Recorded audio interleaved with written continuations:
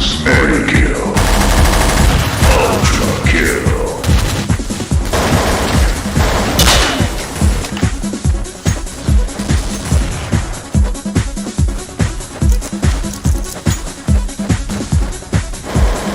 Double kill.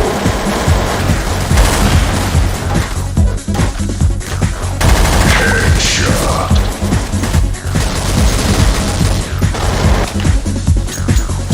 Multi-kill. Killing spree.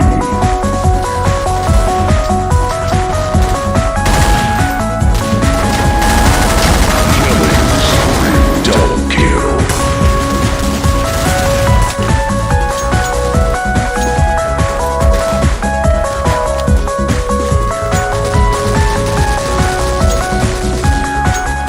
Double kill.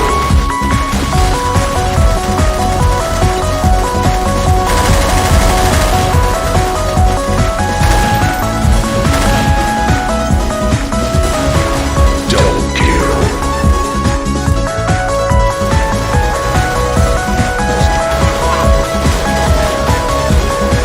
Killings, multi-kill. Mega kill.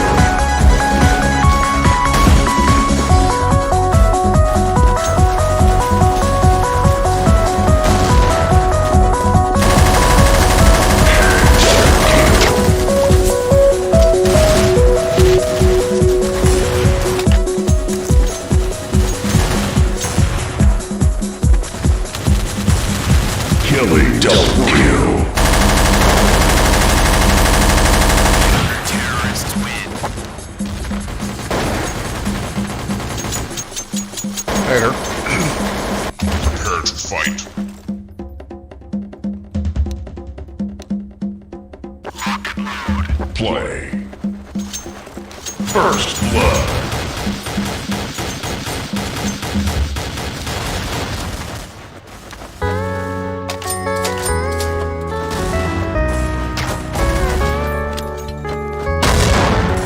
Double kill.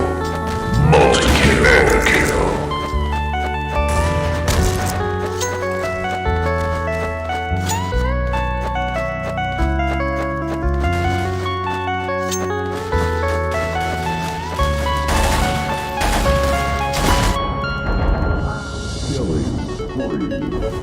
Double kill.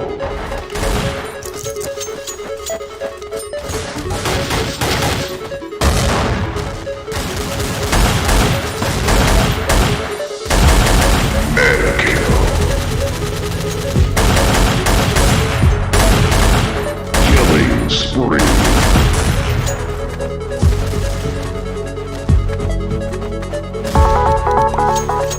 Double kill.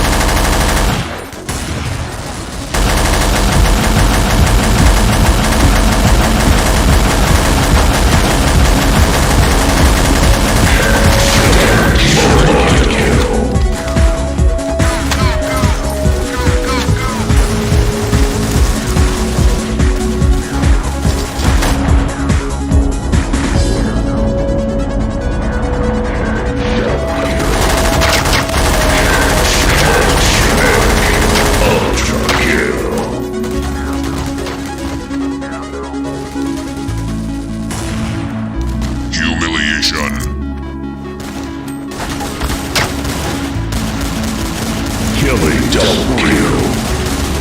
Multi-kill.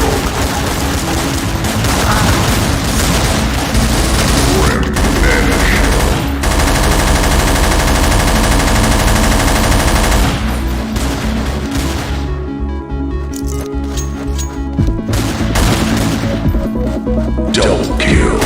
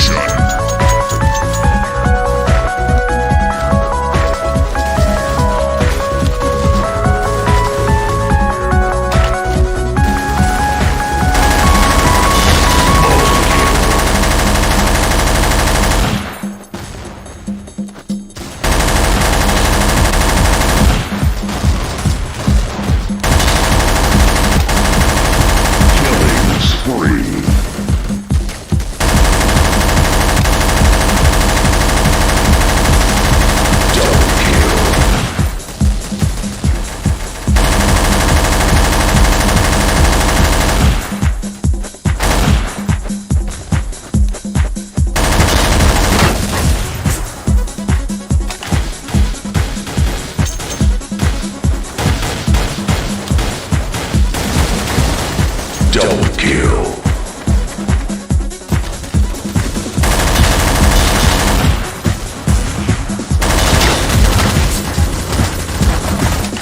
Double kill. Killing spree.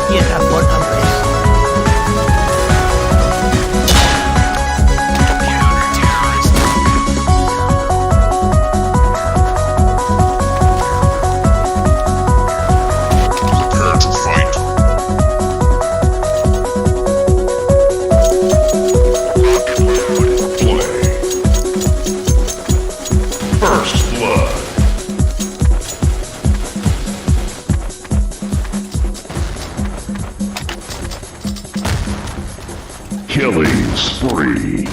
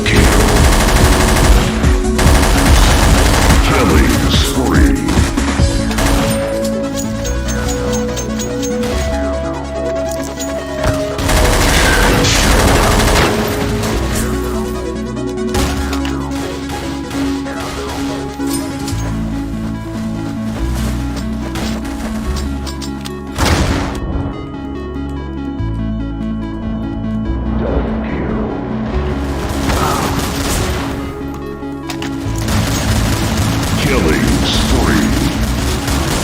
Multi-kill and multi-kill.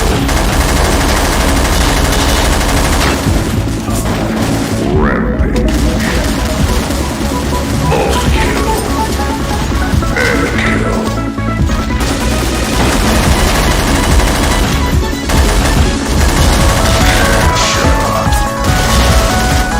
Killing double kill.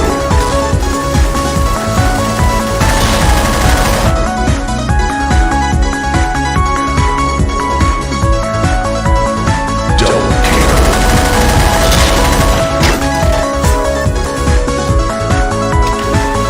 Dominate. Multi-kill. Humiliation. Multi-kill. Headshot.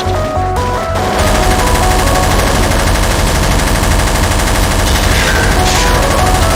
Killing spree. Headshot. Double kill.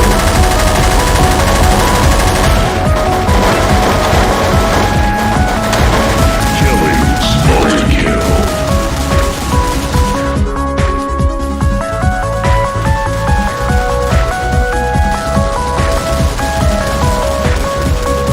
Killing double kill. Killing spree. Killing spree.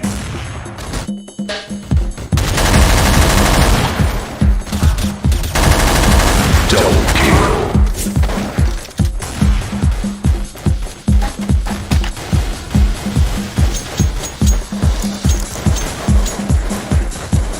Killing spree.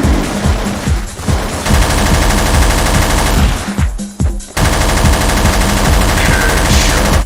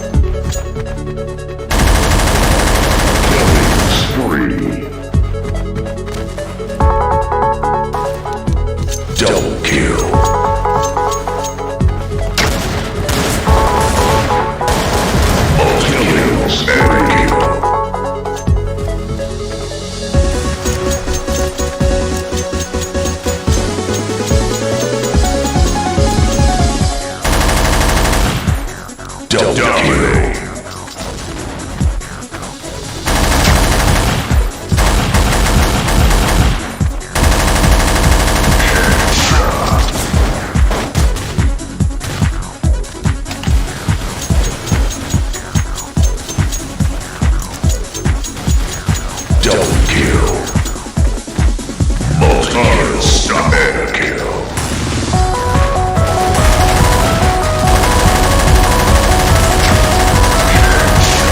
Killing spree. Double kill.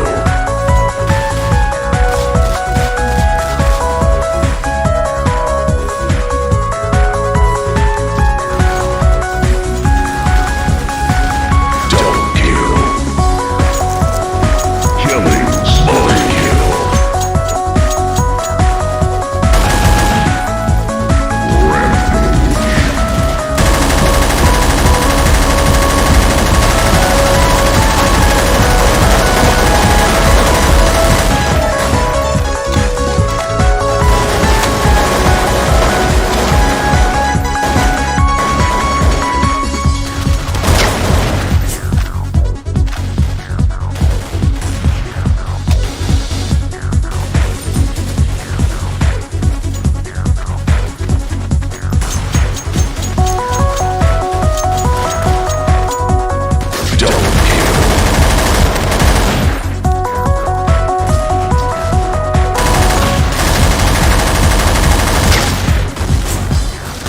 Killing multi-kill. Killing double kill.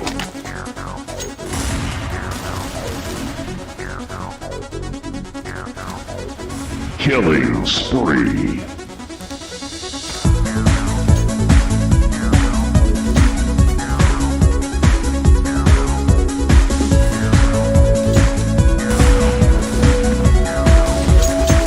Double kill.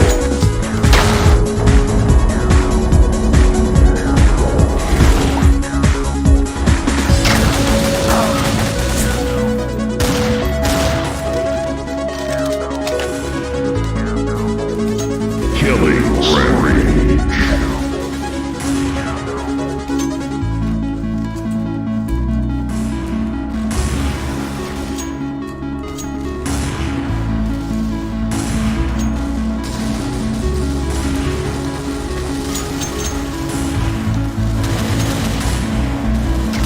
Double kill.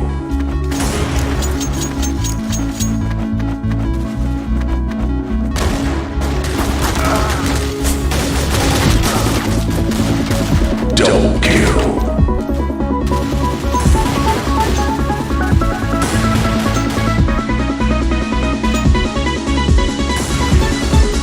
Rampage. Double kill.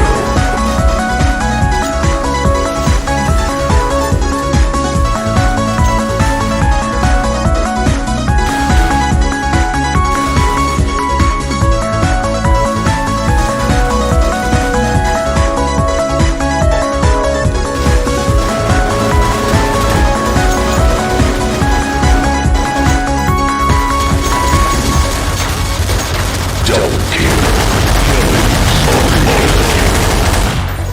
Mega kill.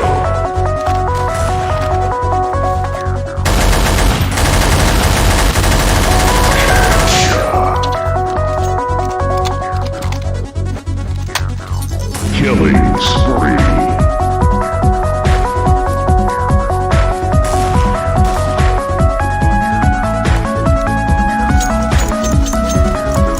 Double kill.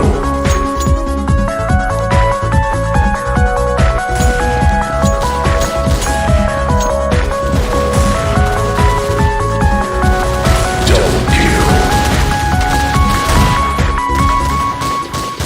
Humiliation. Humiliation. Multi-kill. Multi-kill. Rampage. Double kill. Multi-kill. Killing spree.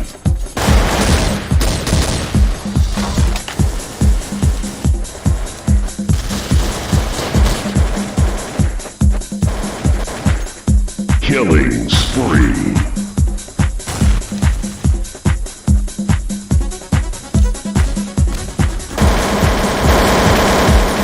Double kill.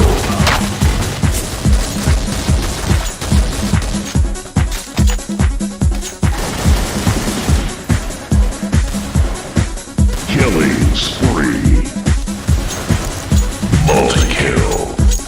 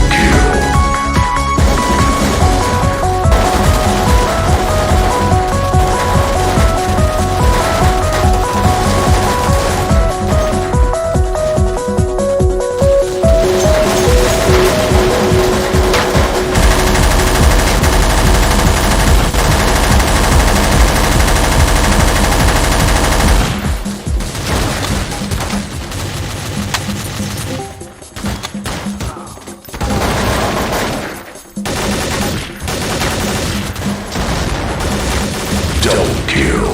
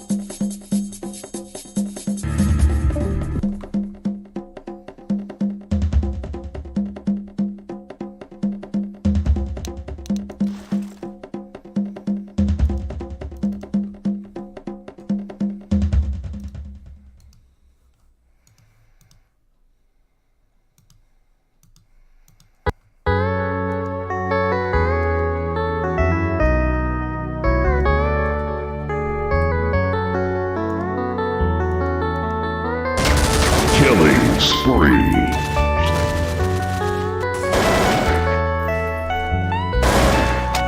Double kill. Rampage.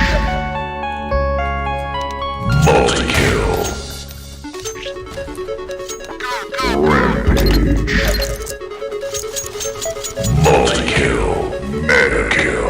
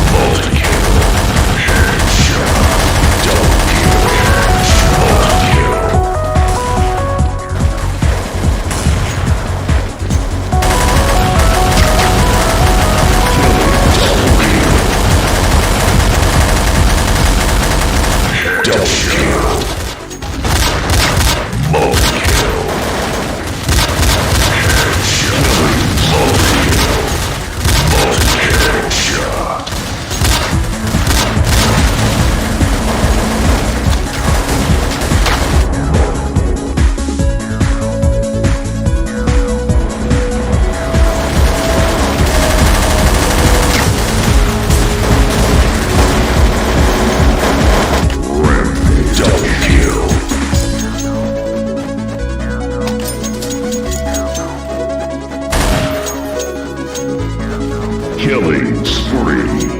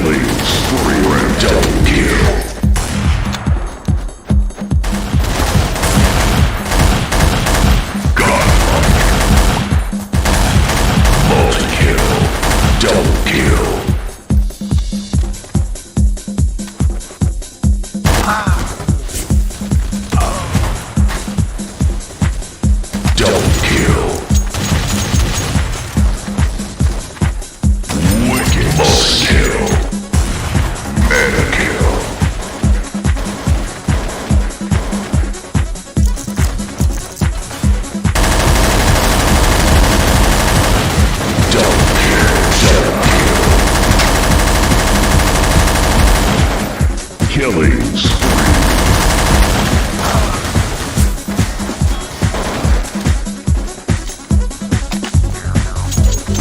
Killing double kill.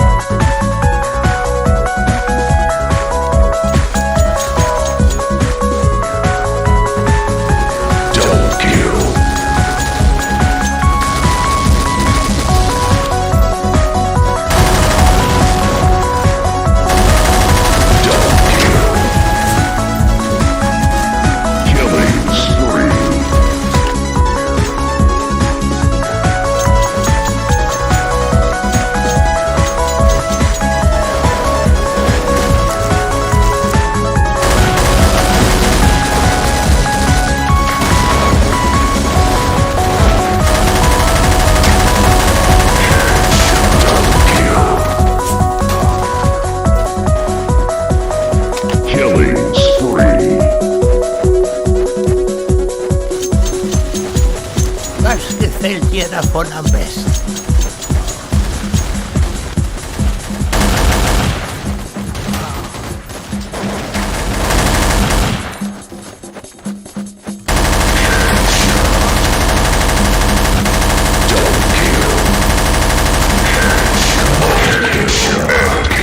Killing spree.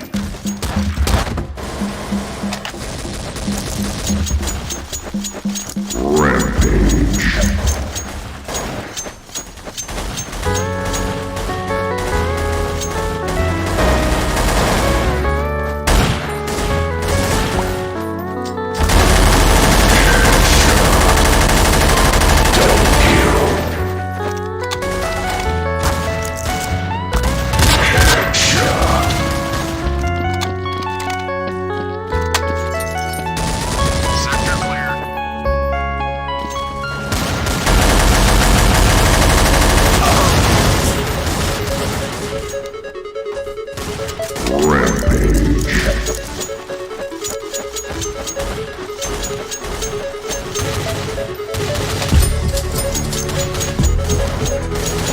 Double kill. Killing spree.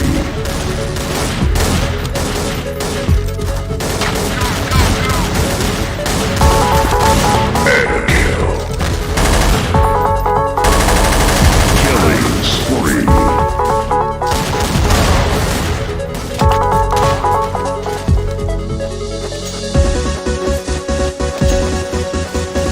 Killing spree. Double kill.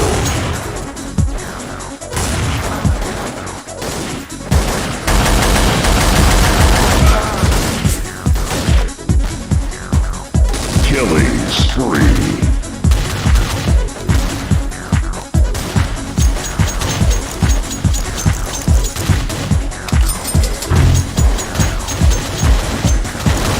Double kill.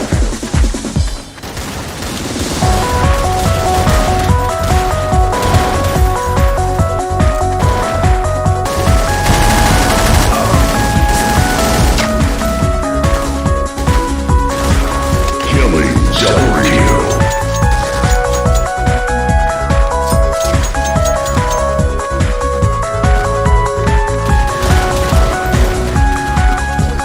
kill.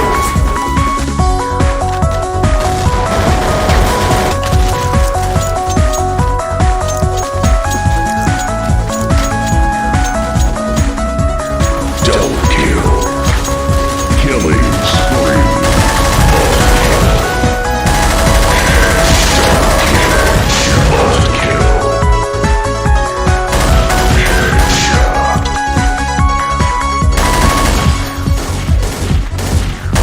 Killing spree.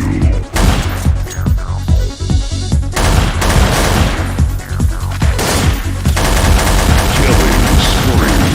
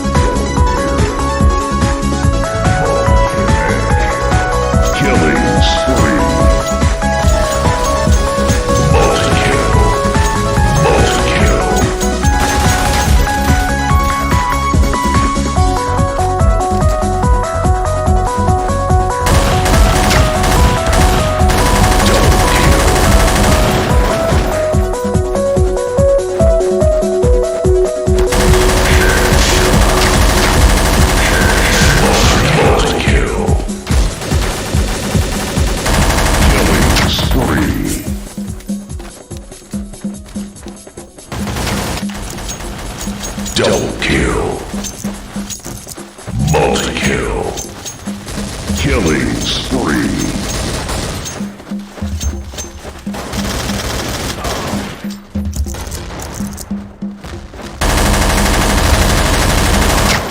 Double kill. Killing spree. Double kill.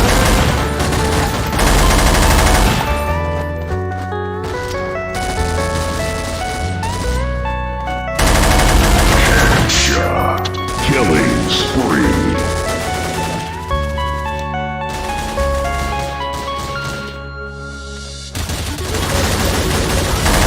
Double kill.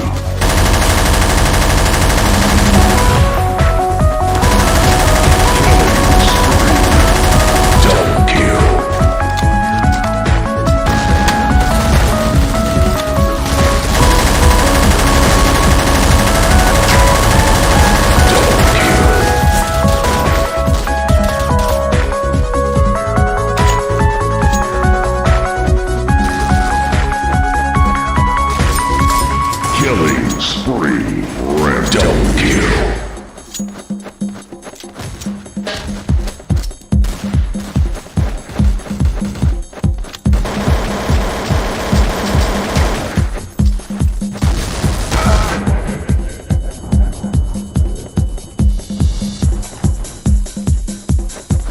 Killing spree.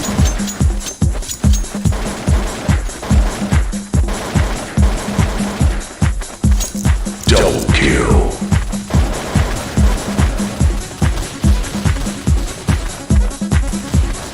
Dominate.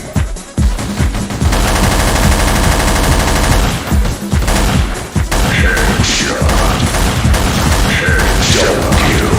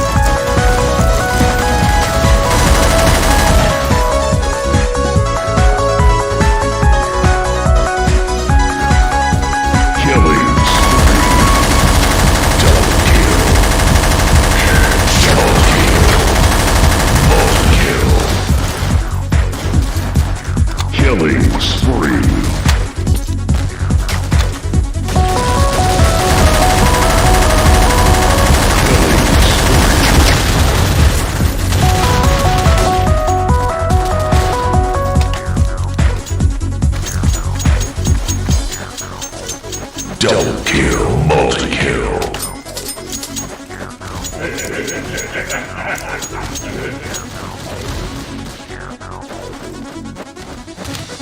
Rampage, double kill.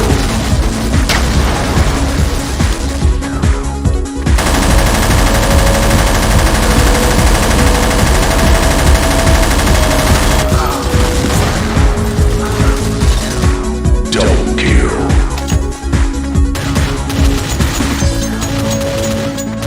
Killing spree. Was gefällt dir davon am besten? Would be in your vegetables.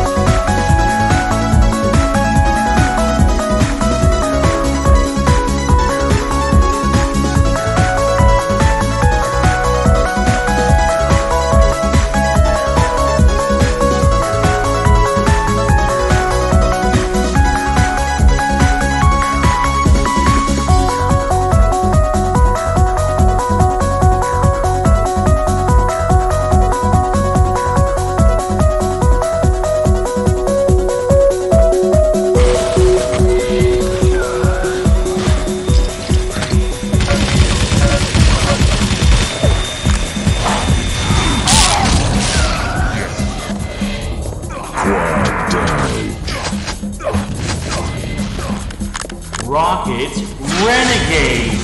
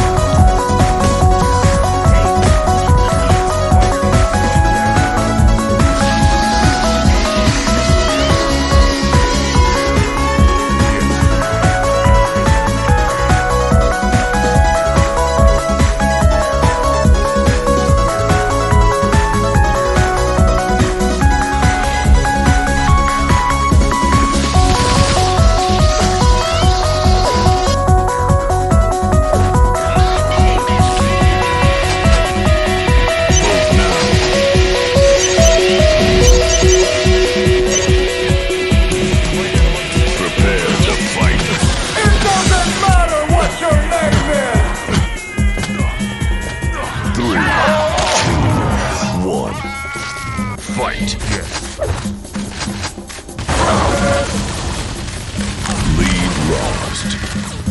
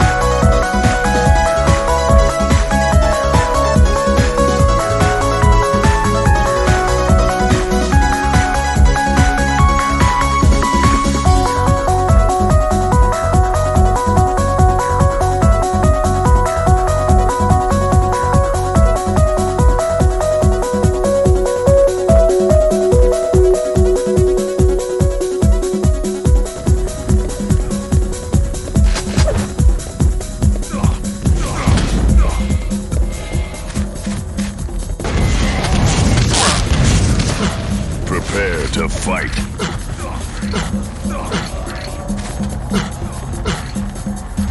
Three, two, one, fight.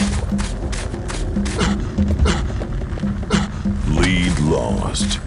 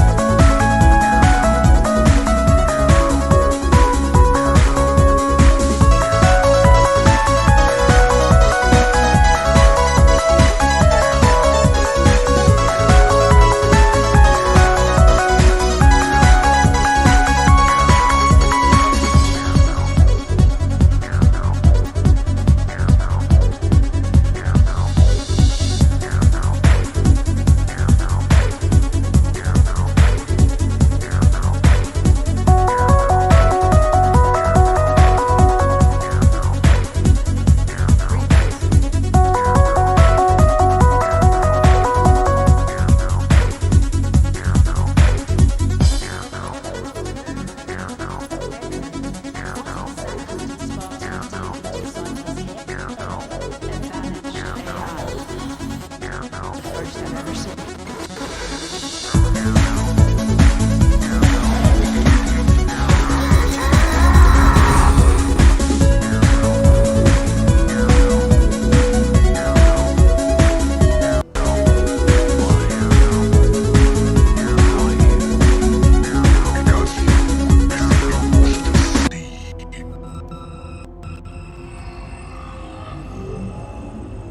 There's nothing you can show me that I haven't seen 1,000 times. Accept the truth.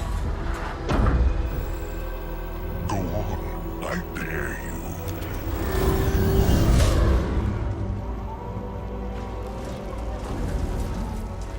I told them, go at night.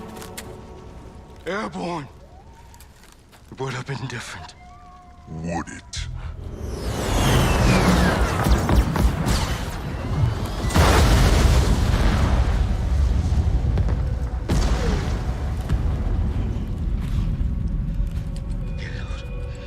Get out. Get out. But there's so much more to see.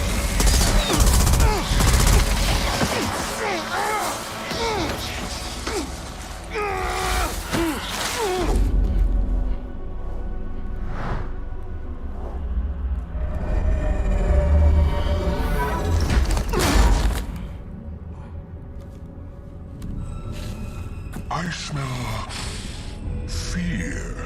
How disappointing. You weren't here. And I'm not gonna let you go any further. Ah, there's that Spartan spirit. Delicious.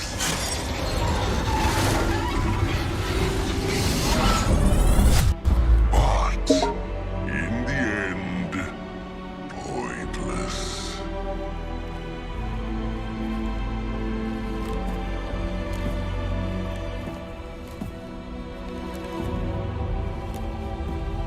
You don't know anything. I know you're a fool.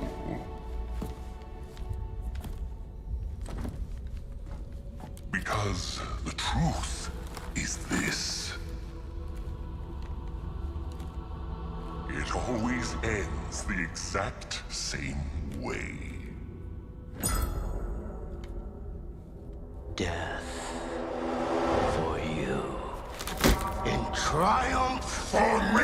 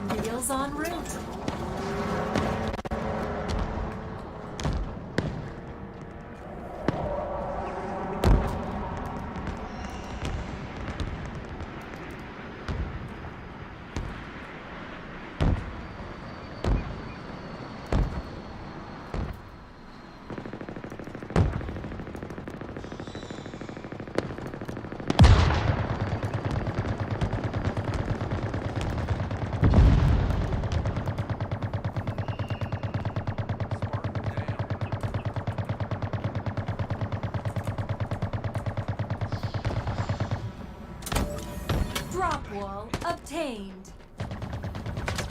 Lost another to a sword fighter! Another one down!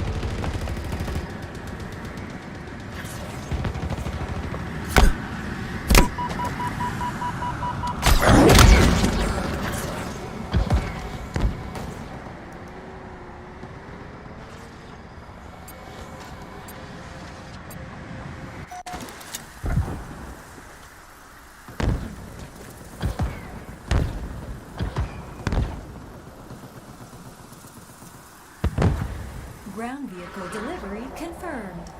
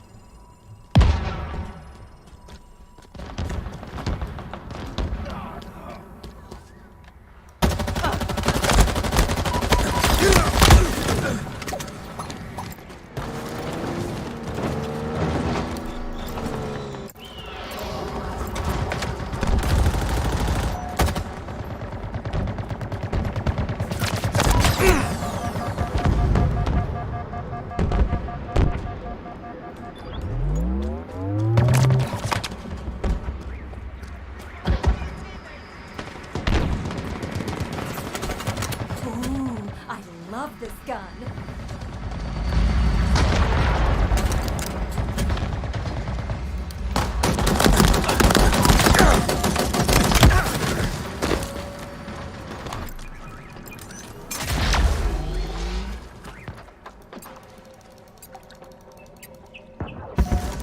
The enemy is about to prevail. Do not allow them.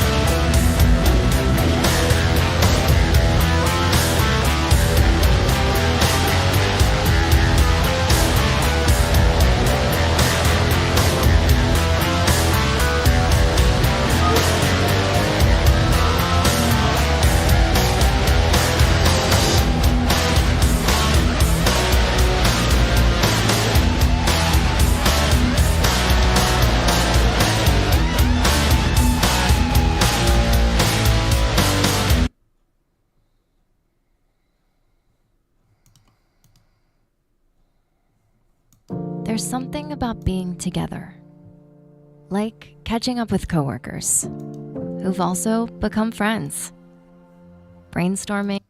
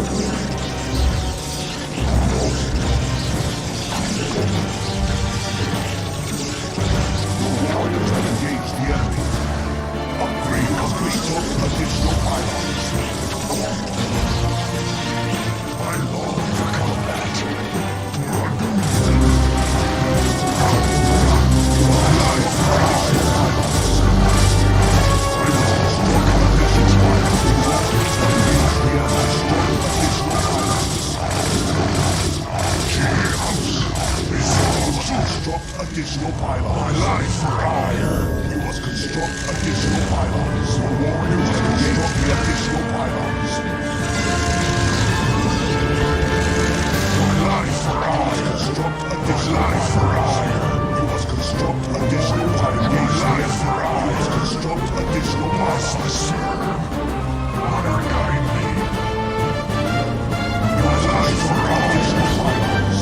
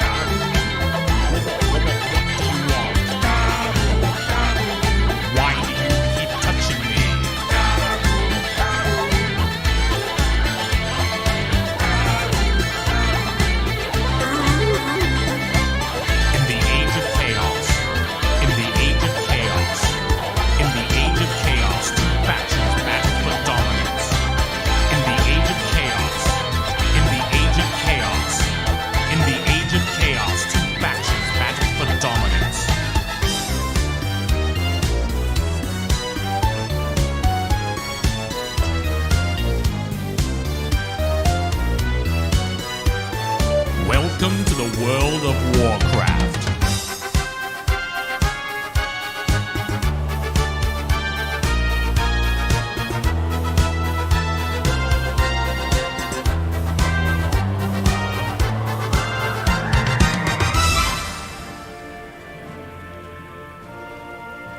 Download Dang Matt Smith to watch anytime, anywhere. Get YouTube Premium. All YouTube, no interruptions.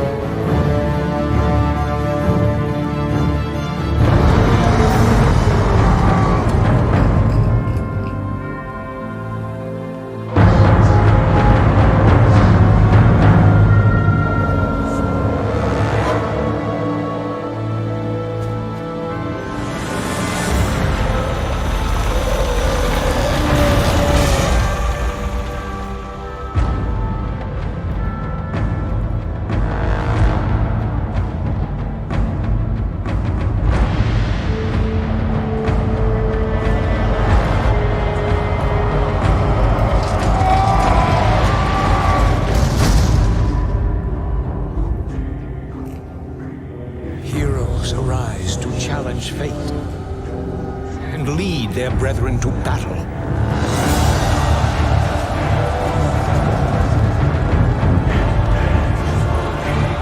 As mortal armies rush blindly towards their doom, the burning shadow comes to consume us all.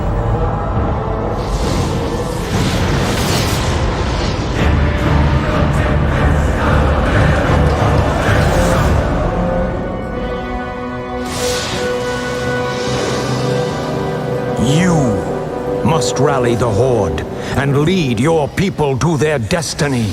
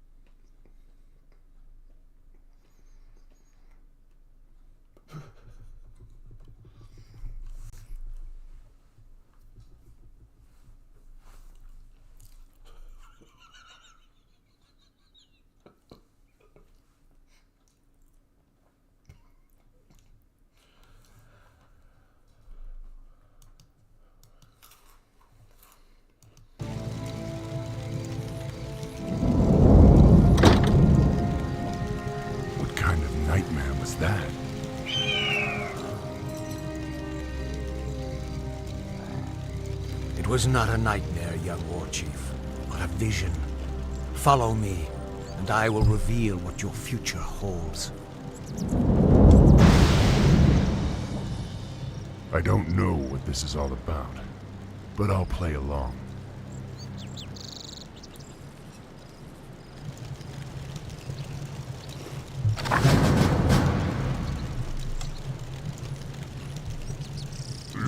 Excellent. You seem eager to be on your way. Skillfully done. However, the orc encampment is still far off. In order to reach the next banner, scroll the screen to the north by moving your mouse to the top edge. Very good. The path to the next banner leads through a black area. This black area Notice how the black area shrinks as Thrall moves through it. This reflects areas you have explored. Select Thrall and order him to move to the banner in the middle of the encampment. Loktar, my warriors. We are yours to command, War Chief. Now that your troops are all selected, order them to move to the next banner. Prepare yourselves. I sense a knoll ahead. To order Thrall's forces to defeat this foul creature, select all of your troops, click on the attack button, and then click on the knoll. This was only a scout, but the knoll's camp lies just ahead. Order your troops to perform an aggressive attack move into the enemy encampment.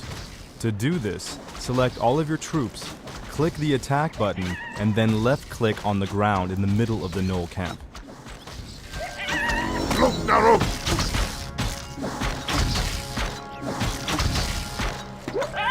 For honor, Dabu. Good job. Notice that Thrall gained a level from the experience that he earned in combat. Only heroes can acquire experience, allowing them to become incredibly powerful over time. War Chief, we've discovered a group of Murloc raiders in the nearby river. The Murlocs would make excellent targets for your Dabu. Some monsters drop treasure when they are defeated. This particular treasure chest contained a useful potion of mana.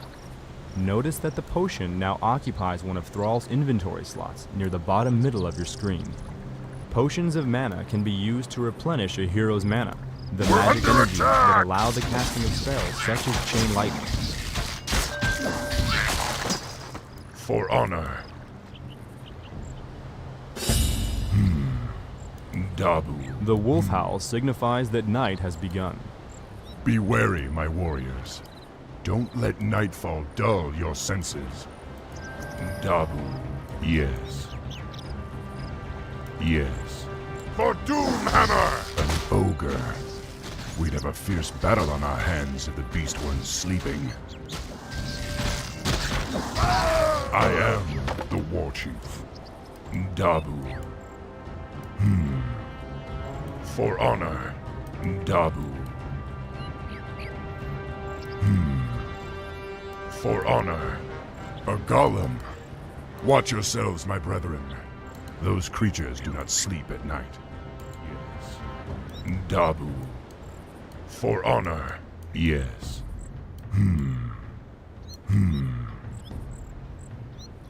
Yes.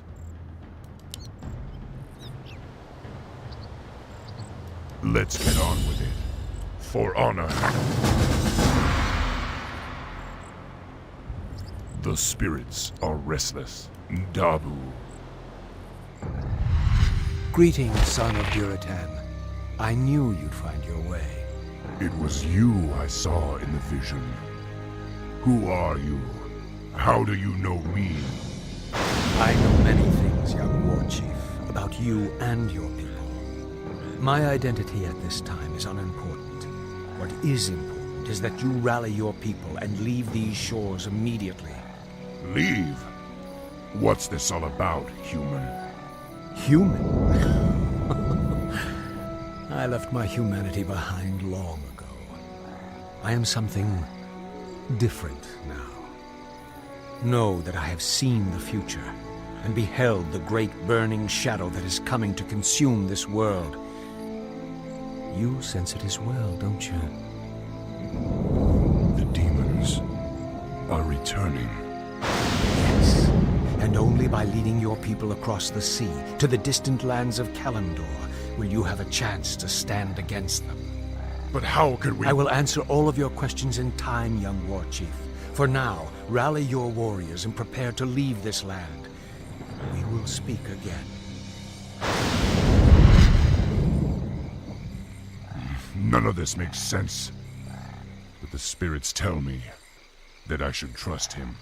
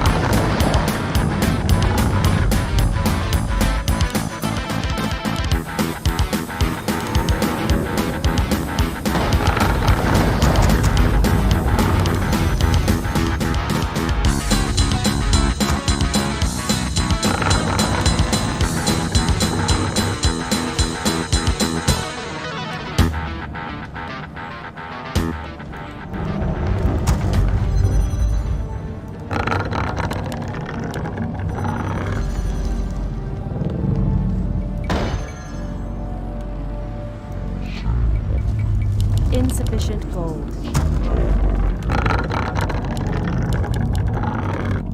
Create more moons.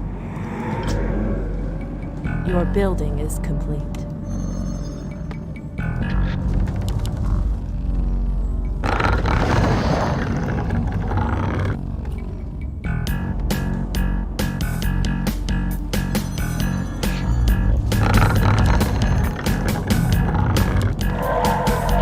Building is complete.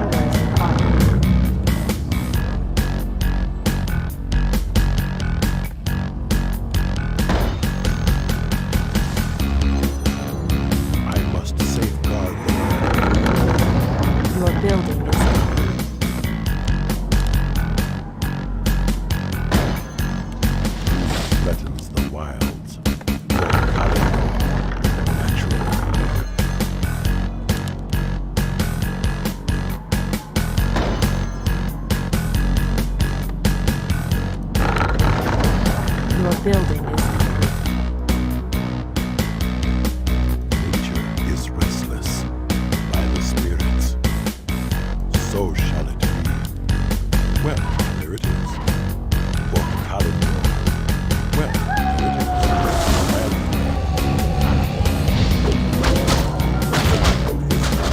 Your building is complete. So shall it be.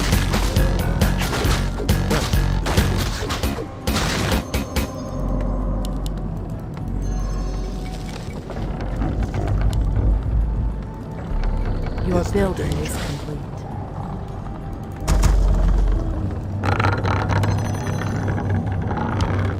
The time is now. Your building is So shall your it be. building is Is the danger.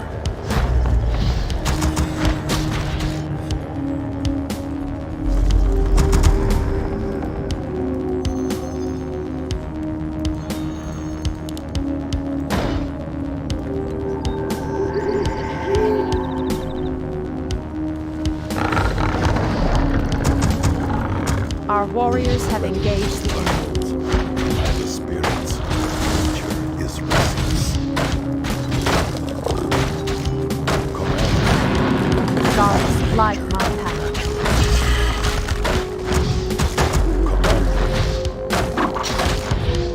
Insufficient gold. Insufficient Nature gold. is restless. For Kalindor. None shall pass by. Make it fast. Insufficient gold.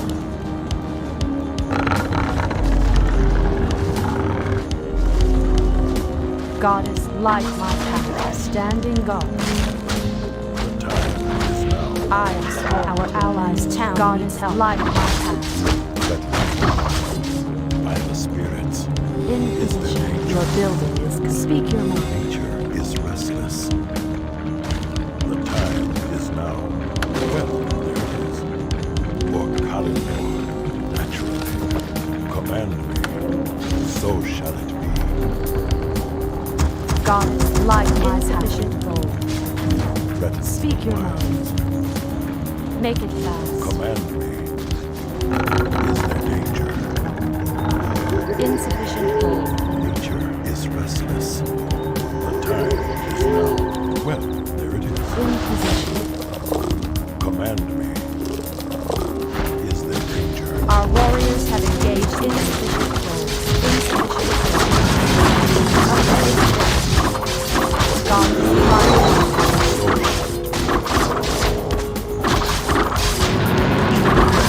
Insufficient gold. The time is now. Insufficient gold. Threatens the wild.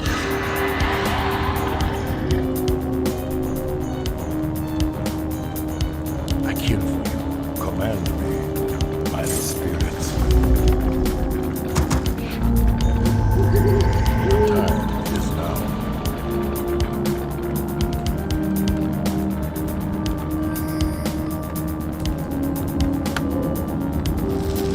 Research finished. Nature is restless. So shall it be. Well, there it is. Who threatens the wilds? Is there danger?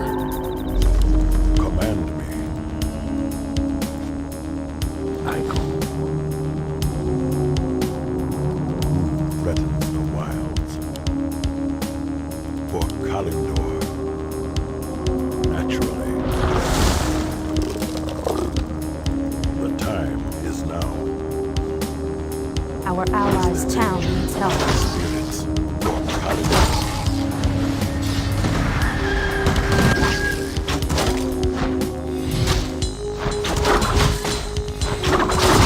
Research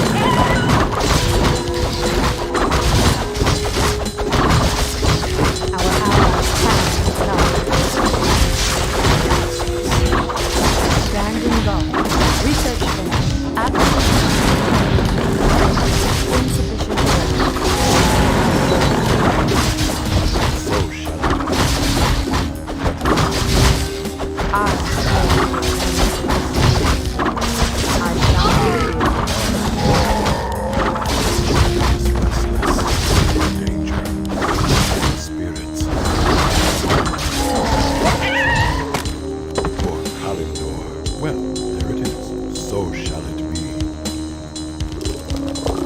Goddess, light my path. Our allies' town needs help. Who threatens the wild by the spirits? In position.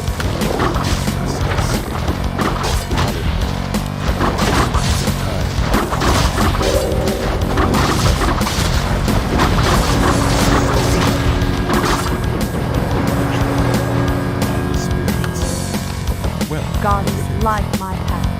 Naturally, so shall it be. I am sworn to avenge. Well, there it is, by the spirits.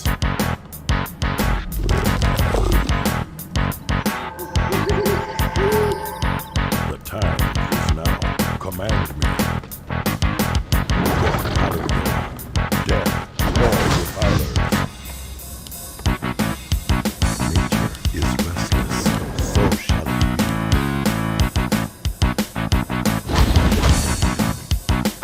Well, there it is. Naturally. Nature is restless. Our warriors have engaged the enemy. Our allies' town needs help. Command me.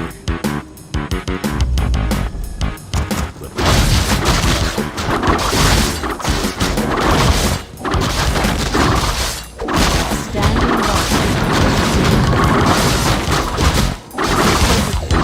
Our allies' town needs help. For Kalimdor, naturally. Goddess, light my path.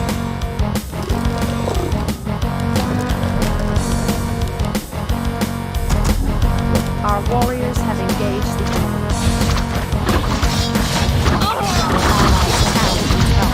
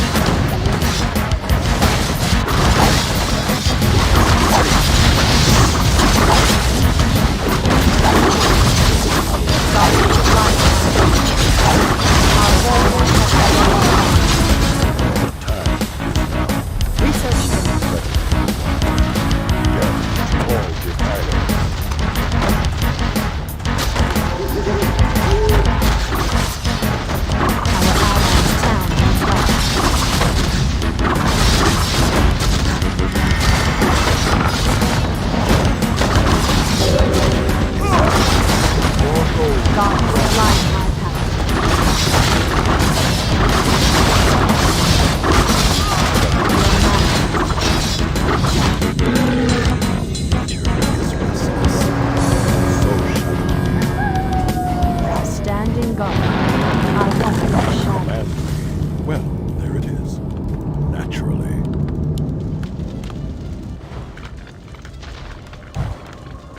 Is there danger? So shall Goddess, it be. light my path. Nature is restless. Who threatens the wilds? The time is now. Your building is complete. Command me. Your building is complete. Research Your building is complete.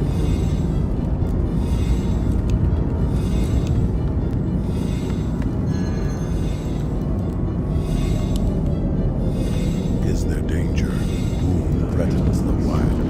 By the spirits, naturally. For Kalimdor. Well, there it is. Well, there it is. By the spirits, naturally. For Kalimdor. God, our allies' town needs help.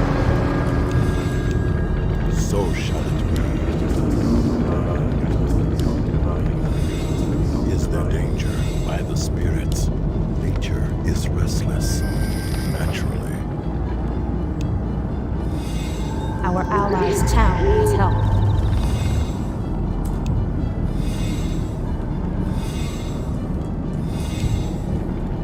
Command me for Kalimdor. Well, it is. So shall it be. Naturally. By the spirits, so shall it be.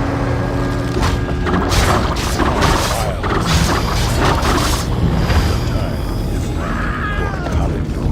Well, it is. So shall it be.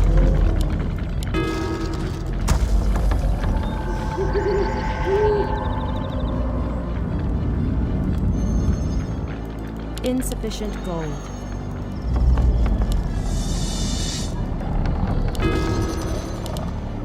We can't build there. Is there danger? Naturally. Well, there it is. Command me. Nature is restless. The wilds. The time is now for Kalindor. Our allies' town needs help. Nature is restless.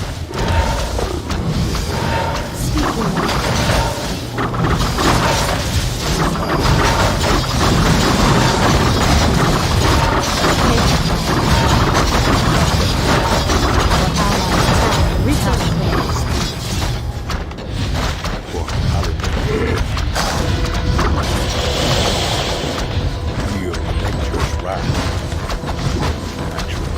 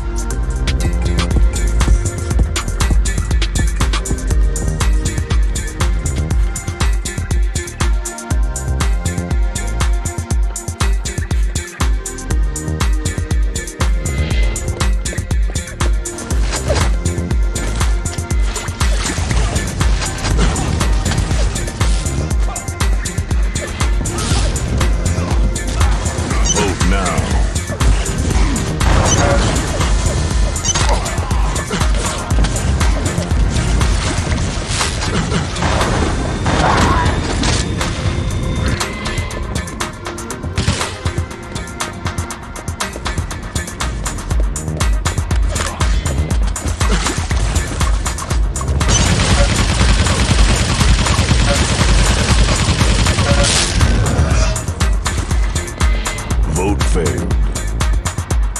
Vote now.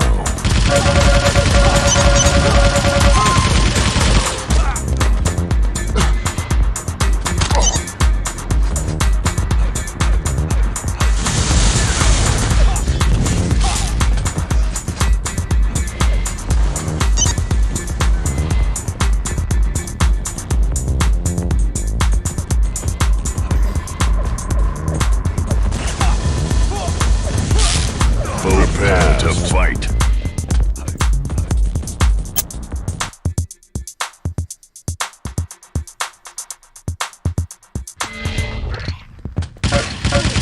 Prepare to fight.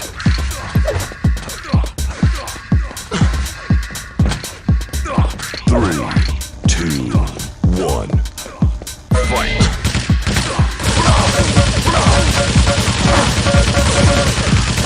Lead left.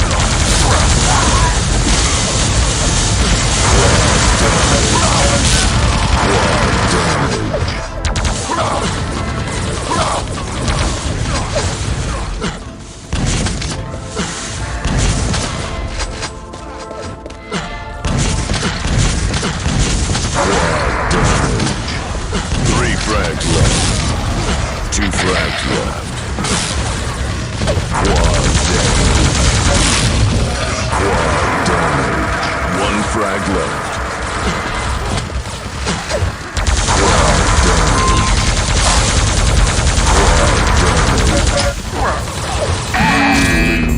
Lose.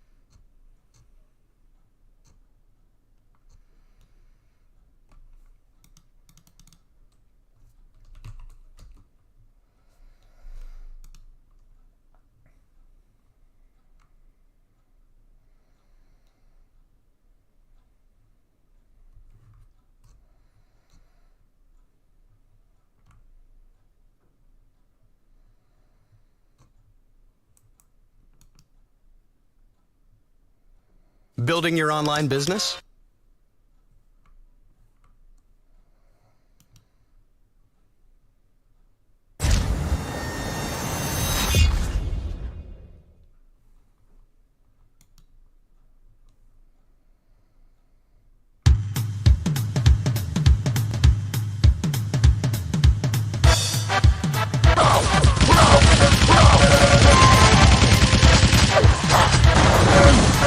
Lead time.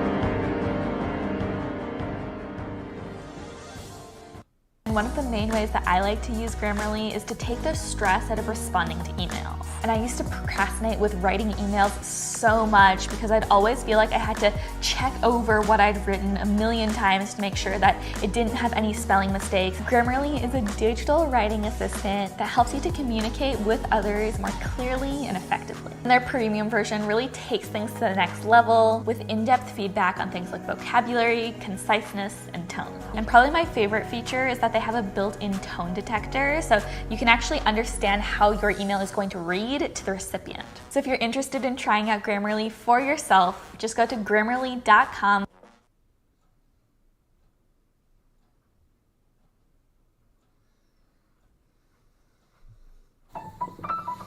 The thing that's different about a Verbo vacation home, you always have the whole place to yourself. No stranger at the dinner table making things awkward, or in another room taking up space. It's just you and your people. Because why would you ever share your vacation home with someone you wouldn't share your vacation with?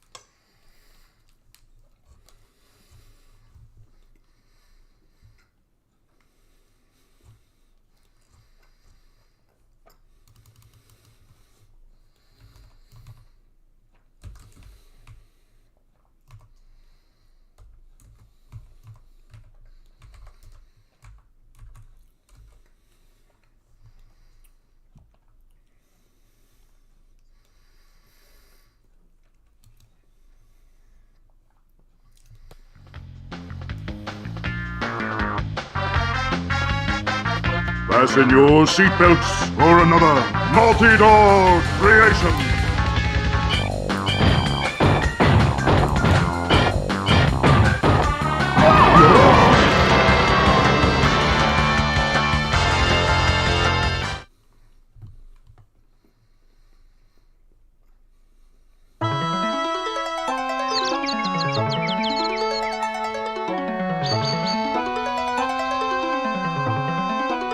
Greetings, creatures of this land.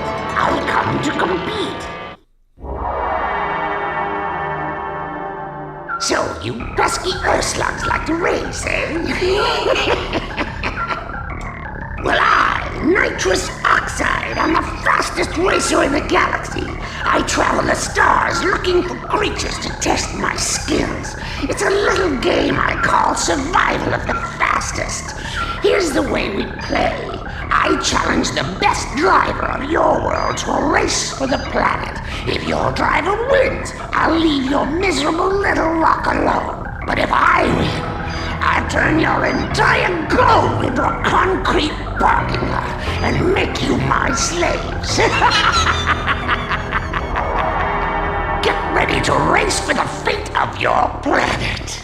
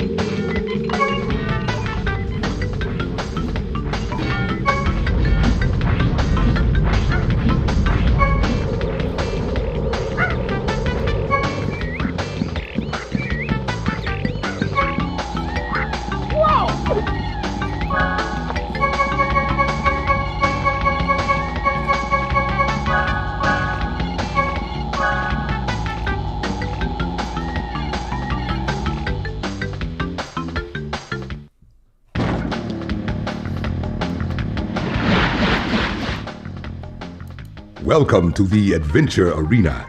You can travel around this area and practice your driving skills. The dots and stars on the map represent warp pads, which lead to races. When they flash, it signifies they are open to play. To access a racetrack, drive onto a warp pad that has an active warp vortex, and it will take you to the track start line. Finish a track in first place to win a trophy. As you collect more trophies, other tracks will turn on and open to you. Good luck, and drive fast.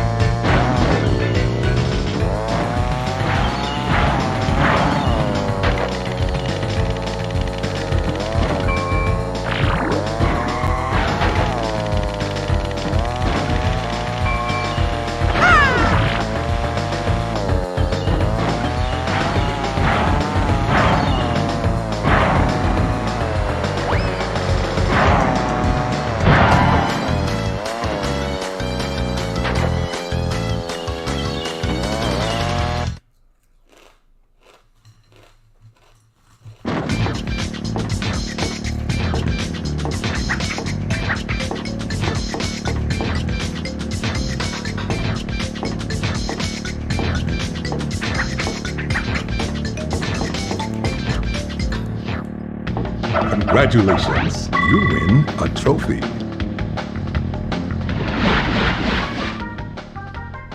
The more Wampa fruit you collect, the faster your cart will go. If you collect and hold 10 Wampa fruit, you'll be juiced up, and your power-up will become more potent.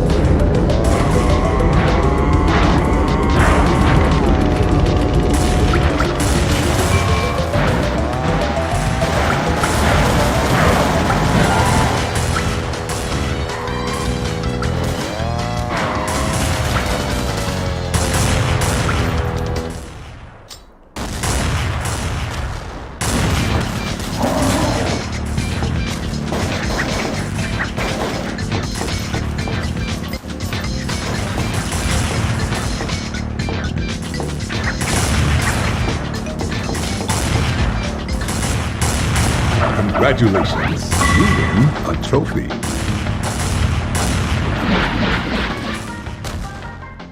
When you get a TNT crate on your head, start hopping immediately. If you react fast and hop enough times, the TNT crate will fall off your head before it explodes.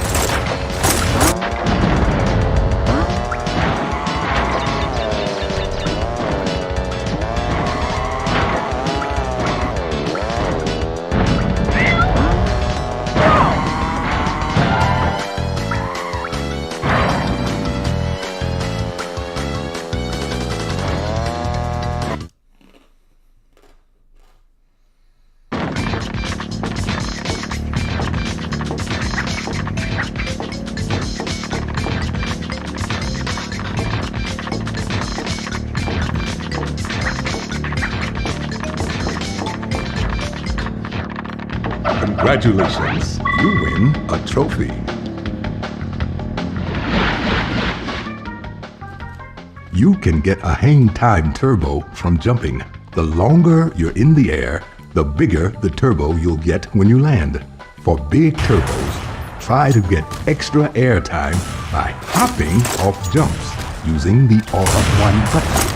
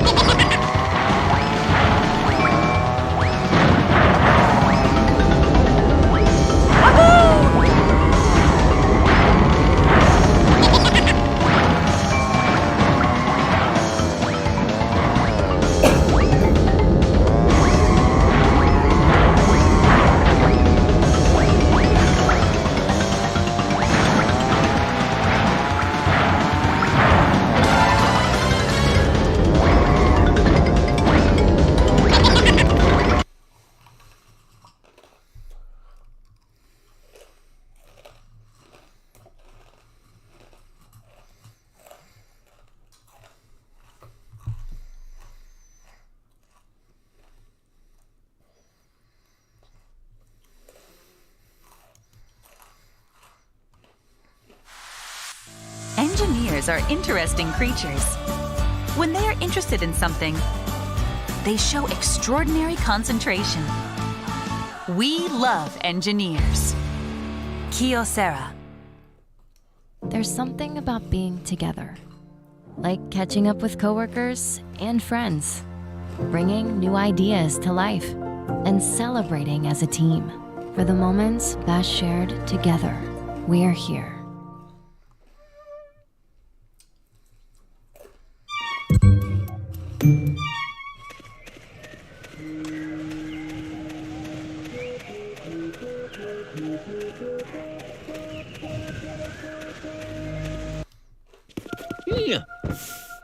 Mario!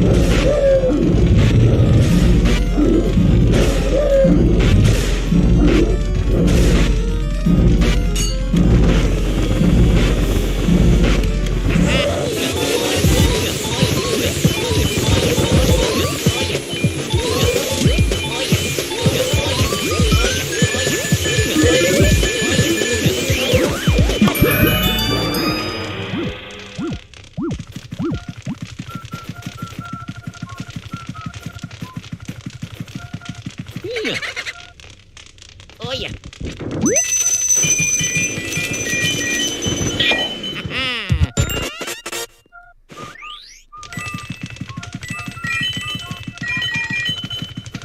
Yeah.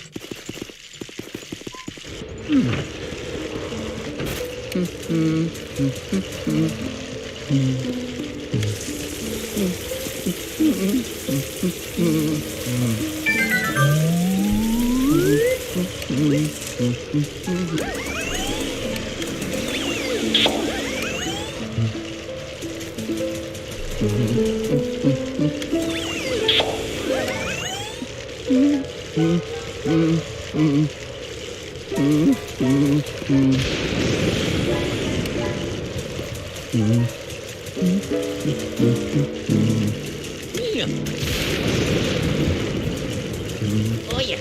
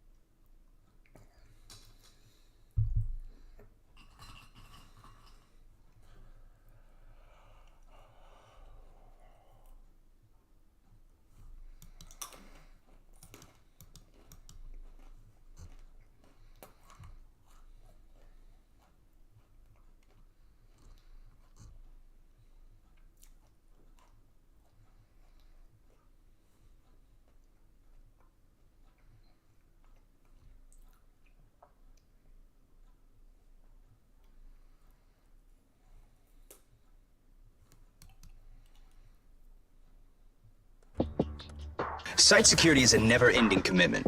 Who's looking out for yours?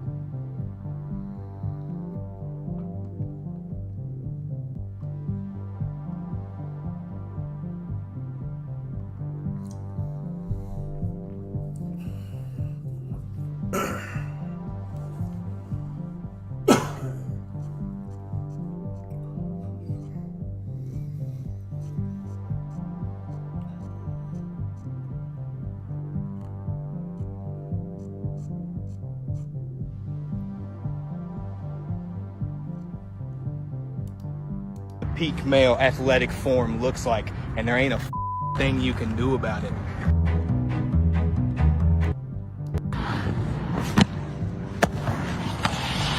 You might not like it, but this is what the peak male athletic form looks like, and there ain't a thing you can do about it.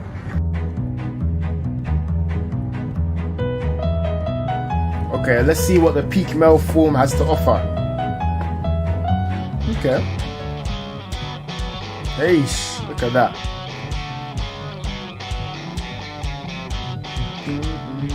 Woo! Whoa, look at that, man. See, that is good form, to be honest. I don't know about peak male form, but that form is smooth. Oh! Oh. Well, that wasn't peak male form, was it? That was not peak male form at all. Hey, look at that. That's Oh. what peak male performance looks like, mother. Okay, but you just failed. Don't think I've forgotten about that.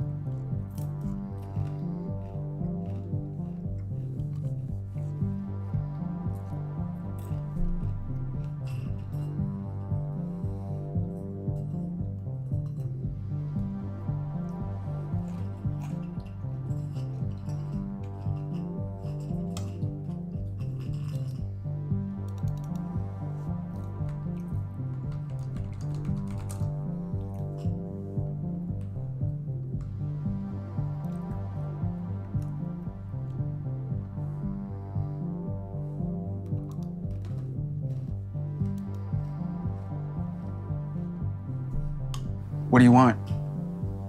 Want a job that I don't hate. Want to do something that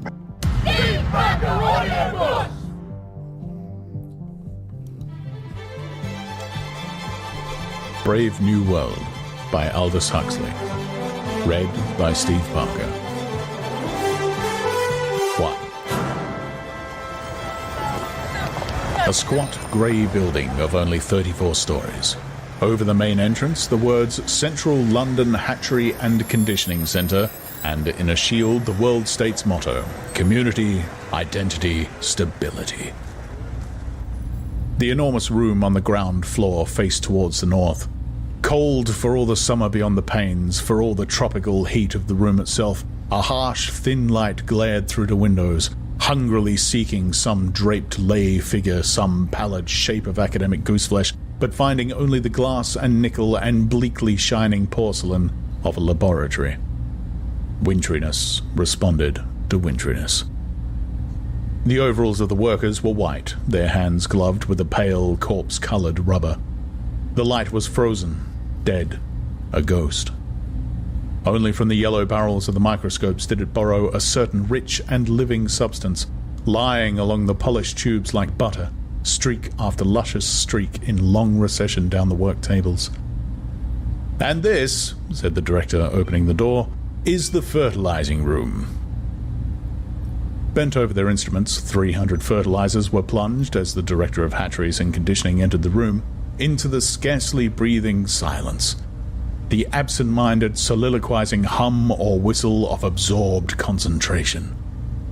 A troop of newly arrived students, very young, pink and callow, followed nervously, rather abjectly, at the director's heels. Each of them carried a notebook in which, whenever the great man spoke, he desperately scribbled, straight from the horse's mouth. It was read. Demands its right to a cross-examination. For Central London Your always testimony made a point of personally completely contradicts the students facts. round the Objection! Just to The give you a Nippernese general are a truly idea, fascinating breed.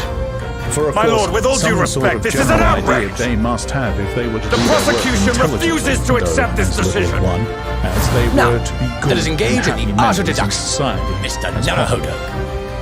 For particulars, So everyone, as everyone knows, let us may begin. prove virtue Hollock Sholmes and is proud to happiness. present Generalities his logic are and reasoning intellectually necessary spectacular. evils. Hold it! Not philosophers, but Sisatomi French Kotoba, sawyers. judicial and assistant to the defense. compose the backbone It of society. really is a dream come true. Tomorrow, he would I add, have faith smiling in at you, me with a Ryonosuke slightly Naruhodo. menacing geniality. As a lawyer You'll be settling and as a down to friend. serious work. You A won't have time Japanese for man's generalities. katana is his Meanwhile, soul. This blade shows me where I need to go and cuts down anything that's in my way. The boys. The tea's brewed, and I have some freshly baked biscuits as well. Tall and rather thin, but upright, Iris the director Wilson is advanced proud to into the present room. her He had a logic and long chin reasoning and big, rather spectacular. prominent teeth, just covered when he was not talking by his full, floridly curved I lips. begin to think, Wilson, young, 30, that there is 50, more to this 55, case. It was hard to say. And anyhow, the question didn't arise. In this year of stability, AF 632, it didn't occur to you to ask it. I shall begin at the beginning, said the DHC, and the more zealous students recorded his intention in their notebooks. Begin at the beginning. These, he waved his hand, are the incubators. And opening an insulated door, he showed them racks upon racks of numbered test tubes. The weak supply of overkept, he explained, at blood heat, whereas the male gametes, and here he opened another door, they have to be kept at 35 instead of 37, full blood heat sterilizers. Rams wrapped in thermogene beget no lambs. Still leaning against the incubators, he gave them, while the pencils scurried illegibly across the pages, a brief description of the modern fertilizing process. Spoke first, of course, of its surgical introduction. The operation undergone voluntarily for the good of society, not to mention the fact that it carries a bonus amounting to 6 months' salary. Continued with some account of the technique for preserving the excised ovary alive and actively developing, passed on to a consideration of optimum temperature, salinity, viscosity, referred to the liquor in which the detached and ripened eggs were kept, and leading his charges to the work tables, actually showed them how this liquor was drawn off from the test tubes, how it was let out drop by drop onto the specially warmed slides of the microscopes, how the eggs which it contained were inspected for abnormalities, counted and transferred to a porous receptacle, how, and he now took them to watch the operation, this receptacle was immersed in a warm bouillon containing free-swimming spermatozoa at a minimum concentration of 100,000 per cubic centimeter, he insisted, and how, after 10 minutes, the container was lifted out of the liquid and its contents re-examined. How, if any of the eggs remained unfertilized, it was again immersed, and if necessary, yet again. How the fertilized ova went back to the incubators where the alphas and betas remained until definitely bottled, while the gammas, deltas, and epsilons were brought out again after only 36 hours to undergo Buchanovsky's process. Buchanovsky's process, repeated the director, and the students underlined the words in their little notebooks. 1 egg, 1 embryo, 1 adult normality, but a Buchanovskified egg will bud, will proliferate, will divide from 8 to 96 buds, and every bud will grow into a perfectly formed embryo, and every embryo into a full-sized adult, making 96 human beings grow where only 1 grew before. Progress. Essentially, the DHC concluded, Buchanovskification consists of a series of arrests of development. We check the normal growth, and paradoxically enough, the egg responds by budding. Responds by budding. The pencils were busy. He pointed. On a very slowly moving band, a rack full of test tubes was entering a large metal box. Another rack full was emerging. Machinery faintly purred. It took 8 minutes for the tubes to go through, he told them. 8 minutes of hard x-rays being about as much as an egg can stand. A few died. Of the rest, the least susceptible divided into 2, most put out 4 buds, some 8. All were returned to the incubators where the buds began to develop, and then, after 2 days, were suddenly chilled and checked. 2, 4, 8. The buds in their turn budded, and having budded, were dosed almost to death with alcohol. consequently burgeoned again, and having budded, bud out of bud out of bud, were therefore further arrest being generally fatal, left to develop in peace. By which time, the original egg was in a fair way to becoming anything from 8 to 96 embryos, a prodigious improvement, you will agree, on nature. Identical twins, but not in piddling 2s and 3s as in the old viviparous days when an egg would sometimes accidentally divide. Actually by dozens, by scores at a time. Scores, the director repeated, and flung out his arms as though he were distributing largesse. Scores. But one of the students was fool enough to ask where the advantage lay. My good boy, the director wheeled sharply round on him. Can't you see? Can't you see? He raised a hand. His expression was solemn. Bukanovsky's process is one of the major instruments of social stability.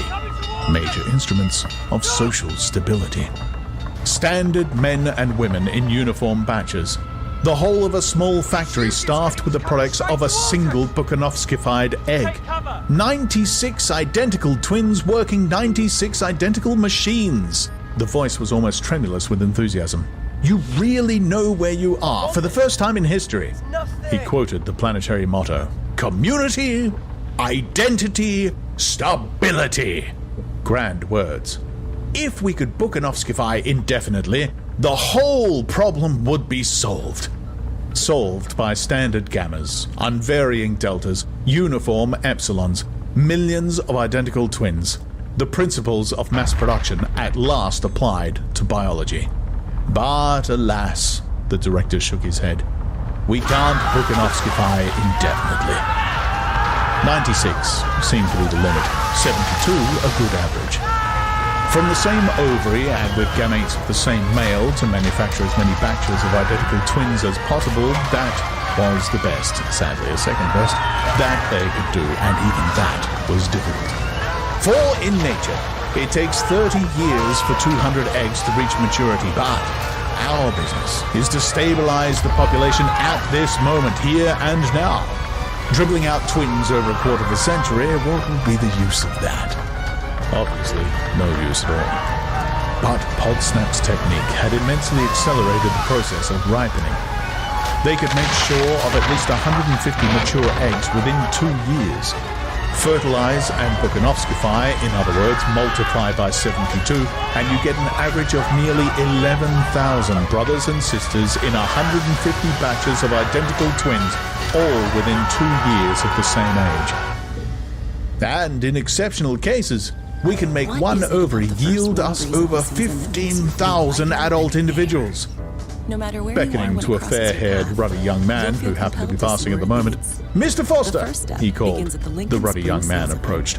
Can you tell us the record for a single ovary, Mr. Foster? What are you doing here? There's 16,012 in this center, Mr. Foster replied without hesitation. He spoke very quickly, had a vivacious blue eye, and took an evident pleasure in quoting figures.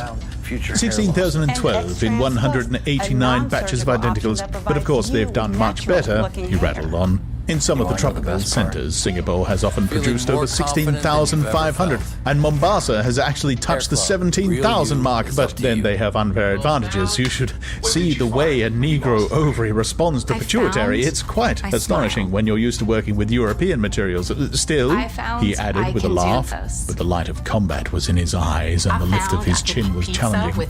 Still, we mean to beat them if we can. I'm working on a wonderful Delta Minus ovary at this moment, only just 18 months old. Over 12,000, 1,700 children already, either decanted or an embryo, and still going strong. We'll beat them yet. That's the spirit I like, cried the director, and clapped Mr. Foster on the shoulder. Come along with us and give these boys the benefit of your expert knowledge. Mr. Foster smiled modestly. With pleasure, they went.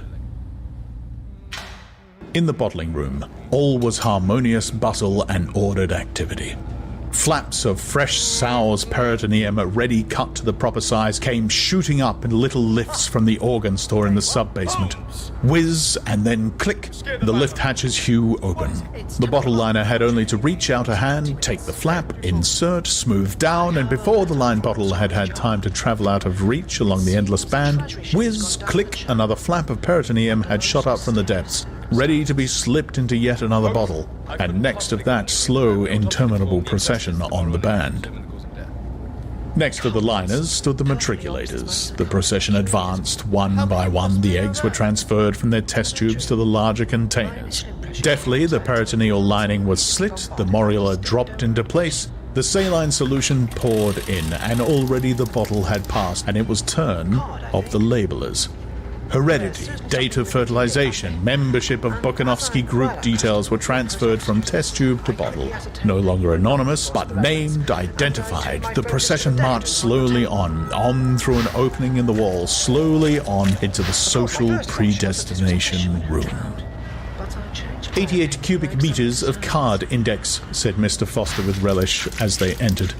Containing all the relevant information, added the director. Brought up to date every morning and coordinated every afternoon, on the basis of which they make their calculations. So many individuals of such and such quality, said Mr. Foster. Distributed in such and such quantities. The optimum decanting rate at any given moment, unforeseen wastages promptly made good. Promptly, repeated Mr. Foster. If he knew the amount of overtime I had to put in after the last Japanese earthquake, he laughed good-humouredly and shook his head. The predestinators send in the figures to the fertilizers, who give them embryos they ask for, and the bottles come in here to be predestined in detail, after which they are sent down to the embryo store, where we now proceed ourselves. And opening a door, Mr. Foster led the way down a staircase into the basement. The temperature was still tropical. They descended into a thickening twilight. 2 doors and a passage with a double turn ensured the cellar against any possible infiltration of the day. Embryos are like photograph film, said Mr. Foster waggishly as he pushed open the second door. They can only stand red light. And, in effect, the sultry darkness into which the students now followed him was visible and crimson, like the darkness of closed eyes on a summer's afternoon. The bulging flanks of row on receding row and tier above tier of bottles glinted with innumerable rubies, and amongst the rubies moved the dim red spectres of men and women with purple eyes and all the symptoms of lupus. The hum and rattle of machinery faintly stirred the air. Give them a few figures, Mr. Foster, said the director, who was tired of talking. Mr. Foster was only too happy to give them a few figures. 220 meters long, 200 wide, 10 high. He pointed upwards. Like chickens drinking, the students lifted their eyes towards the distant ceiling. 3 tiers of racks, ground floor level, first gallery, second gallery.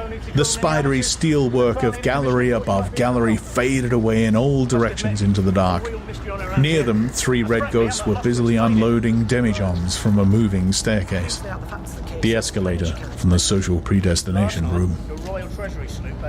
Each bottle could be placed on one of 15 racks. Each rack, though you couldn't see it, was a conveyor, travelling at the rate of 33 1/3 centimeters an hour. 267 days at 8 meters a day, 2,136 meters in all. 1 circuit of the cellar at ground level, 1 on the first gallery, half on the second, and on the 267th morning, daylight in the decanting room. Independent existence, so-called. But in the interval, Mr. Foster concluded, we've managed to do a lot to them. Oh, a very great deal. His laugh was knowing and triumphant. That's the spirit I like, said the director once more. Let's walk around. You tell them everything, Mr. Foster. Mr. Foster duly told them. Told them of the growing embryo on its bed of peritoneum. Made them taste the rich blood surrogate on which it fed, explained why it had to be stimulated with placidin and thyroxin, told them of the corpus luteum extract, showed them the jets through which at every 12th meter from 0 to 2040 it was automatically injected, spoke of those gradually increasing doses of pituitary administered during the final 96 meters of the course, described the artificial maternal circulation installed in every bottle at meter 112, showed them the reservoir of blood surrogate, the centrifugal pump that kept the liquid moving over the placenta and drove it through the synthetic lung and waste product filter, referred to the embryo's troublesome tendency to anemia, to the massive doses of hog stomach extract and fetal foal's liver with which, in consequence, it had to be supplied. Showed them the simple mechanism by means of which, during the last 2 meters out of every 8, all the embryos were simultaneously shaken into familiarity with movement, hinted at the gravity of so-called trauma of decanting, and enumerated the precautions taken to minimize, by a suitable training of the bottled embryo, that dangerous shock. Told them of the test for sex carried out in the neighborhood of meter 200, explained the system of labeling, a T for the males, a circle for the females, and for those who are destined to become free martins, a question mark, black on a white ground. For of course, said Mr. Foster, in the vast majority of cases, fertility is merely a nuisance. 1 fertile ovary in 1200, that would really be quite sufficient for our purposes. But we want to have a good choice, and of course one must always have an enormous margin of safety. So we allow as many as 30% of the female embryos to develop normally. The others get a dose of male sex hormone every 24 meters for the rest of the course. Result, they're decanted as free martins. Structurally quite normal, except he had to admit that they do have the slightest tendency to grow beards. But sterile, guaranteed sterile, which brings us at last, continued Mr. Foster, out of the realm of mere slavish imitation of nature into the much more interesting world of human invention. He rubbed his hands, for, of course, they didn't content themselves with merely hatching out embryos. Any cow could do that. We also predestine and condition. We decant our babies as socialized human beings, as alphas or epsilons, as future sewer workers or future... he was going to say future world controllers, but corrected himself and said future directors of hatcheries instead. The DHC acknowledged the compliment with a smile. They were passing meter 320 on rack 11. A young beta-minus mechanic was busy with screwdriver and spanner on the blood surrogate pump of a passing bottle. The hum of the electric motor deepened by fractions of a tone as he turned the nuts. Down, down. A final twist, a glance at the revolution counter, and he was done. He moved 2 paces down the line and began the same process on the next pump. Reducing the number of revolutions per minute, Mr. Foster explained. The surrogate goes round slower, therefore passes through the lung at longer intervals, therefore gives the embryo less oxygen. Nothing like oxygen shortage for keeping an embryo below par. Again, he rubbed his hands. But why do you want to keep the embryo below par? Asked an ingenious student. Ass, said the director, breaking a long silence. Hasn't it occurred to you that an epsilon embryo must have an epsilon environment as well as an epsilon heredity? It evidently hadn't occurred to him. He was covered with confusion. The lower the caste, said Mr. Foster, the shorter the oxygen. The first organ affected was the brain. After that, the skeleton. At 70% of normal oxygen, you got dwarves. At less than 70, eyeless monsters, who are no use at all, concluded Mr. Foster. Whereas, his voice became confidential and eager. If they could discover a technique for shortening the period of maturation, what a triumph, what a benefaction to society! Consider the horse. They considered it. Mature at 6, the elephant at 10. While at 13, a man is not yet sexually mature and is only full-grown at 20. Hence, of course, that fruit of delayed development, the human intelligence. But in epsilons, said Mr. Foster very justly, we just don't need human intelligence. Didn't need and didn't get it. But though the epsilon mind was mature at 10, the epsilon body was not fit to work till 18. Long years of superfluous and wasted immaturity. If the physical development could be speeded up till it was as quick, say, as a cow's, what an enormous savings to the community. Enormous, muttered the students. Mr. Foster's enthusiasm was infectious. He became rather technical, spoke of the abnormal endocrine coordination which made men grow so slowly, postulated a germinal mutation to account for it. Could the effects of this germinal mutation be undone?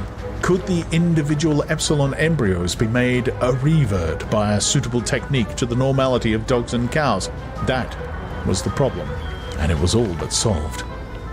Pilkington at Mombasa had produced individuals who were sexually mature at 4 and full-grown at 6.5, a scientific triumph, but socially useless. 6-year-old men and women were too stupid to do even epsilon work, and the process was an all-or-nothing one. Either you failed to modify at all, or else you modified the whole way. They were still trying to find the ideal compromise between adults of 20 and adults of 6. So far, without success, Mr. Foster sighed and shook his head.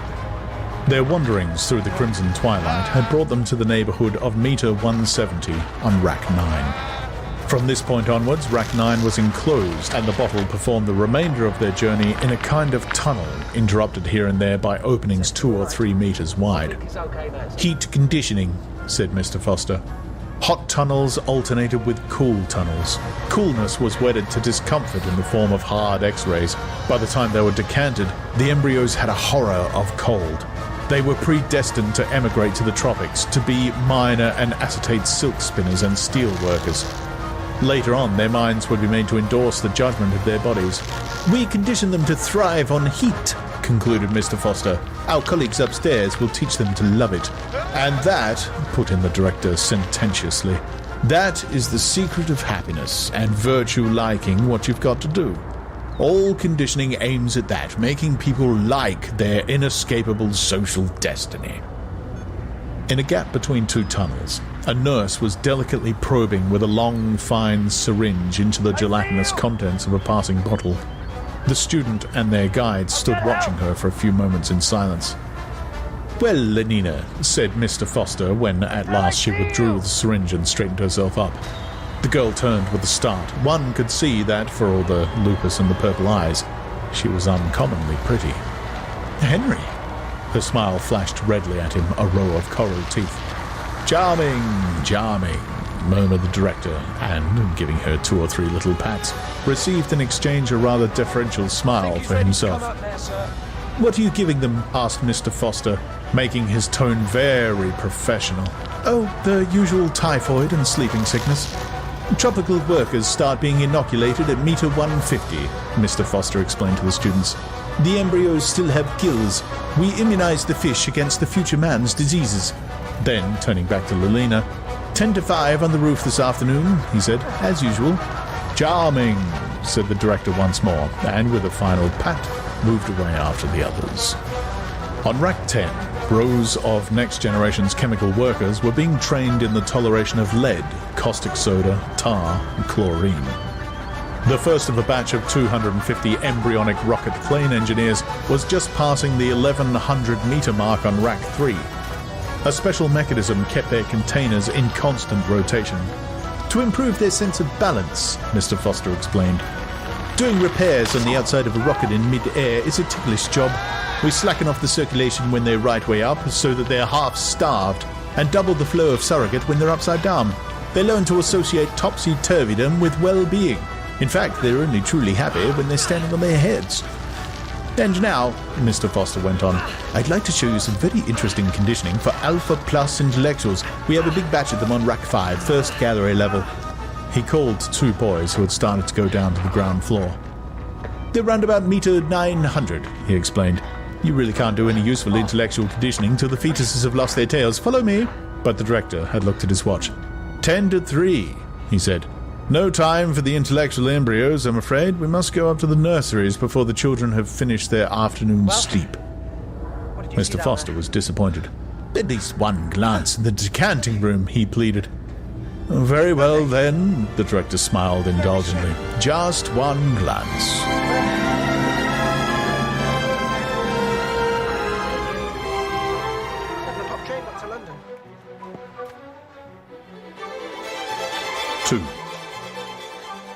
Mr. Foster was left in the decanting room. The DHC and his students stepped into the nearest lift and were carried up to the 5th floor. "Infant nurseries, neo-Pavlovian conditioning rooms," announced the notice board. The director opened a door. They were in a large bare room, very bright and sunny, for the whole of the southern wall was a single window. Half a dozen nurses, trousered and jacketed in the regulation white viscose linen uniform, their hair aseptically hidden under white caps, were engaged in setting out bowls of roses in a long row across the floor. Big bowls packed tight with blossom. Thousands of petals, ripe, blown, and silkily smooth, like the cheeks of innumerable little cherubs, but of cherubs in that bright light, not exclusively pink and Aryan, but also luminously Chinese, also Mexican, also apoplectic with too much blowing of celestial trumpets, also pale as death, pale with the posthumous whiteness of marble. The nurses stiffened to attention as the DHC came in. "Set out the books," he said curtly. In silence, the nurses obeyed his command. Between the rose bowls, the books were duly set out, a row of nursery quartos opened invitingly, each at some gaily coloured image of bird or fish or beast. "Now, bring in the children." They hurried out of the room and returned in a minute or two, each pushing a kind of tall dumbwaiter laden, on all its 4 wire-netted shelves, with 8-month-old babies, all exactly alike, a Bukhanovsky group, it was evident, and all, since their caste was Delta, dressed in khaki. "Put them on the floor." The infants were unloaded. "Now turn them so that they can see the flowers and books." Turned, the babies at once fell silent, then began to crawl towards those clusters of sleek colours, those shapes so gay and brilliant on the white pages. As they approached, the sun came out of a momentary eclipse behind a cloud. The roses flamed up as though with a sudden passion from within. A new and profound significance seemed to suffuse the shining pages of the books. From the ranks of the crawling babies came little squeals of excitement, gurgles and twitterings of pleasure. The director rubbed his hands. "Excellent," he said. "It might almost have been done on purpose." The swiftest crawlers were already at their goal. Small hands reached out uncertainly, touched, grasped, unpetaling the transfigured roses, crumpling the illuminated pages of the books. What are you doing here? The director waited until all were happily busy. Then, here to help you get your hair "Watch back. carefully," he said, I use EXT, and lifting his hand, extreme he hair gave therapy. the signal. It regrows your hair. The head nurse, who was standing by a switchboard at the other end of the room, pressed down a little lever. There was a violent explosion. Shriller and ever shriller, a siren shrieked. Alarm bells maddeningly sounded. The children started, screamed, their faces were distorted with terror. "And now," the director shouted, for the noise was deafening, "now we proceed to rub in the lesson with a mild electric shock." He waved his hand again, and the head nurse pressed a second lever. The screaming of the babies suddenly changed its tone. There was something desperate, almost insane, about the sharp, spasmodic yelps to which they now gave utterance. Their little bodies twitched and stiffened, their limbs moved jerkily as if to the tug of unseen wires. "We can electrify that whole strip of floor," called the director in explanation. "But that's enough," he signaled to the nurse. The explosions ceased. The bells stopped ringing. The shriek of the siren died down from tone to tone into silence. The stiffly twitching bodies relaxed, and what had become the sob and yelp of infant maniacs broadened out once more into a normal howl of ordinary terror. "Offer them the flowers and the books again." The nurses obeyed, but at the approach of the roses, at the mere sight of those gaily coloured images of pussy and cock-a-doodle-doo and bar-bar black sheep, the infants shrank away in horror. The volume of their howling suddenly increased. "Observe," said the director triumphantly. "Observe." Books and loud noises, flowers and electric shocks. Already in the infant mind, these couples were compromisingly linked, and after 200 repetitions of the same or a similar lesson, would be wedded indissolubly. What man has joined, nature is powerless to put asunder. They'll grow up with what the psychologists used to call an instinctive hatred of books and flowers. Reflexes unalterably conditioned. They'll be safe from books and botany all their lives. The director turned to his nurses. "Take them away again." Still yelling, the khaki babies were loaded onto their dumbwaiters and wheeled out, leaving behind them the smell of sour milk and a most welcome silence. One of the students held up his hand, and though he could see quite well why you couldn't have lower caste people wasting the community's time over books, and that there were always the risk of their reading something which might undesirably decondition one of their reflexes, yet, well, he couldn't quite understand about the flowers. Why go to the trouble of making it psychologically impossible for deltas to like flowers? Patiently, the DHC explained. If the children were made to scream at the sight of a rose, that was on grounds of high economic policy. Not so very long ago, a century or thereabouts, gammas, deltas, even epsilons had been conditioned to like flowers in particular, and wild nature in general. The idea was to make them want to be going out into the country at every available opportunity, and so compel them to consume transport. And didn't they consume transport? Asked the student. Quite a lot, the DHC replied, but nothing else. Primroses and landscapes, he pointed out, have one grave deficit. They are gratuitous. A love of nature keeps no factories busy.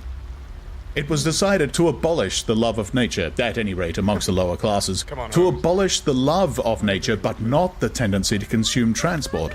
For, of course, it was essential that they should keep on going to the country, even though they hated it.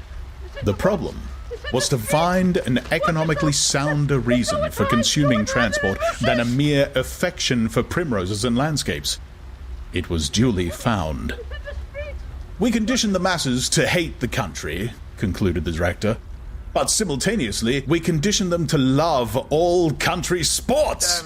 At the same time, we see to it that all country sports shall entail the use of elaborate apparatus so that they consume manufactured articles as well as transport, hence those electric shocks.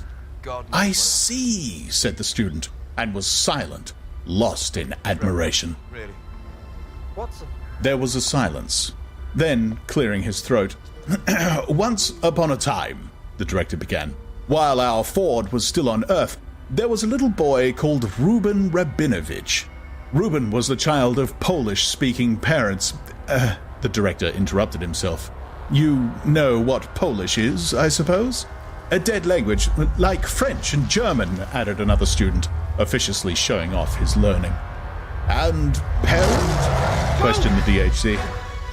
There was an uneasy silence. Several of the boys blushed.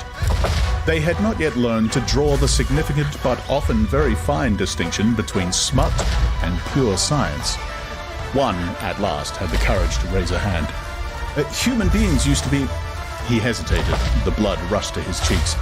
Well, they used to be viviparous. Quite right, the director nodded approvingly.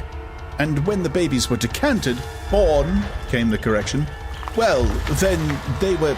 The parents, I mean not the babies, of course, the other ones...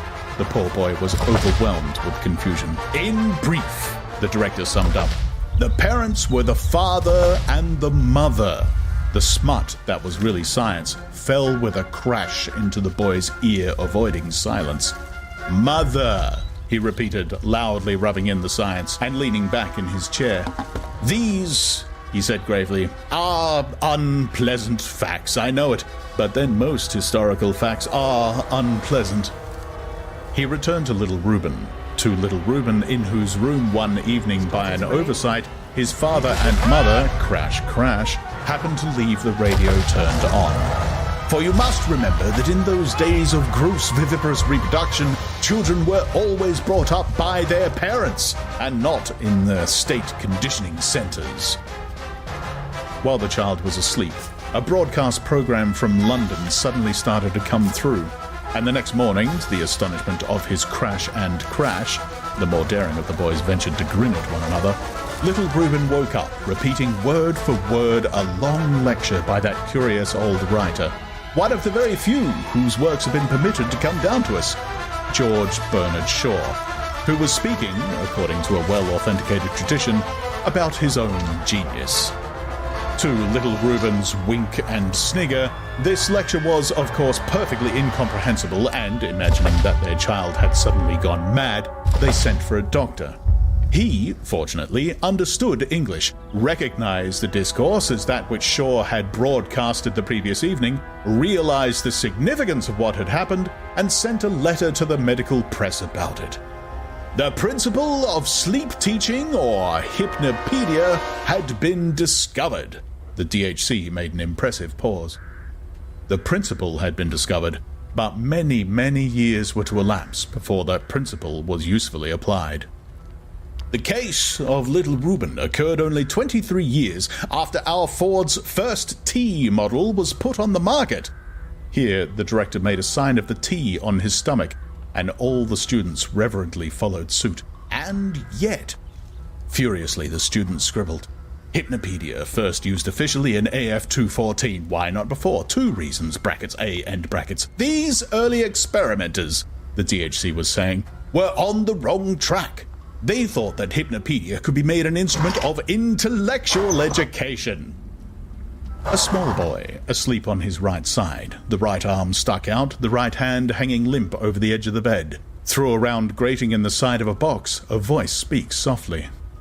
The Nile is the longest river in Africa, and the second in length of all the rivers of the globe. Although falling short of the length of the Mississippi, Missouri, the Nile is at the head of all rivers as regards the length of its basin, which extends through 35 degrees of latitude. At breakfast the next morning, Tommy, someone says, do you know which is the longest river in Africa? A shaking of the head. But don't you remember something that begins, the Nile is the longest river in Africa and the second in length of all the rivers of the globe. The words come rushing out. Although falling short of, well, now, which is the longest river in Africa? The eyes are blank. I don't know. But the Nile, Tommy. The Nile is the longest river in Africa, and second, then which river is the longest, Tommy? Tommy bursts into tears. I don't know, he howls. That howl, the director made it plain, discouraged the earliest investigators. The experiments were abandoned. No further attempt was made to teach children the length of the Nile in their sleep, quite rightly. You can't learn a science unless you know what it's all about. Whereas, if they'd only started on moral education, said the director, leading the way towards the door. The students followed him, desperately scribbling as they walked, and all the way up in the lift. Moral education, which ought never, in any circumstances, to be rational. Silence. Silence, whispered a loudspeaker as they stepped out at the 14th floor, and silence. Silence. The trumpet mouths indefatigably repeated at intervals down every corridor. The students, and even the director himself, rose automatically to the tips of their toes. They were alphas, of course, but even alphas have been well conditioned. Silence. Silence. All the air of the 14th floor was sibilant with the categorical imperative. 50 yards of tiptoeing brought them to a door which the director cautiously opened. They stepped over the threshold into the twilight of a shuttered dormitory. 80 cots stood in a row against the wall. There was a sound of light, regular breathing, and a continuous murmur as of very faint voices remotely whispering. A nurse rose as they entered and came to attention before the director. "What's the lesson this afternoon?" he asked. "We had elementary sex for the first 40 minutes, she answered, but now it's switched over to elementary class consciousness. The director walked slowly down the long line of cots. Rosy and relaxed with sleep, 80 little boys and girls lay softly breathing. There was a whisper under every pillow. The DHC halted and, bending over one of the little beds, listened attentively. "Elementary class consciousness, did you say? Let's have it repeated a little bit louder by the trumpet." At the end of the room, a loudspeaker projected from the wall. The director walked up to it and pressed a switch. "All wear green," said a soft but very distinct voice, beginning in the middle of a sentence. "And Delta children wear khaki. Oh no, I don't want to play with Delta children. And Epsilons are still worse. They're too stupid to be able to read or write. Besides, they wear black, which is such a beastly color. I'm so glad I'm a beta." There was a pause, then the voice began again. Alpha children wear grey. They work much harder than we do because they're so frightfully clever. I'm really awfully glad I'm a beta because I don't work so hard. And then we are much better than the Gammas and Deltas. Please, Doctor. Gammas are stupid. Do we look like They all opium wear fiends? green. And Delta children wear khaki. Oh no, I don't want to play with Delta children. And Epsilons are still worse. They're too stupid to be able... The director pushed back the switch. The voice was silent. Only its thin ghost continued to mutter from beneath the 80 pillows. They'll have that repeated 40 or 50 times more before they wake, then again on Thursday and again on Saturday. 120 times, 3 times a week for 30 months, after which they go on to a more advanced lesson. Roses and electric shocks, the khakis of deltas, and a whiff of asafoetida, welded indissolubly before the child can speak. But wordless conditioning is crude and wholesale, cannot bring home the finer distinctions, cannot inculcate the more complex courses of behavior. For that, there must be words, but words without reason. In brief, hypnopedia. The greatest moralizing and socializing force of all time. The students took it down in their little books, straight from the horse's mouth. Once more, the director touched the switch. So frightfully clever. The soft, insinuating, indefatigable voice was saying, I'm really awfully glad I'm a beta because... Not so much like drops of water, though water, it is true, can wear holes in the hardest granite. Rather, drops of liquid sealing wax. Drops that adhere, encrust, incorporate themselves with what they fall on, till finally the rock is all one scarlet blob. Till at last, the child's mind is these suggestions. And the sum of the suggestions is the child's mind. And not the child's mind only. The adult's mind, too, all his life long. The mind that judges and desires and decides, made up of these suggestions. But all these suggestions are our suggestions. The director almost shouted in his triumph. Suggestions from the state! He banged the nearest table. It therefore follows. A noise made him turn round. Oh, Ford, he said in another tone. I've gone and woken the children. Go online or call right now to get today's special offer on Complete 55. Why are you so frightened? Haven't you heard of the most of his 3. Outside in the garden, it was playtime. Naked in the warm June sunshine, 600 or 700 little boys and girls were running with shrill yells over the lawns, or playing ball games, or squatting silently in 2s and 3s amongst the flowering shrubs. The roses were in bloom. 2 nightingales soliloquized in the boscage. A cuckoo was just going out of tune amongst the lime trees. The air was drowsy with the murmur of bees and helicopters.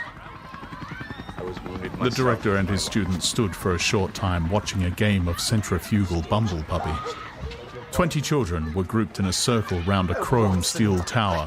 A ball, thrown up so as to land on a platform at the top of the tower, rolled down into the interior, fell onto a rapidly revolving disc, was hurled through one or other of the numerous apertures pierced in the cylindrical casing, and had to be caught. Strange, mused the director as they turned away. Strange to think that even in our Ford's day, most games were played without more apparatus than a ball or two, few sticks and perhaps a bit of netting. Imagine the folly of allowing people to play elaborate games which do nothing whatever to increase consumption. It's madness. Nowadays, the controllers won't approve of any new game unless it can be shown that it requires at least as much apparatus as the most complicated of existing games. He interrupted himself. That's a charming little group, he said, pointing. In a little grassy bay between tall clumps of Mediterranean heather, 2 children, a little boy of about 7 and a little girl who might have been a year older, were playing very gravely and with all the focused attention of scientists intent on a labor of discovery, a rudimentary sexual game. Charming! Charming! The DHC repeated sentimentally. Charming! The boys politely agreed, but their smile was rather patronizing. They had put aside similar childish amusements too recently to be able to watch them now without a touch of contempt. Charming? but it was just a pair of kids fooling about. That was all.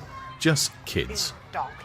I always think, the director was continuing in the same rather maudlin tone when he was interrupted by a loud boo-hooing. From a neighbouring shrubbery emerged a nurse, leading by the hand a small boy who howled as he went. An anxious-looking little girl trotted at her heels. "What's the matter?" asked the director. The nurse shrugged her shoulders. "Nothing much," she answered. "It's just that this little boy seems rather reluctant to join in the ordinary erotic play. I'd noticed it once or twice before, and now again today. He started yelling just now." "Honestly," put in the anxious-looking little girl, "I didn't mean to hurt him or anything, honestly." "Of course you didn't, dear," said the nurse reassuringly. "And so," she went on, turning back to the director, "I'm taking him in to see the assistant superintendent of psychology, just to see if anything's at all abnormal." "Quite right," said the director. "Take him in. You stay here, little girl," he added, as the nurse moved away with her still howling charge. "What's your name?" "Polly Trotsky."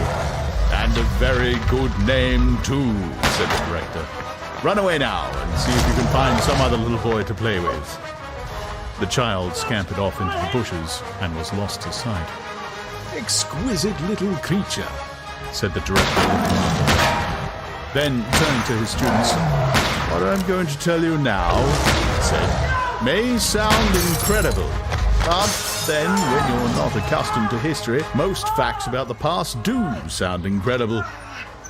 He let out an amazing truth. For a very long period before the time of our Ford, and even for some generations afterwards, erotic play between children had been regarded as abnormal. There was a roar of laughter. And not only abnormal, actually immoral. No. And had therefore been rigorously suppressed. A look of astonished incredulity appeared on the faces of his listeners. Poor little kids not allowed to amuse themselves? They could not believe it. Even adolescents, the DHC was saying. Even adolescents like yourselves, barring a little surreptitious autoeroticism and homosexuality, absolutely nothing. Nothing? In most cases, till they were over 20 years old. 20 years old, echoed the students in a chorus of loud disbelief. 20, the director repeated. I told you that you'd find it incredible. But what happened, they asked. What were the results? The results were terrible. A deep, resonant voice broke startlingly into the dialogue. They looked around. On the fringe of the little group stood a stranger, a man of middle height, black-haired with a hooked nose, full red lips, eyes very piercing and dark. Terrible, he repeated. The DHC had, at that moment, sat down on one of the steel and rubber benches conveniently scattered through the gardens.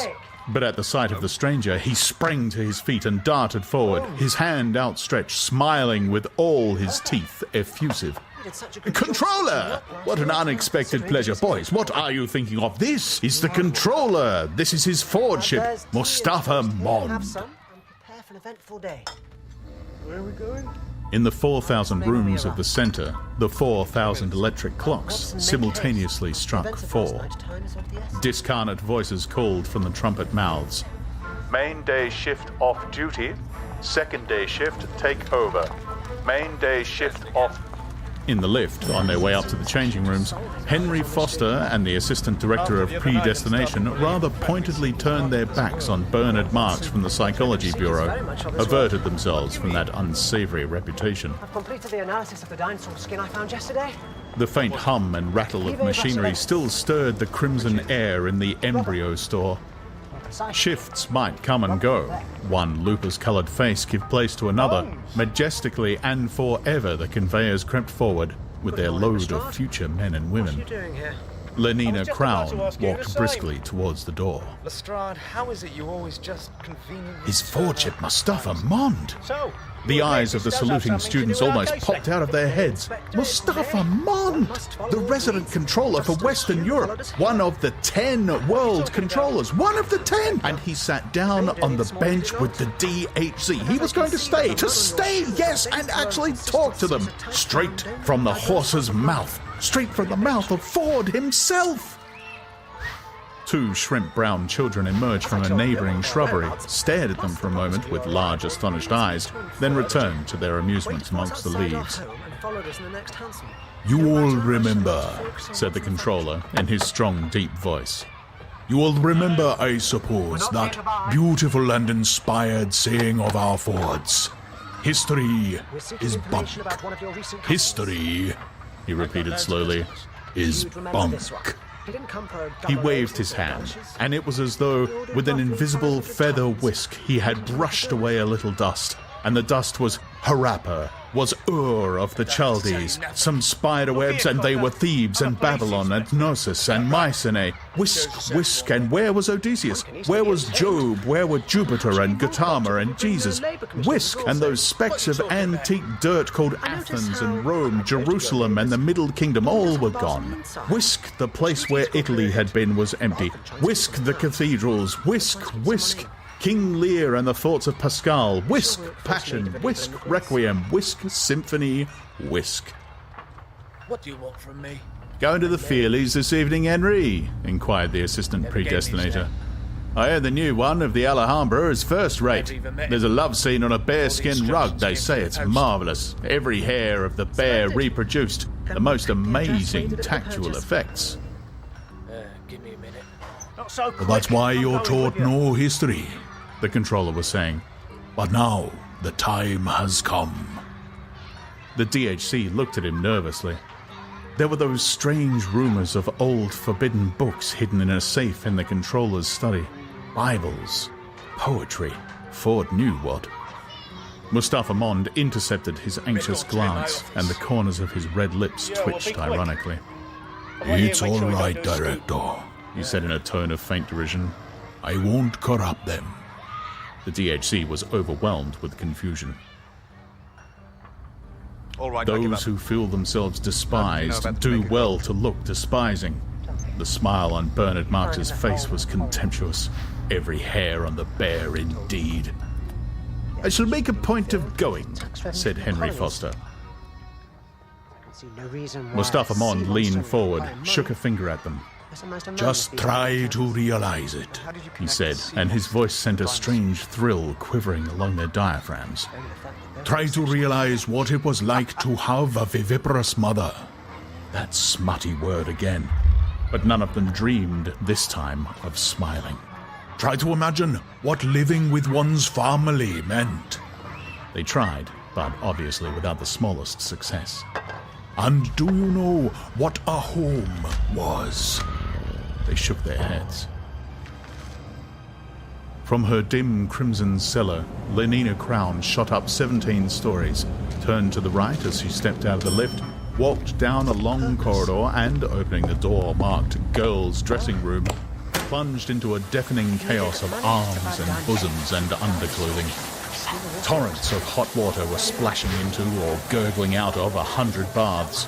Rumbling and hissing 80 vibro vacuum massage machines were simultaneously kneading and sucking the firm and sunburnt flesh of 80 superb female specimens. Every one was talking at the top of her voice. A synthetic music machine was warbling out a super cornet solo. "Hello, Fanny," said Lenina to the young woman who had the pegs and locker next to hers.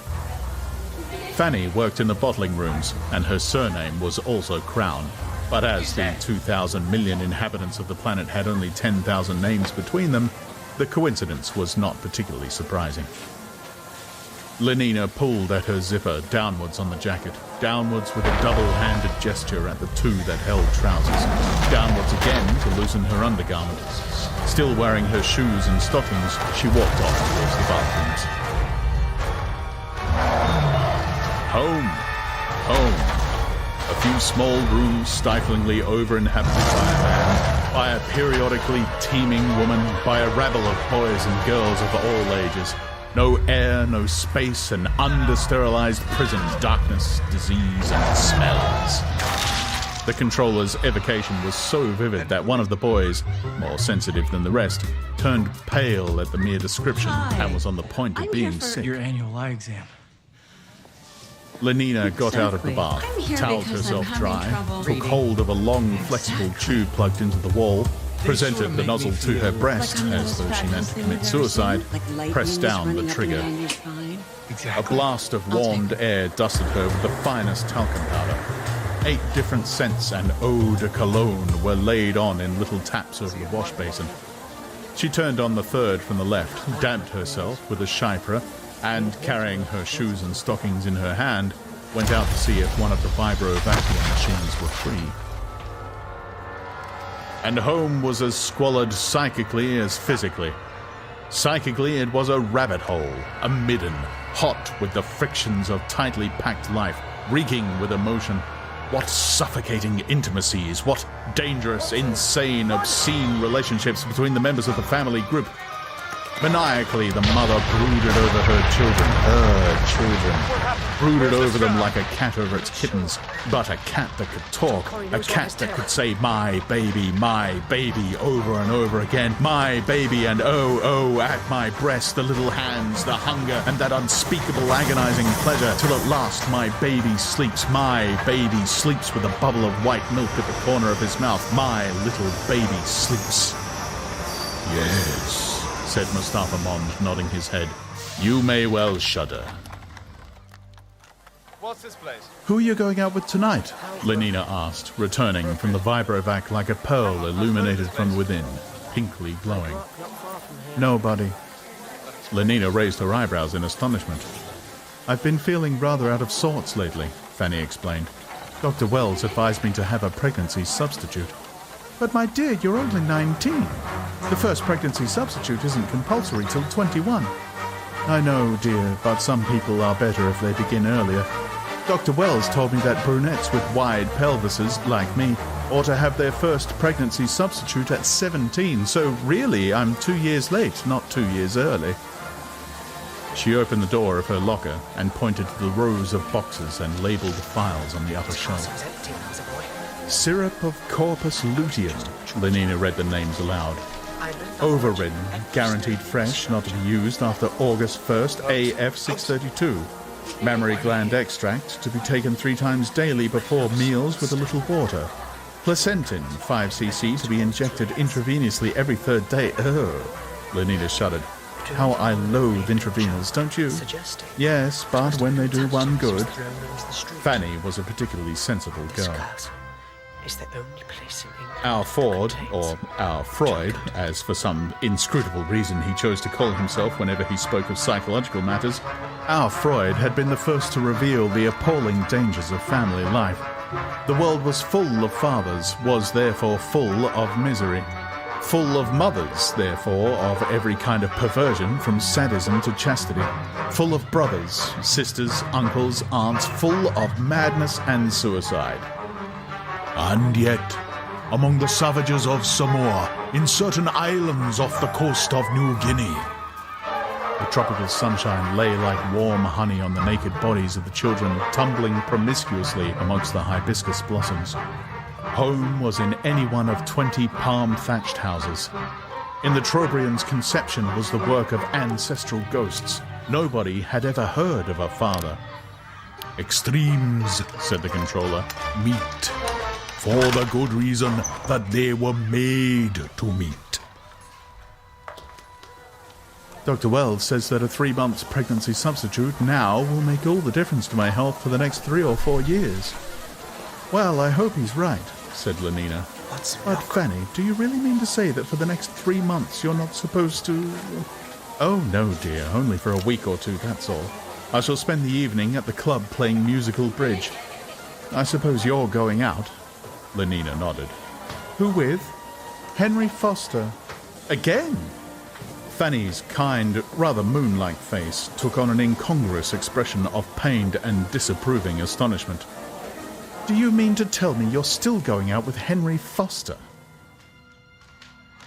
Mothers and fathers, brothers and sisters. But there were also husbands, wives, lovers. There was also monogamy and romance. Though you probably don't know what those are, said Mustafa Mond. They shook their heads. Family, monogamy, romance.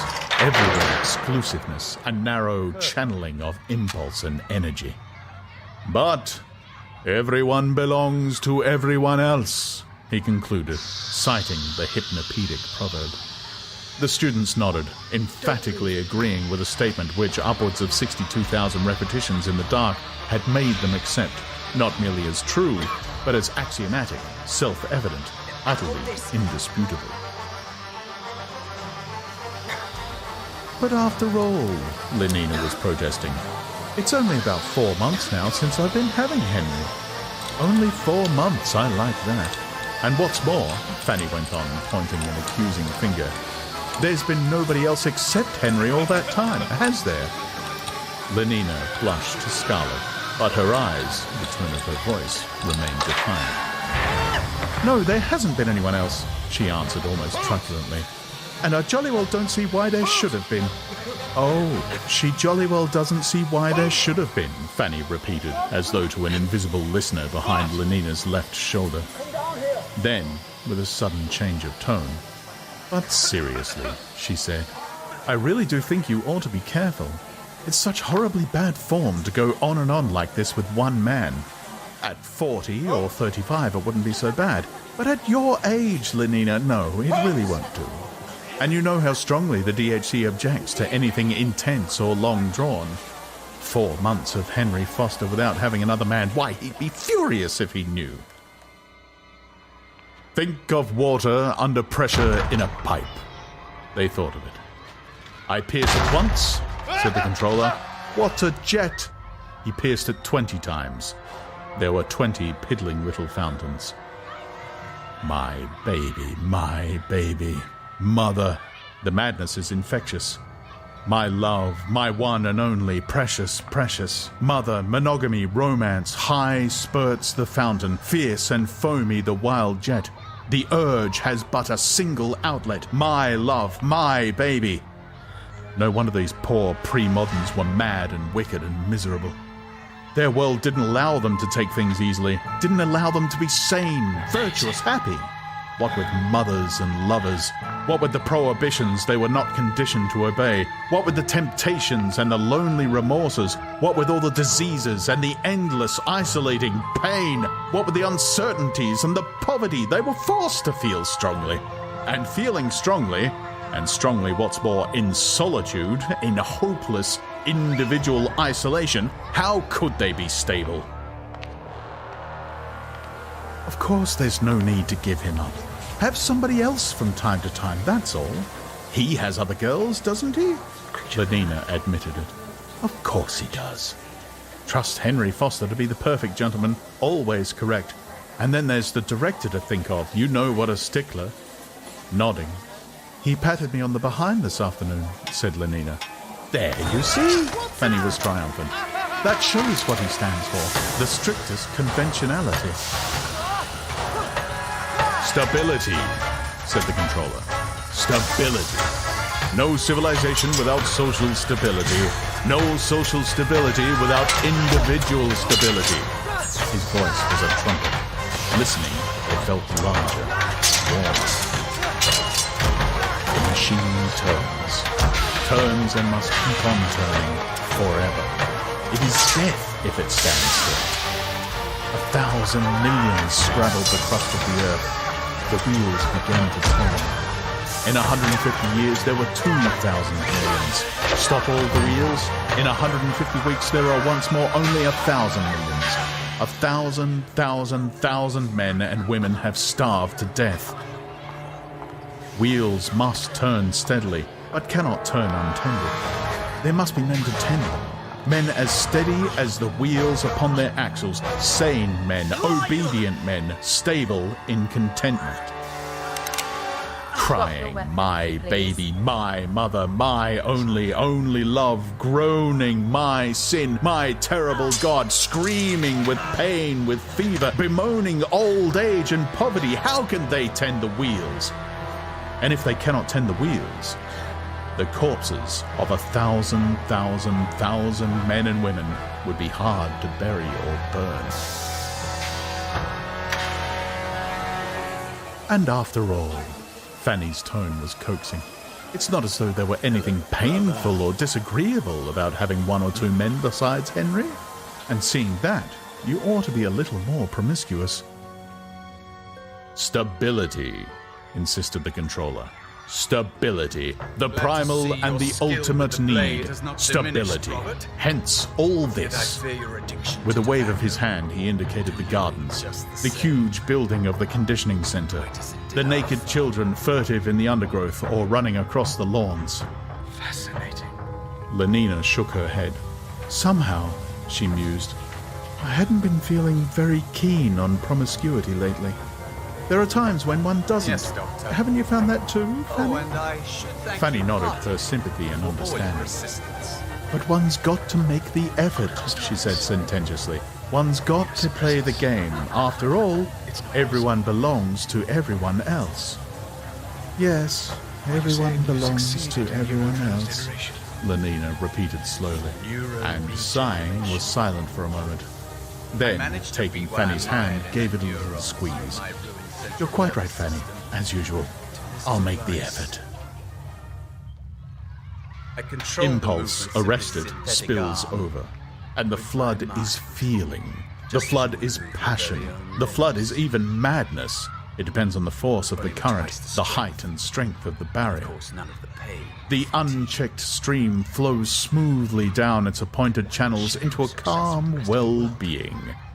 The embryo is hungry day in, day out. The blood surrogate pump unceasingly turns its 800 revolutions a minute.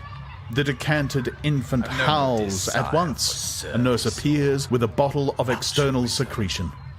Feeling lurks in that interval of time between desire and its consummation. Shorten that interval, break down all those old unnecessary barriers.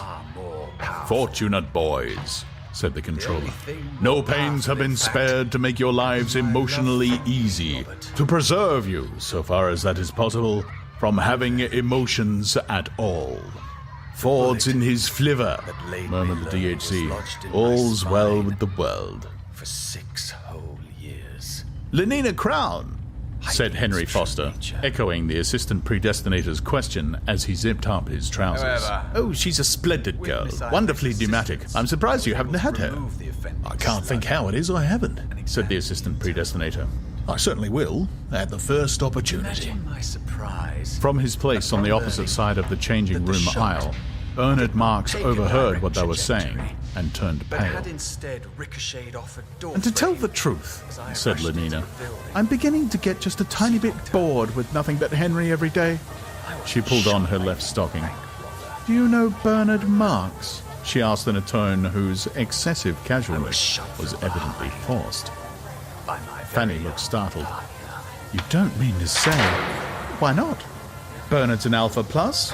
Besides, he asked me to go on one of the Savage reservations with him. I've always wanted to see a Savage reservation. But his reputation? Well, what do I care about his reputation? They say he doesn't like obstacle golf. They say, mocked Lenina. And that he spends most of his time by himself. Alone. There was horror in Fanny's voice. Well, he won't be alone when he's with me. And anyway, why are people so beastly to him? I think he's rather sweet. She smiled to herself. How absurdly shy she had been. Frightened, almost as though she were a world controller and he a Gamma-minus machine minder. Brother, I beg you. Consider your own lives, said Mustafa Mond. Have any of you ever encountered an insurmountable obstacle? The question was answered by a negative silence. Has any of you been compelled to live through a long time interval between the consciousness of a desire and its fulfillment? Well, began one of the boys and hesitated. Speak up, said the DHC. Don't keep his Fordship waiting. I once had to wait nearly 4 weeks before a girl I wanted would let me have her. And you felt a strong emotion in consequence? Horrible. Horrible, precisely, said the controller. Our ancestors were so stupid and short-sighted that when the first reformers came along and offered to deliver them from those horrible emotions, they wouldn't have anything to do with them. talking about her as though she were a bit of meat. Bernard ground his teeth. Have her here, have her there. Like mutton. Degrading her to so much mutton. She said she'd think it over. She said she'd give me an answer this week. No, Ford. He would have liked to have gone up to them and hit them in the face. Hard. Again and again. Yes, I really do advise you try her, Henry Foster was saying. Take ectogenesis. Fisner and Kawaguchi have got the whole technique worked out. But would the governments look at it? No. There was something called Christianity. Women were forced to go on being viviparous. He's so ugly, said Fanny. But I rather like his looks. And then so small. Fanny made a grimace. Smallness was so horribly and typically low-cased. I think that's rather sweet, said Lenina. One feels one would like to pet him, you know, like a cat. Fanny was shocked. They say somebody made a mistake when he was still in the bottle, thought he was a gamma and put alcohol into his blood surrogate. That's why he's so stunted. Oh, what nonsense. Lenina was indignant. Sleep teaching was actually prohibited in England. There was something called liberalism. Parliament, if you know what that was, passed a law against it. The records survive. Speeches about liberty of the subject. Liberty to be inefficient and miserable. Freedom to be a round peg in a square hole. But my dear chap, you're welcome, I assure you you're welcome. Gyroscopic device you are attached Henry Foster patted the assistant predestinator on the shoulder. Everyone belongs to everyone else, after all. 100 repetitions, 3 nights a week for 4 years, thought Bernard Marks, who was a specialist on Hypnopedia. 62,400 repetitions make one truth. Idiots. Or the caste system. Constantly proposed, constantly rejected. There was something called democracy, as though men were more than physiochemically equal. Well, all I can say is that I'm going to accept his invitation. Bernard hated them. But they were two. They were large. They were strong. The 9 Years' War began in AF 141. Not even if it were true about the alcohol in his blood surrogate. Phosgene, chlorocyprin, ethyl iodacetate, diaphenylcyanine, trichemomethyl, chloroformate, dichlorethyl sulfide, not to mention hydrocyanic acid, which I simply don't believe, Lenina concluded. The noise of 14,000 aeroplanes advancing in open order. But in the Kurfürsten Dam and the 8th arrondissement, the explosion of the anthrax bombs is hardly louder than the popping of a paper bag. Because I do want to see his savage reservation. CH3C6H2NO23 plus HGCNO2 equals, well, what? An enormous hole in the ground. A pile of masonry. Some bits of flesh and mucus. A foot with the boot still on it, flying through the air and landing in the middle of the geraniums, the scarlet ones. Such a splendid show that summer. Second most useful organ. Oh, you're hopeless, Lenina. I give you up. The Russian technique for infecting water supplies was particularly ingenious. Back to back, Fanny and Lenina continued their changing in silence. The 9 Years' War, the great economic collapse. There was a choice between world control and destruction, between stability and... Fanny Crown's a nice girl too, said the assistant predestinator. In the nurseries, the elementary class consciousness lesson was over. The voices were adapting future demand to future industrial supply. I do love flying, they whispered. I do love flying. I do love having new clothes. I do love... Liberalism, of course, was dead of anthrax. But all the same, you couldn't do things by force. This is my burden. Not nearly so pneumatic as Lenina. Oh, not nearly. But old clothes are beastly. Continued the untiring whisper. We always throw away old clothes. Ending is better than mending. Ending is better than mending. Ending is better. Government's an affair of sitting, not hitting. You rule with the brains and the buttocks, never with the fists. For example, there was a conscription of consumption. There, I'm ready, said Lenina, but Fanny remained speechless and devoted. Well, let's make peace, Fanny, darling. Every man, woman, and child compelled to consume so much a year. In the interest of industry, the sole result. Ending is better than mending. The more stitches, the less riches. The more stitches. One of these days, said Fanny with dismal emphasis, you'll get into trouble. Conscientious objection on an enormous scale. Anything not to consume. Back to nature. I do love flying. I do love flying. Back to culture. Yes, actually to culture. You can't consume much if you sit still and read books. Do I look all right? Lenina asked. Her jacket was made of bottle green acetate cloth with green viscous fur at the cuffs and collar. 800 simple lifers were mowed down by machine guns at Golders Green. Ending is better than mending. Ending is better than mending. Green corduroy shorts and white viscous woolen stockings turned down below the knee. Then came the famous British Museum massacre. 2,000 culture fans gassed with dichlorophyll sulfide.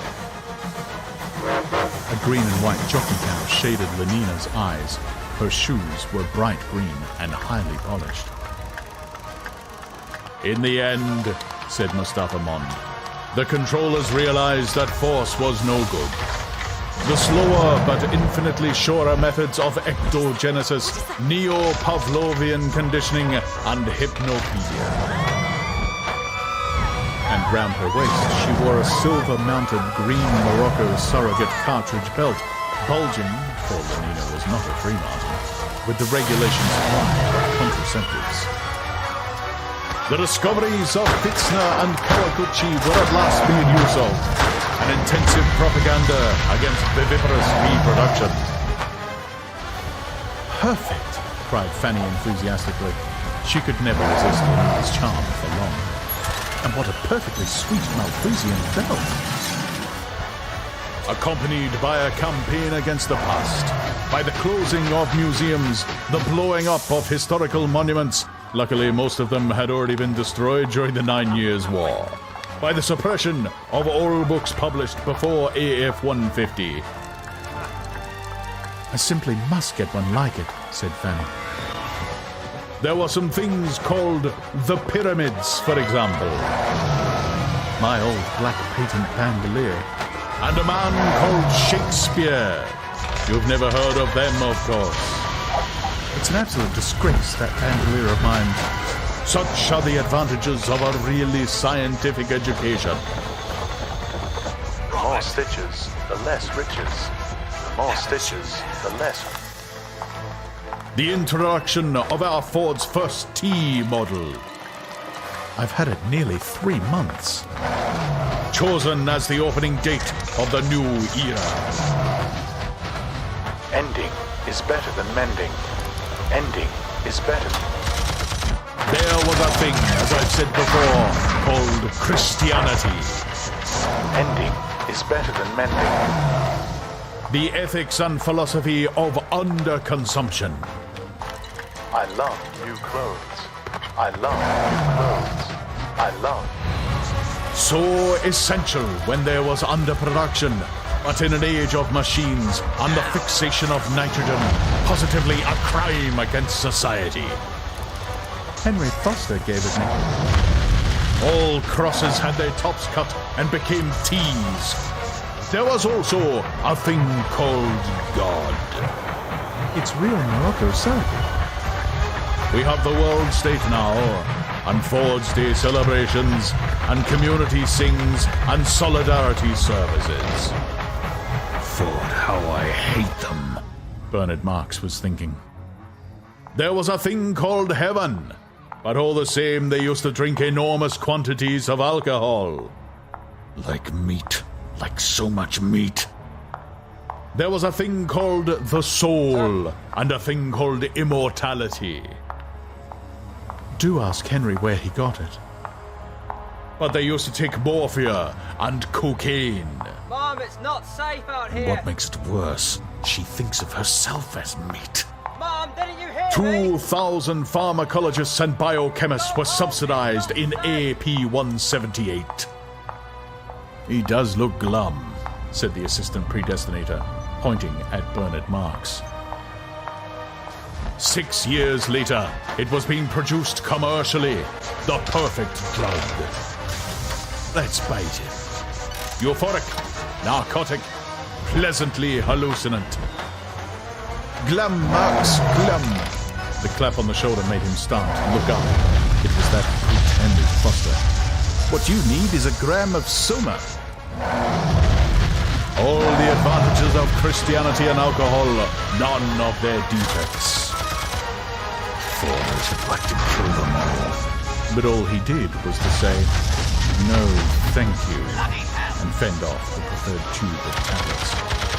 Take a holiday from reality whenever you like, and come back without so much as a headache or a mythology.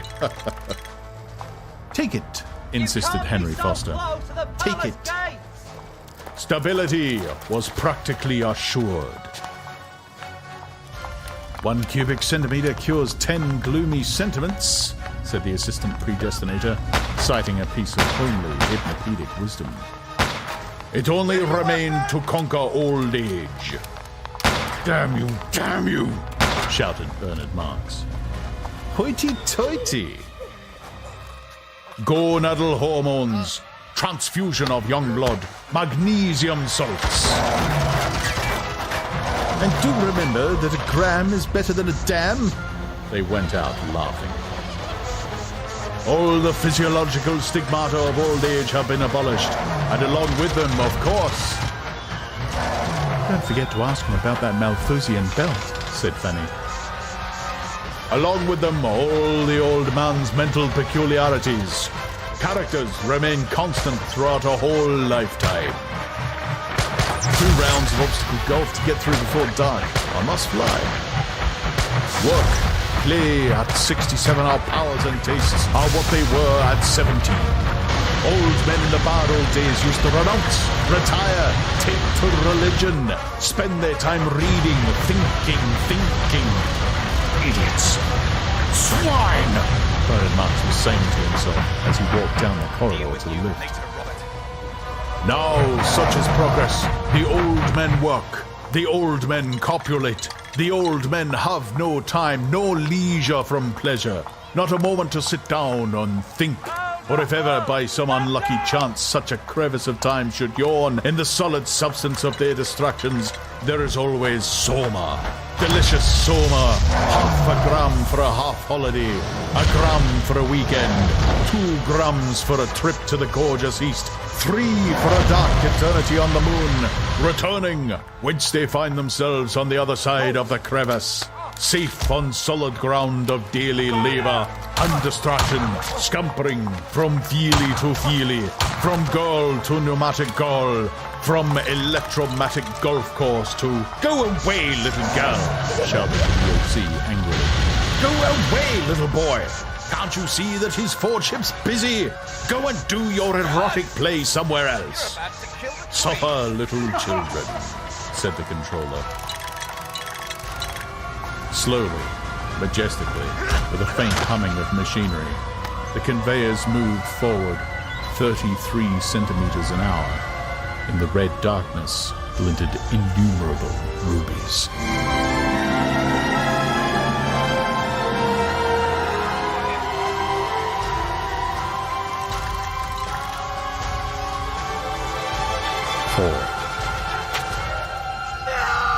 The lift was crowded with men from the Alpha changing rooms, and Lenina's entry was greeted by many friendly nods and smiles. She was a popular girl, and at one time or another had spent a night with almost all of them. They were dear boys, she thought, as she returned their salutations. Charming boys. Still, she did wish that George Edsell's ears weren't quite so big. Perhaps he'd been given just a spot too much parathyroid at meter 328? And looking at Benito Hoover, she couldn't help remembering that he was really too hairy when he took his clothes off. Turning, with eyes a little saddened by the recollection of Benito's curly blackness, she saw in a corner the thin, small body, the melancholy face of Bernard Marks. Bernard, she stepped up. I was looking for you. Her voice rang clear above the hum of the mountain lift. The others looked round curiously. I wanted to talk to you about our New Mexico plan. Out of the tail of her eye, she could see Benito Hoover gaping with astonishment. The gape annoyed her. Surprised I shouldn't be begging to go with him again, she said to herself.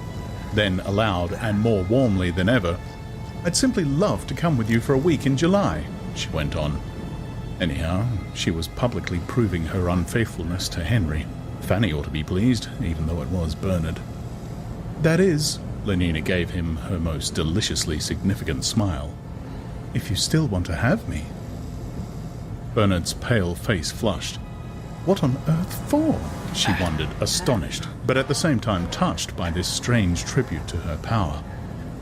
Hadn't we better talk about it somewhere else?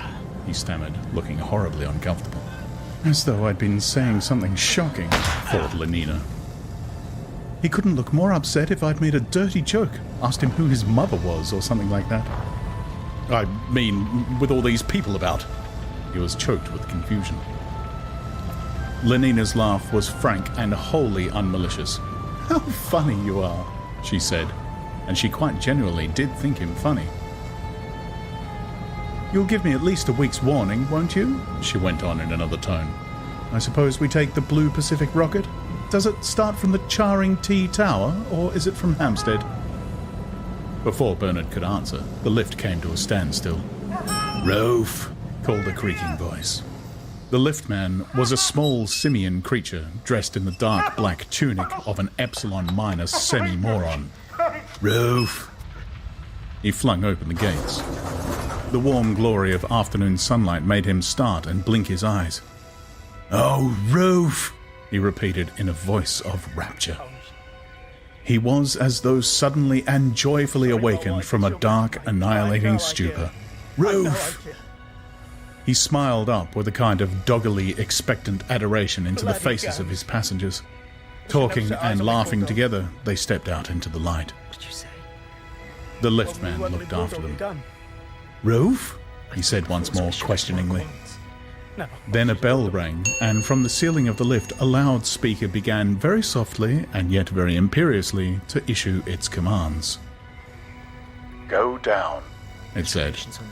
Go down. Floor 18. Go down. Go down. Floor 18. Go down. Go.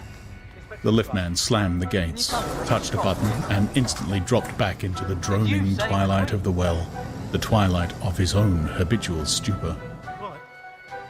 It was warm and bright on the roof. The summer afternoon was drowsy with the hum of passing helicopters, and the deeper drone of the rocket planes hastening invisible through the bright sky 5 or 6 miles overhead was like a caress on the soft air. Bernard Marks drew a deep breath. He looked up into the sky and round the blue horizon and finally down into Lenina's face. Isn't it beautiful? His voice trembled a little. She smiled at him with an expression of the most sympathetic understanding. Simply perfect for obstacle golf, she answered rapturously. And now I must fly, Bernard. Henry gets cross if I keep him waiting. Let me know in good time about the date. And waving her hand, she ran away across the wide, flat roof towards the hangars. Bernard stood watching the retreating twinkle of the white stockings, the sunburnt knees vivaciously bending and unbending again, and the softer rolling of those well-fitted corduroy shorts beneath the bottle green jacket. His face wore an expression of pain. "I should say she was pretty," said a loud and cheery voice just behind him. Bernard started and looked around. The chubby red face of Benito Hoover was beaming down at him, beaming with manifest cordiality. Benito was notoriously good-natured. People said of him that he could have gotten through life without ever touching Soma. The malice and bad tempers from which other people had to take holidays never afflicted him. Reality, for Benito, was always sunny. "Pneumatic too, and how?" Then, in another tone, "But I say," he went on, "you do look glum. What you need is a gram of Soma." Diving into his right-hand trouser pocket, Benito produced a file. 1 cubic centimetre cures 10 gloomy... But I say... Bernard had suddenly turned and rushed away. Benito stared after him. What can be the matter with the fellow? He wondered, and shaking his head, decided that the story about the alcohol having been put into the poor chap's blood surrogate must be true. Touched his brain, I suppose. He put away the Soma bottle and, taking out a packet of sex hormone chewing gum, stuffed a plug into his cheek and walked slowly away towards the hangars, ruminating. Henry Foster had had his machine wheeled out of its lockup and, when Lenina arrived, was already seated in the cockpit, waiting. 4 minutes late, was all his comment as she climbed in beside him. He started the engines and threw the helicopter screws into gear. The machine shot vertically into the air. Henry accelerated. The humming of the propeller shrilled from hornet to wasp, from wasp to mosquito. The speedometer showed that they were rising at the best part of 2 kilometers a minute. London diminished beneath them. The huge tabletop buildings were no more in a few seconds than a bed of geometrical mushrooms sprouting from the green of the garden. In the midst of them, thin-stalked, a taller, slenderer fungus, the charring T tower lifted towards the sky, a disk of shining concrete. Like the vague torsos of fabulous athletes, huge fleshy clouds lolled on the blue air above their head. Out of one of them suddenly dropped a small scarlet insect, buzzing as it fell. "There's the red rocket," said Henry, "just come in from New York." Looking at his watch, 7 minutes behind time, he added, and shook his head. It is not to be These opened Atlantic until services, 50 they're really years after scandalously my unpunctual. He took It his foot off the contains 7 accelerator. mementos The humming of, the of my screws long overhead dropped an association octave with and a man half back who through elevated wasp the and science hornet of to deduction bumblebee to an cockchafer art. to stag beetle. The world's first The upward and rush of the undeniably machine slacked most off. famous. A moment later, Consulting they were hanging detective. motionless in the air. Henry pushed at a lever. There was a click. Slowly at first, then faster and faster, till it was a circular mist before their eyes. The propeller in front of them began to revolve. The wind of a horizontal speed whistled ever more shrill in the skies. Henry kept his eye on the revolution counter. When the needle touched the 1200 mark, he flew the helicopter screws out of gear. The machine had enough forward momentum to keep it on fly on its planes. Lenina looked down through the window on the floor between her feet. They were flying over the 6-kilometre zone of parkland that separated central London from its first ring of satellite suburbs. The green was maggoty foreshortened life. Forests of centrifugal bundle puppy tails gleamed beneath the trees. Near Shepherd's Bush, 2,000 beta-minus mixed doubles were playing Ryman Circus tennis. A double row of Escalator 5 courts lined the main road from Notting Hill to Willesden. In the Ealing Stadium, a Delta gymnastic display and community scene was in progress. "What a hideous colour khaki is," remarked Lenina, voicing the hypnopedic prejudices of her caste. The buildings of the Hounslow Feely studio covered 7.5 hectares. Near them, a black and khaki army of labourers was busy revitrifying the surface of the Great West Road. One of the huge travelling crucibles was being tapped as they flew over.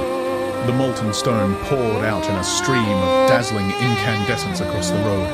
The asbestos rollers came and went. At the tail of an insulated watering cart, the steam rose in white clouds. At Brentford, the Television Corporation's factory was like a small town. "They must be changing the shift," said Lenina. Like aphids and ants,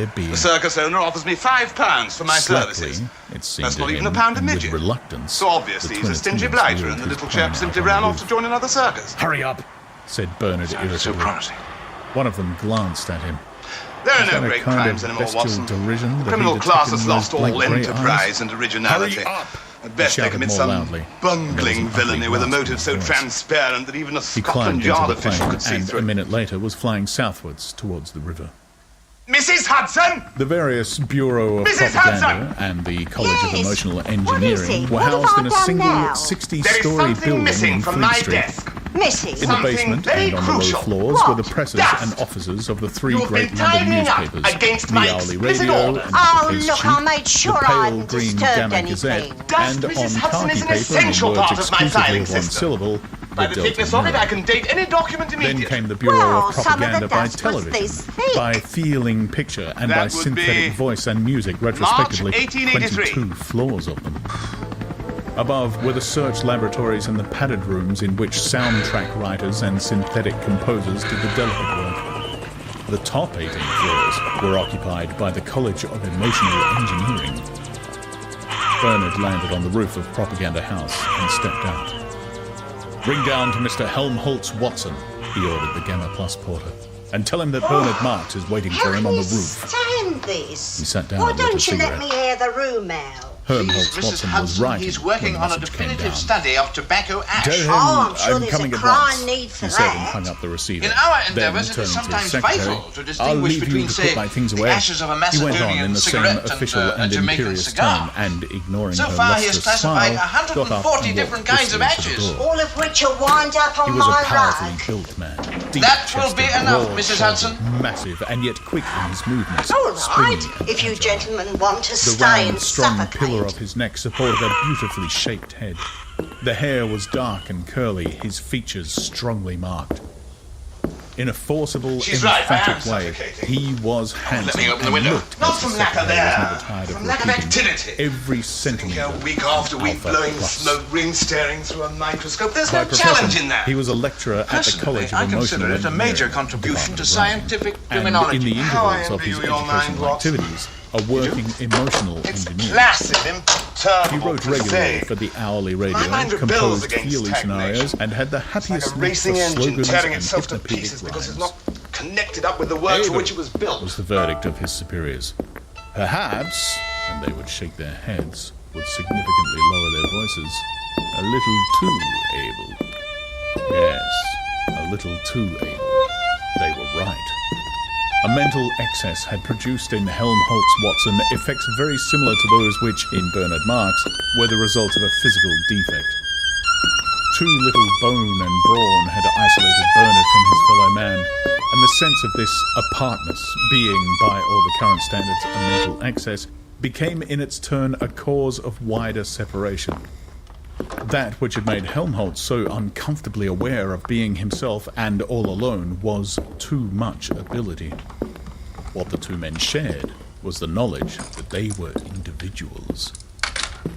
But whereas the physically defective Bernard had suffered all his life from the consciousness of being separate, it was only quite recently that, grown aware of his mental excess, Helmholtz Watson had also become aware of his difference from the people who surrounded him. Where's your self-control?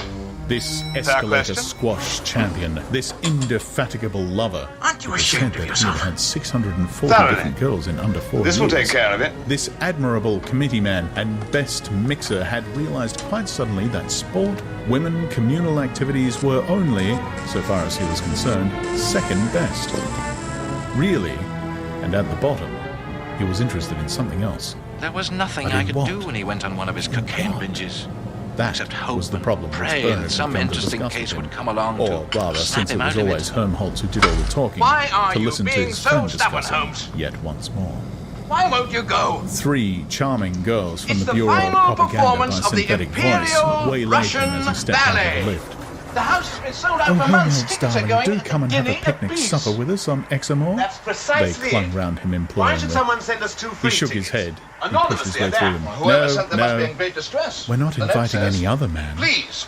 But are the Helmholtz only remained man in the unshaken world who even can by help. this I delightful suspect it's premise. some sort of No, plot. he repeated. You mean somebody I'm wants busy. to lure us into a trap? And he Somebody held wants to kill resolutely me. on his course.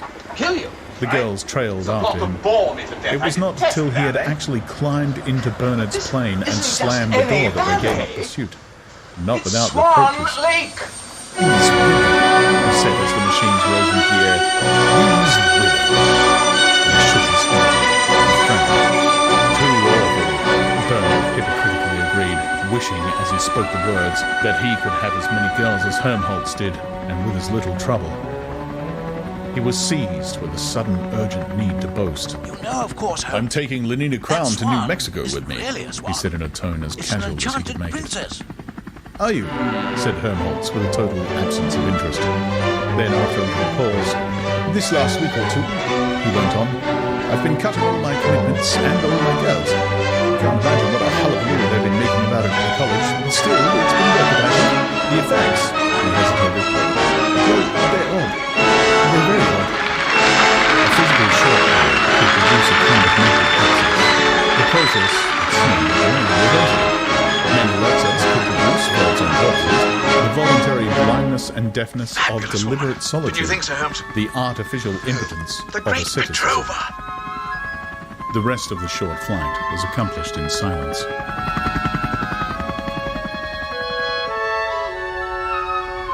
When they had arrived and were comfortably stretched out on the pneumatic sofas in Bernard's room, Helmholtz Strong began arches, I again, must admit. speaking very slowly. They say 12 Did you ever men feel, died for her. you asked, Yeah, no. as 6 though committed you suicide. had something 4 were inside killed in duels. that was and only 1 waiting fell out for of you the to give gallery it a of the Vienna chance to Opera come House. out? There's some sort of That's only extra 11. power that you aren't using, man you know, who like fell from all the the water gallery that goes landed down on the top of another folds man instead of in through the the orchestra. turbines. He That looked makes at an even Bernard dozen. questioningly. In a messy You sort mean of way. all the emotions one might be feeling if things were different? Helmholtz shook his head. Not quite. I'm thinking of a queer feeling I sometimes get. A feeling that I've got something important to say, and the power to say it, only I don't know what it is. And I can't make any use of the power. Mr. Holmes. If it was some I am different Nikolai way Lagoshin, of Director writing, General of the or Imperial else Russian something else Ballet. to write about. He was silent. Then, you see, So he glad you went on accept at the last, invitation. This is Dr. I'm Watson. pretty good Nice to at meet you. inventing phrases, you know, the sort of words that suddenly make you jump, almost as though you'd You're set on a enjoying? pin. They seem Immensely. so new and exciting, even though they're about something hypnopedically obvious. But that doesn't Tell me, Mr. seem Holmes. enough. It's How not is your enough for the health? phrases to be good. My health. What you make Better with them consult ought to my be good doctor. too. Oh, he's in excellent shape. But your things are good, Helmholtz. Oh, as far Any as they insanity go, in your family? Helmholtz shrugged his Diabetes, shoulders. asthma? But they Would you go mind such a telling me little what this is way. all about? They aren't important enough somehow. I feel it could be Madame doing Petrova. something much more important. She has Yes, problem. and more intense, Can you be more more specific? violent. Certainly not. But what? What is there more Liaison with important the to Crown say? Head, And compromising how can one measures, be violent blackmail. about the sort of things one's expected to write about? The words can be like x-rays if you use them properly. They'll go through anything. You read and you're pierced. That's one of the things I try to teach my students, how to After write performance, piercingly. there will be little What on celebration earth's the good of backstage. being pierced by an article Madame about a requests community your presence. scene or the We'd be latest delighted. improvement in scent organs? You're invited also. Besides, can you make words really piercing? You know, like the very hardest x-rays, when you're writing about that sort of thing? I mean, can you say something about nothing? That's what it finally boils down to. I try and Money is I the try. number one cause of stress. Hush, and the number two said cause Bernard of divorce. suddenly, and lifted a But warning not for finger. me. I They found listened. Facet Wealth. I Facet believe helps there's with somebody every at the financial door, decision, not he just whispered. retirement planning, buying a home, Helmholtz investing, got up, or even how to tiptoed spend across my the work room, bonus. and with a And the sharp, best quick part, movement, it's all flung virtual. the door wide open. There was, of course, nobody there. Do I still need to be here? I'm sorry, said To Bernard, unlock feeling insights and about looking your financial uncomfortably health, foolish. Check your financial wellness. I suppose I've got score things at on my nerves a Facet.com. bit. When people are suspicious with you, you start being suspicious with them. He passed his hand across his eyes. He sighed. His voice became plaintive. He was justifying himself. If you knew what I'd have to put up with recently, he said almost tearfully, and the uprush of his self-pity was like a fountain suddenly released. If you only knew. Helmholtz Watson listened with a certain sense of discomfort. Poor little Bernard, he said to himself. But at the same time, he felt rather ashamed for his fate. He wished Bernard would show a little more pride.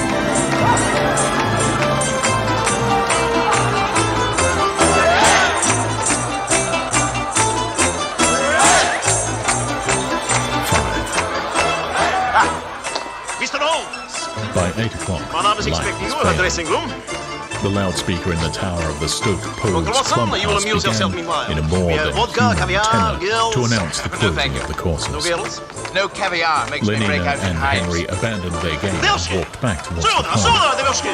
From the grounds of the internal and external secretion trust came the lowing of those thousands of cattle which provided, with their hormones and their milk, the raw materials Any for of the you great factory girls at understand Farnham Royal. English? An No incessant one single buzzing word. of helicopters filled the twilight. Every 2.5 minutes, a bell and the screech of whistles announced the departure of one of the light monorail trains which carried the lowercase golfers back from their separate course to the metropolis. Mr. Holmes, I must be clear you. Lenina and Henry This is climbed into not their machine ordinary and case. started off. Only the extraordinary that interests me. At 800 feet, Henry slowed down the helicopter screws and they hung for a minute or two poised above the fading landscape.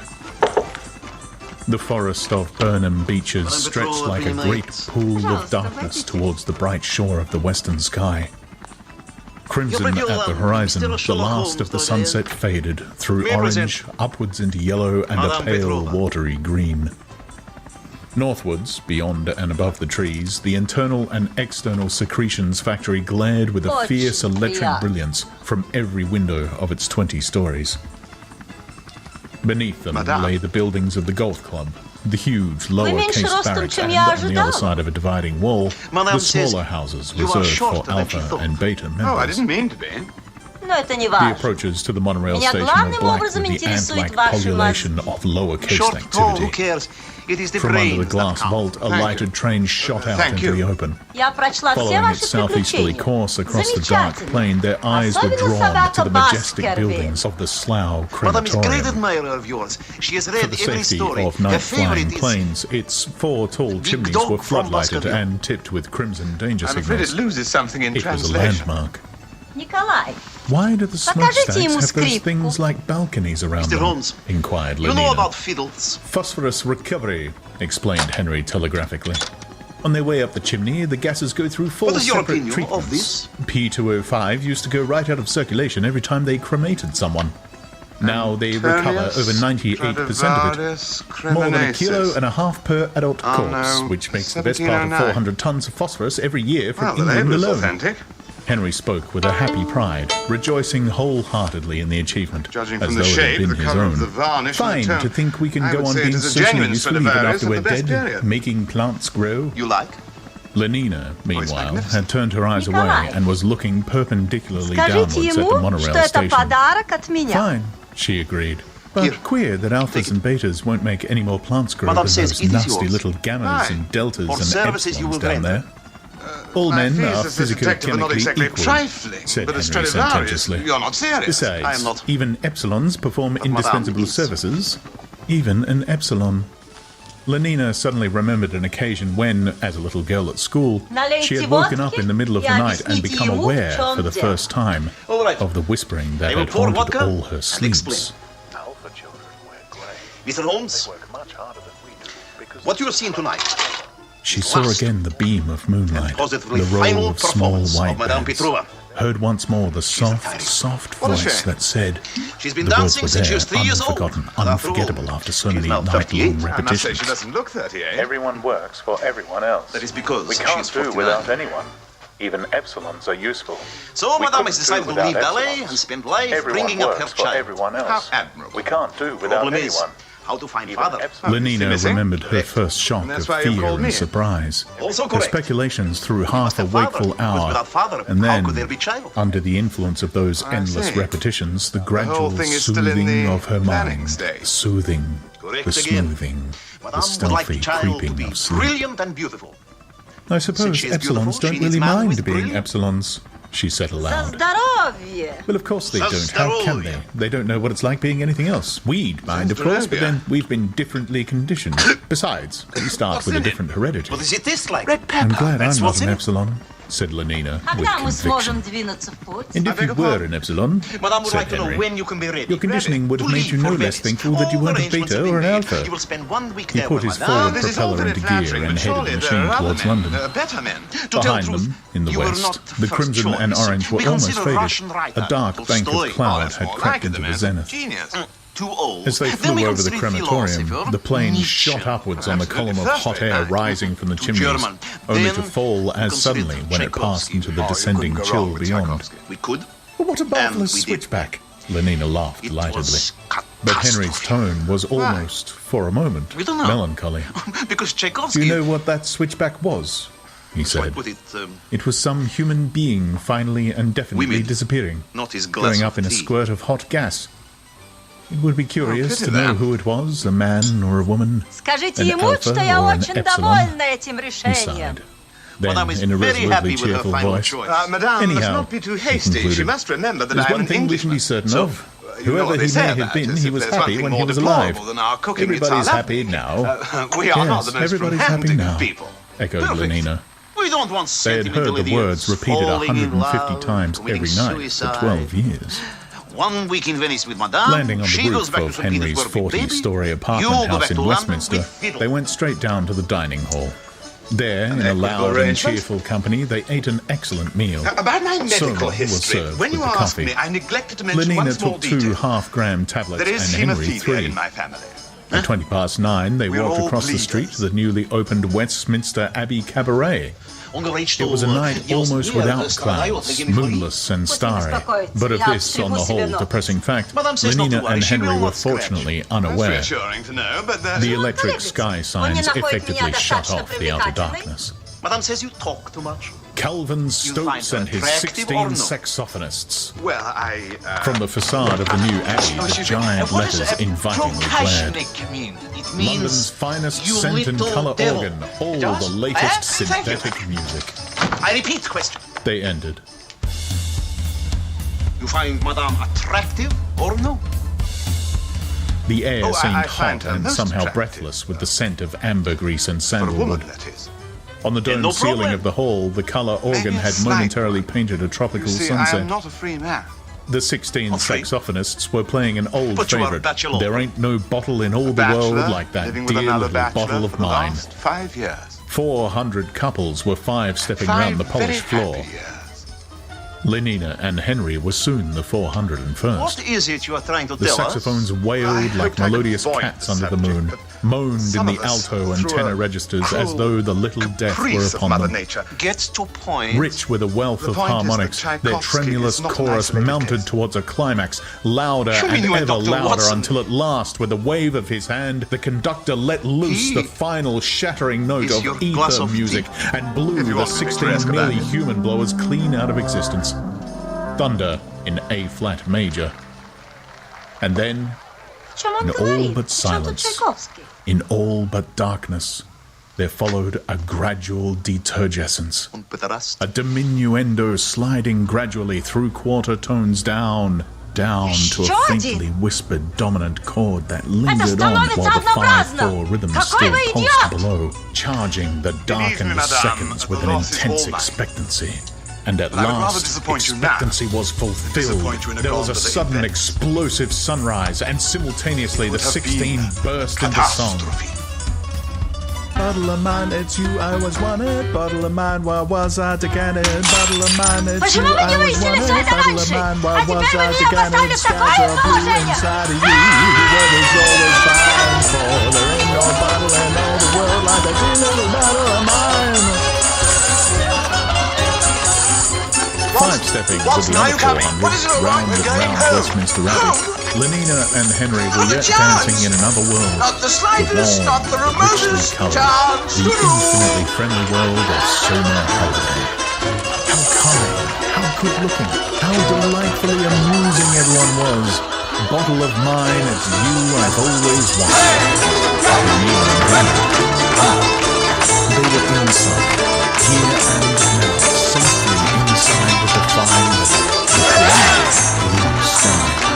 And when, exhausted, the 16 had laid by their saxophones, and the synthetic music apparatus was producing the very latest in slow Malthusian grooves, they might have been twin embryos gently rocking together on the waves of a bottled ocean of bliss.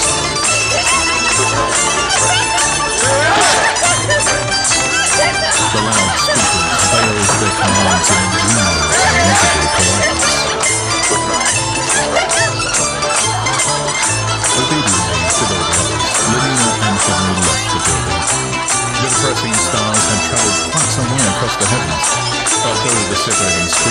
sky signs had now to a great extent dissolved. The two young people still retained their happy ignorance of the night. Swallowing, half an hour before closing time, that second dose of soma arose the quite impenetrable wall between the actual universe and their minds. Bottled, they crossed the street. Bottled, they took the lift up to Henry's room on the 20th floor. And yet, bottled as she was, and in spite of that second gram of soma, Lenina did not forget to take all the contraceptive precautions prescribed by the regulations. Years of intensive hypnotism and missions to 17, now cruising and drills 3 times a week, had made the taking of these precautions almost as automatic and inevitable as blinking. Oh, that reminds me, she said as she came back from the bathroom. Frank Brown wants to know where you found that lovely green Morocco surrogate party post you gave me. Ultimate Thursdays were Bernard's solidarity service days. After an early dinner at the academic theatre, to which they had recently gone up to the he took leave of his friend and, hailing a taxi en route, told the man to fly to the Fulton Community Seminary.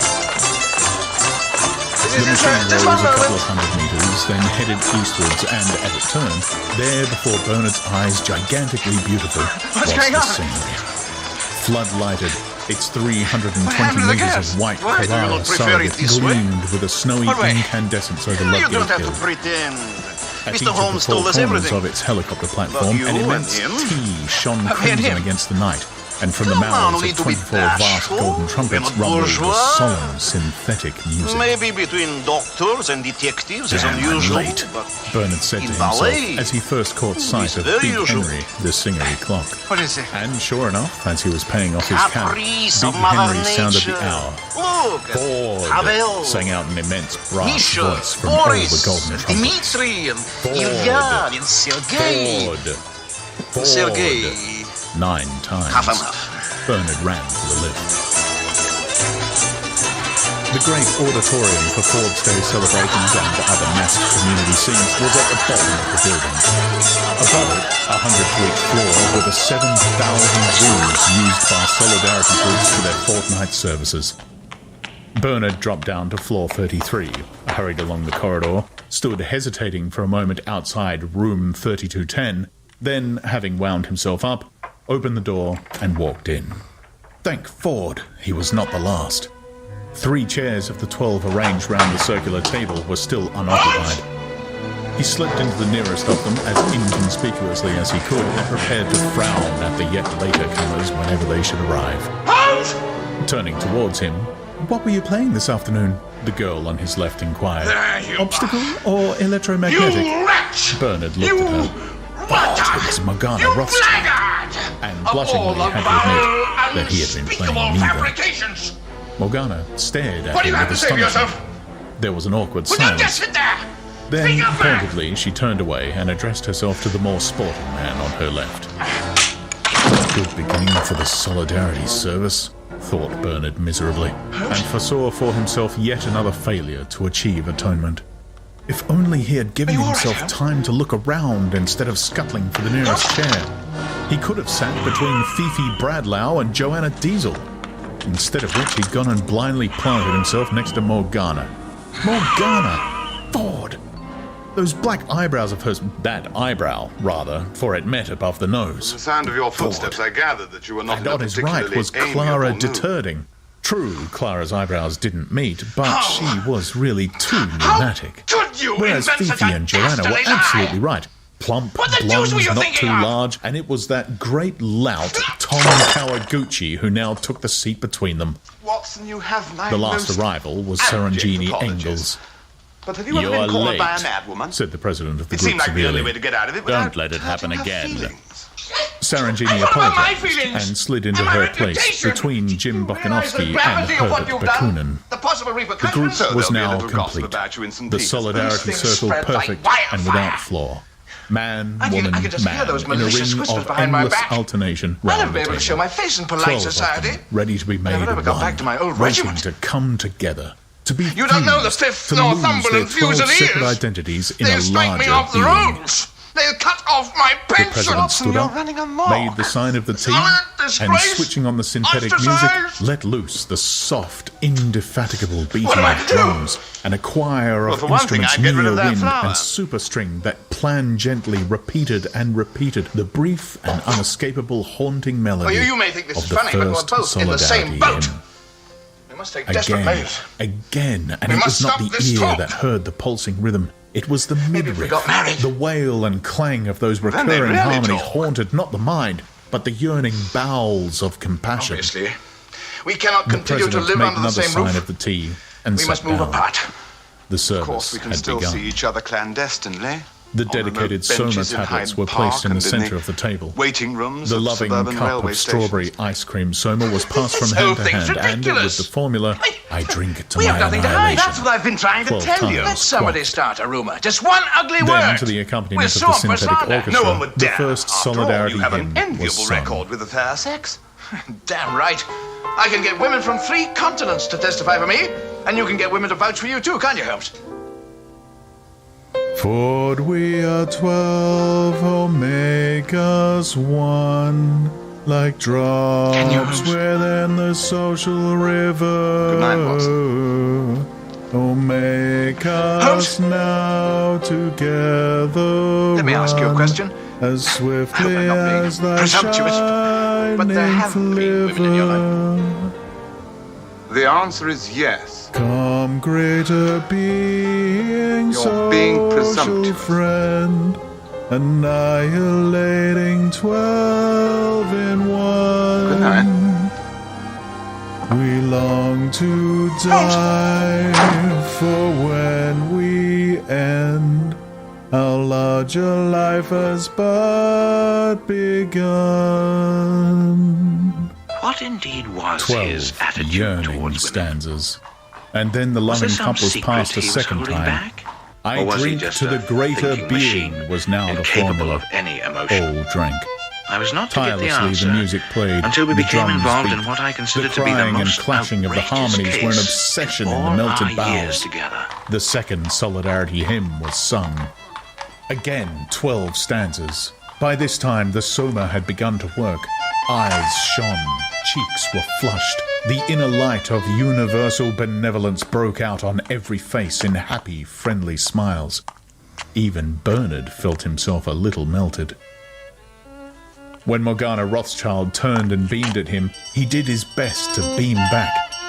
But the eyebrow, expecting someone? that black This 2-in-1, alas, it was still there. He couldn't ignore it, couldn't, however hard Maybe he Mrs. tried. Hudson is The entertaining. melting hadn't gone far enough.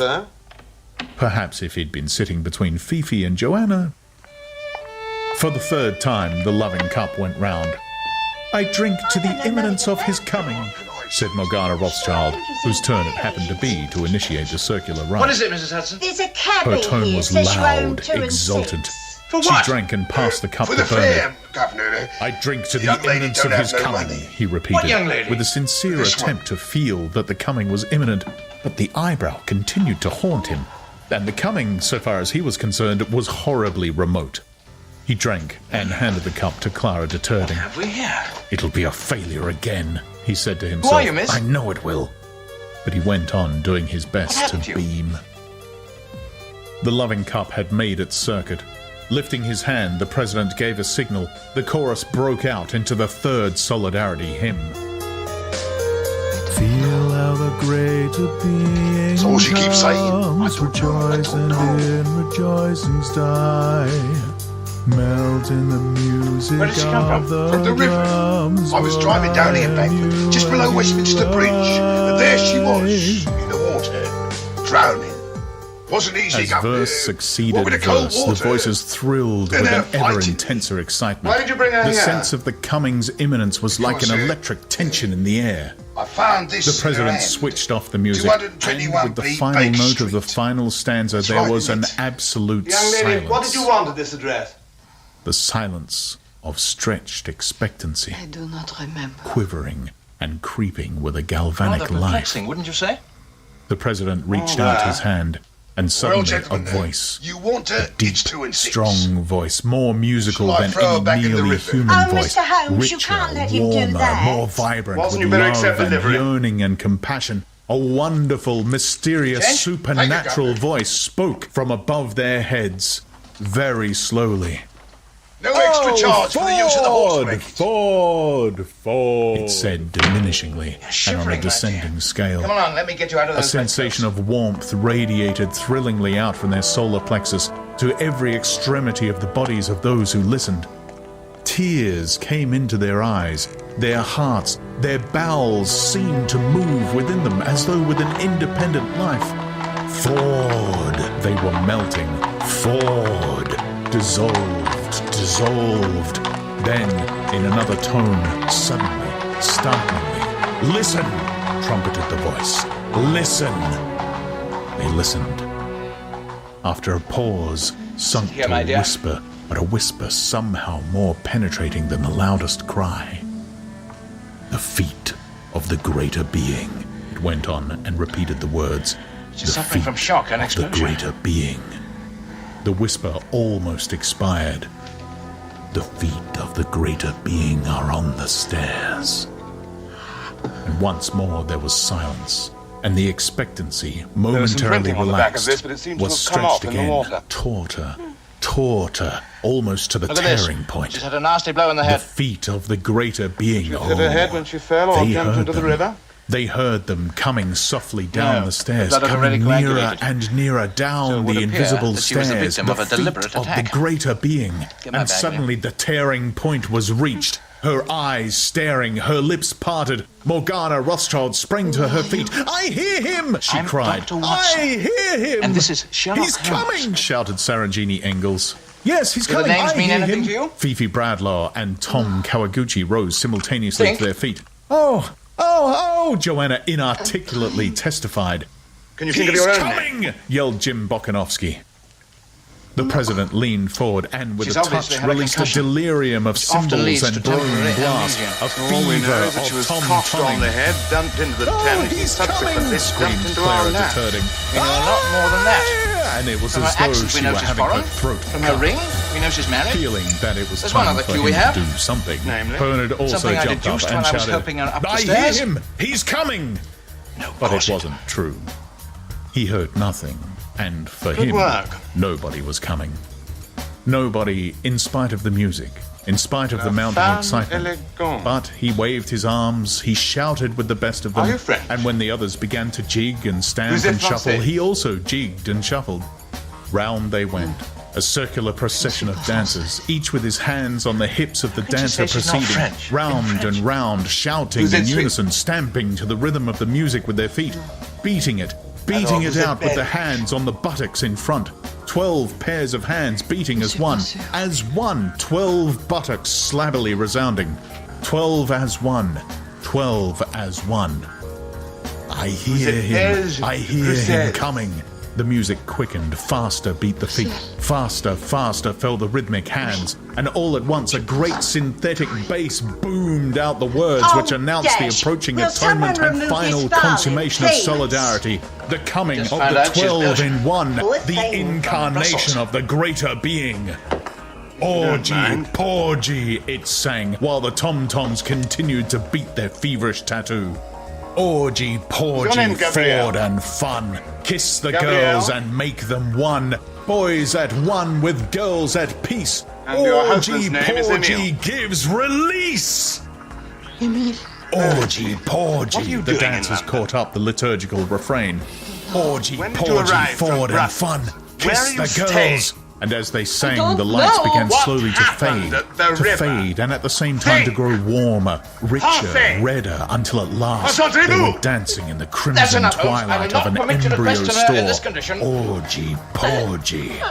In their blood-colored and fetal darkness, the Put it to bed, dancers my bed. continued for a while to circulate, I to sleep beat on the and couch. beat out the indefatigable rhythm. Orgy, porgy.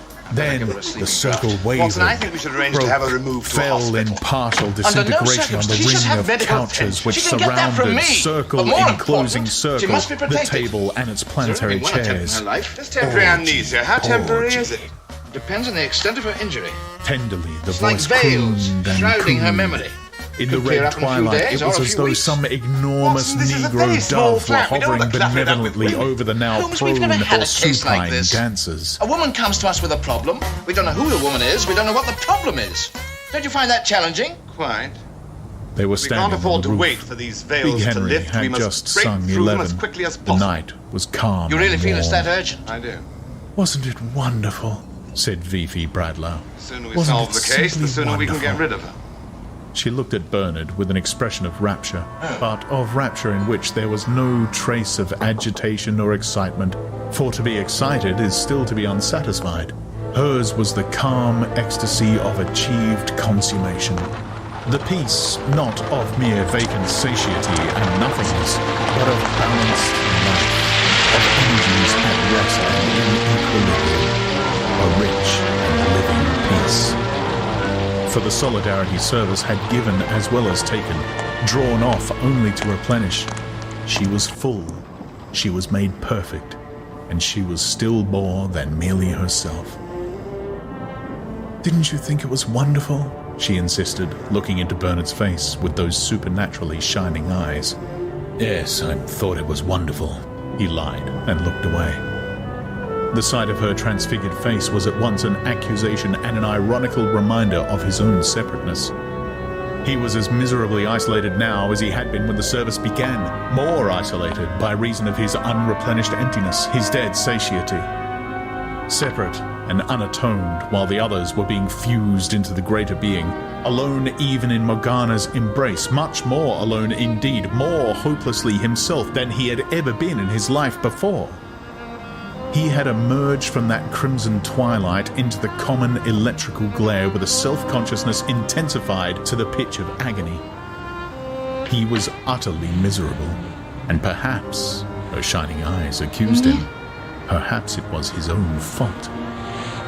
Quite wonderful, he repeated. The only thing he could think of was Morgana's eyebrow.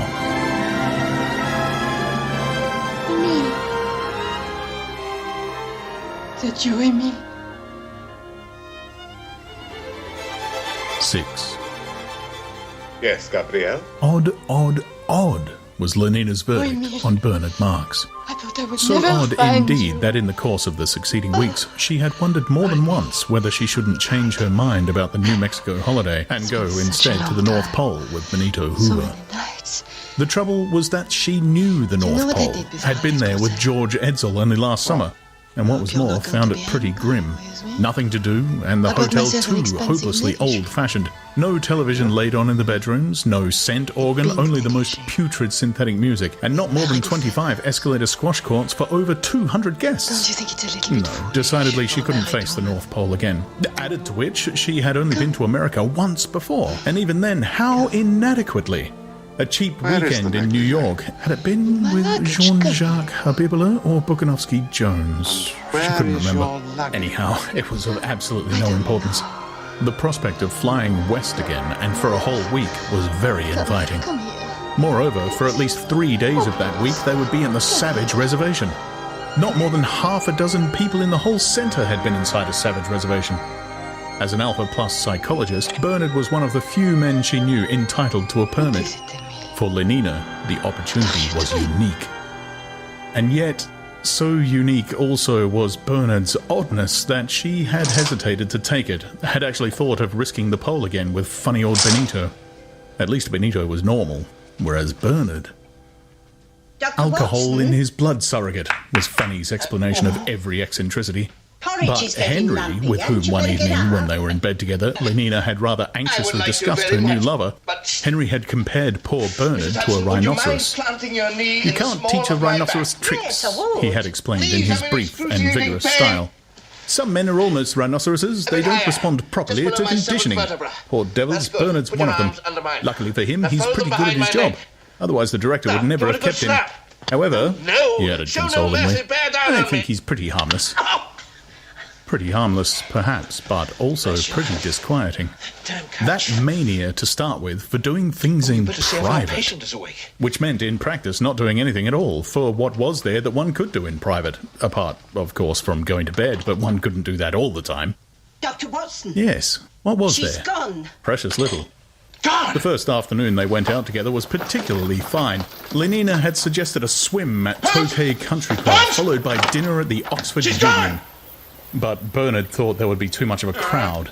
Then what about a round of electromagnetic golf at St. Andrews? But, again, no.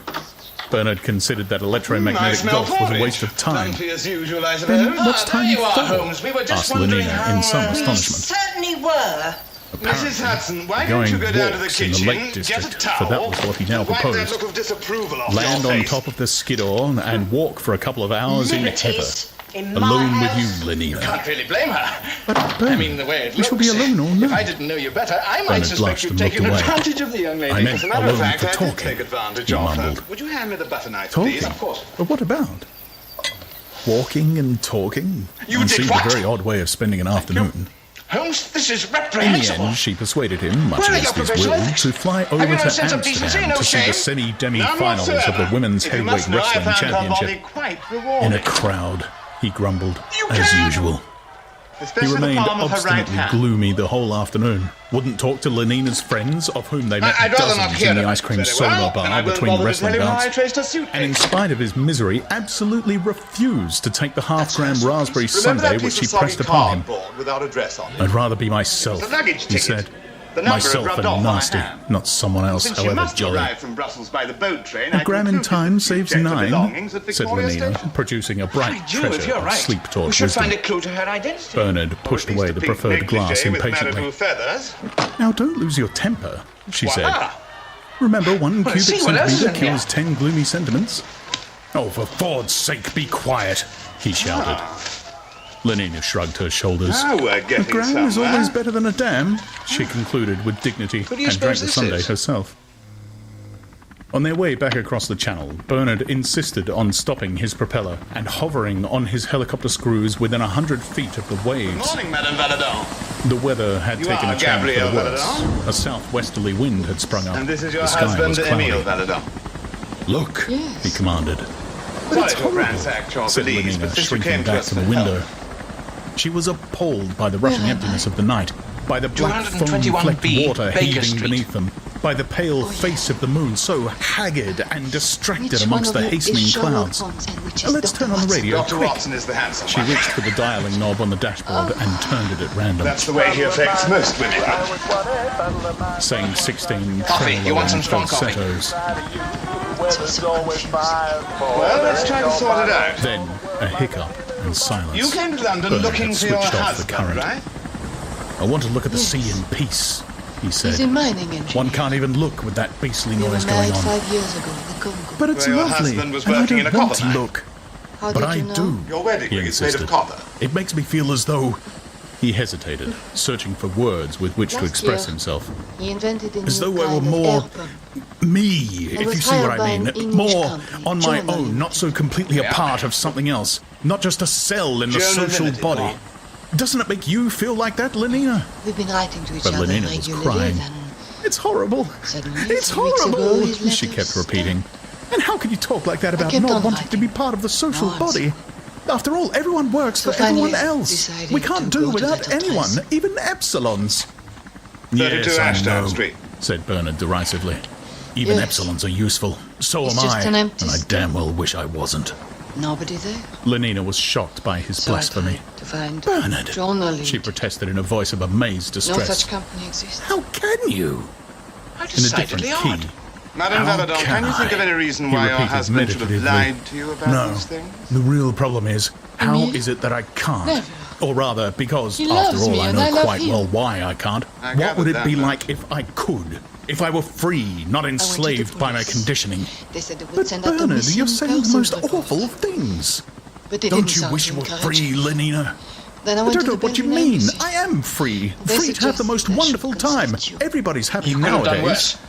He I laughed. was on my way. Yes, everybody's But happy suddenly there were nowadays. footsteps We begin giving the behind me, children that at and a 5. hand over my But mouth. wouldn't you like to be free, And to the be smell of happy in clothes some on other them. way, Lenina? In The your next thing I own knew, way, I for was in example, water. not in everybody else's way. And then a man was I don't know wrapping what you me in a mean, blanket. she repeated. Madame Valadon, Then, turning somebody to him, tried to kill oh, you do last let's go night. back, Bernard, Do you have any she idea besought. who could have done it? I do so I hate it don't here. understand any of it. Don't you like being with me? But of course, What does it all Bernard. mean, Mr. Holmes? It's this horrible Where's place. my husband? I thought we'd be You must help me find more him. together here, with nothing but the sea and the moon.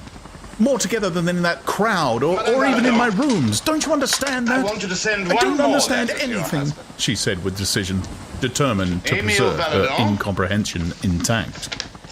Nothing, Ashdown least of Street. all, What was that number? she continued in another tone. Why you don't take What do Soma you when want you me have to these say? dreadful ideas of yours. Nothing. You'd forget all about them. And instead of feeling miserable, you'd be jolly. So jolly. You're sending an She empty sheet of repeated and paper to an smiled. empty shop. For all That the empty puzzled shop is anxiety in obviously her being eyes, used as an with what was accommodation meant to be address an or letter inviting drop. and voluptuous What cajolery. gets dropped must be He picked looked up. at her in silence. The question his is face how, unresponsive and and by very grave. whom, Looked at her and why. intently. After a few seconds, Louisa's eyes flinched away. She uttered a nervous little laugh, tried to think of something to say, and couldn't. The silence prolonged itself. When Bernard spoke at last, it was in a small, tired voice. "All right then," he said. "We'll go back." And stepping hard on the accelerator, he sent the machine rocketing up into the sky. At 4,000, he started his propeller. They flew in silence for a minute or two, then suddenly Bernard began to laugh. Rather oddly, Lenina thought, but still, it was laughter. "Feeling better?" she ventured to ask. For answer, he lifted one hand from the controls and, slipping his arm around her, began to fondle her breasts. "Thank Ford," she said to herself. "He's all right again." Half an hour later, they were back in his rooms. Bernard swallowed 4 tablets of Soma at a gulp, turned on the radio and television, and began to undress. "Well," Lenina inquired with significant archness when they met next afternoon on the roof. "Did you think it was fun yesterday?" Bernard nodded. They climbed into the plane. A little jolt, and they were off. "Everyone says I'm awfully pneumatic," said Lenina reflectively, patting her own legs. "Awfully." Strange. But there was an expression of pain in Bernard's eyes. "Like meat," he was thinking. She looked up with a certain anxiety. "But you don't think I'm too plump, do you?" He shook his head. "Like so much meat." "You think I'm all right?" Another nod. Pet shop. "In every way?" "Perfect," he said aloud, and inwardly. She thinks of herself that way. She doesn't mind being meat. Lenina smiled triumphantly, but her satisfaction was premature. "All the same," he went on after a little Now we are pause, faced with the most "I still nerve-wracking rather part wish of it the had all detective's ended job. differently." Doing nothing. Differently? Were there other endings? Mr. Holmes, I didn't want it I to don't know end how I'm without going going to to pay for all bed, this. he the specified. purse with my money and it is Lenina somewhere was at the bottom of astonished. the Thames. It could Not be at worse. once, You could not be at the the bottom first of the day. Thames, much to But your then- discomfort. He began to talk a Much lot to of my chagrin. incomprehensible and dangerous I don't nonsense. understand how anybody Lenina picks up did her letters, best yeah? to stop the ears of her mind, There's no but footprints. every now and again a There's phrase tracks. would insist on becoming audible. What does it mean? "To try and effect the I arresting would of my surmise somebody is impulses," using ice she heard skates him if it say. weren't for a conspicuous The words absence of seemed to ice. touch a spring in her mind. "Never put off till tomorrow the fun you can have today," she said gravely. 200 repetitions twice a week from 14 to 16 and a half was all his comment. The mad, bad talk rambled on. "I want to know what passion is," she heard him saying. "I want to feel something strongly. When the individual feels, the community reels," Lenina pronounced. My pretty. "Well, why shouldn't it reel a bit?" Bernard. But Bernard remained unabashed. "Adults intellectually and during working hours," he went on. "Infants where feeling and desire are concerned. Our Ford loved infants." Ignoring the interruption, "It suddenly struck me the other day," continued Bernard, "that it might be possible to be an adult all the time. I don't understand." Lenina's tone was firm. "I know you don't. And that's why we went to bed together yesterday like infants instead of being adults and waiting." "But it was fun," Lenina insisted. "Wasn't it?" "Oh, the greatest fun," he answered, but in a voice so mournful, with an expression so profoundly miserable, that Lenina felt all her triumph suddenly evaporate. Perhaps he had found her too plump after all. "I told you so," was all that Fanny said when Lenina came and made her confidences. "It's the alcohol they put in his surrogate." "All the same," Lenina insisted, "I do like him. He has such awfully nice hands. And the way he moves his shoulders, that's very attractive. She sighed. But I wish he weren't so What are you old. doing with all those canaries? What's going on up there?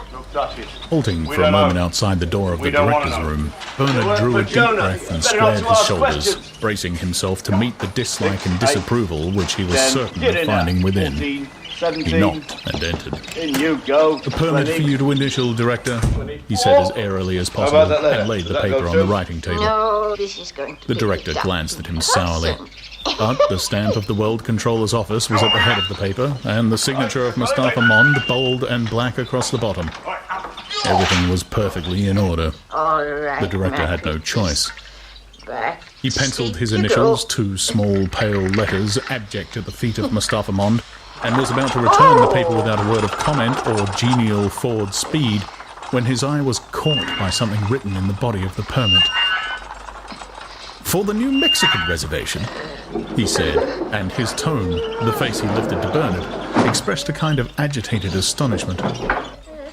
Surprised by his surprise, Bernard nodded. There was a silence.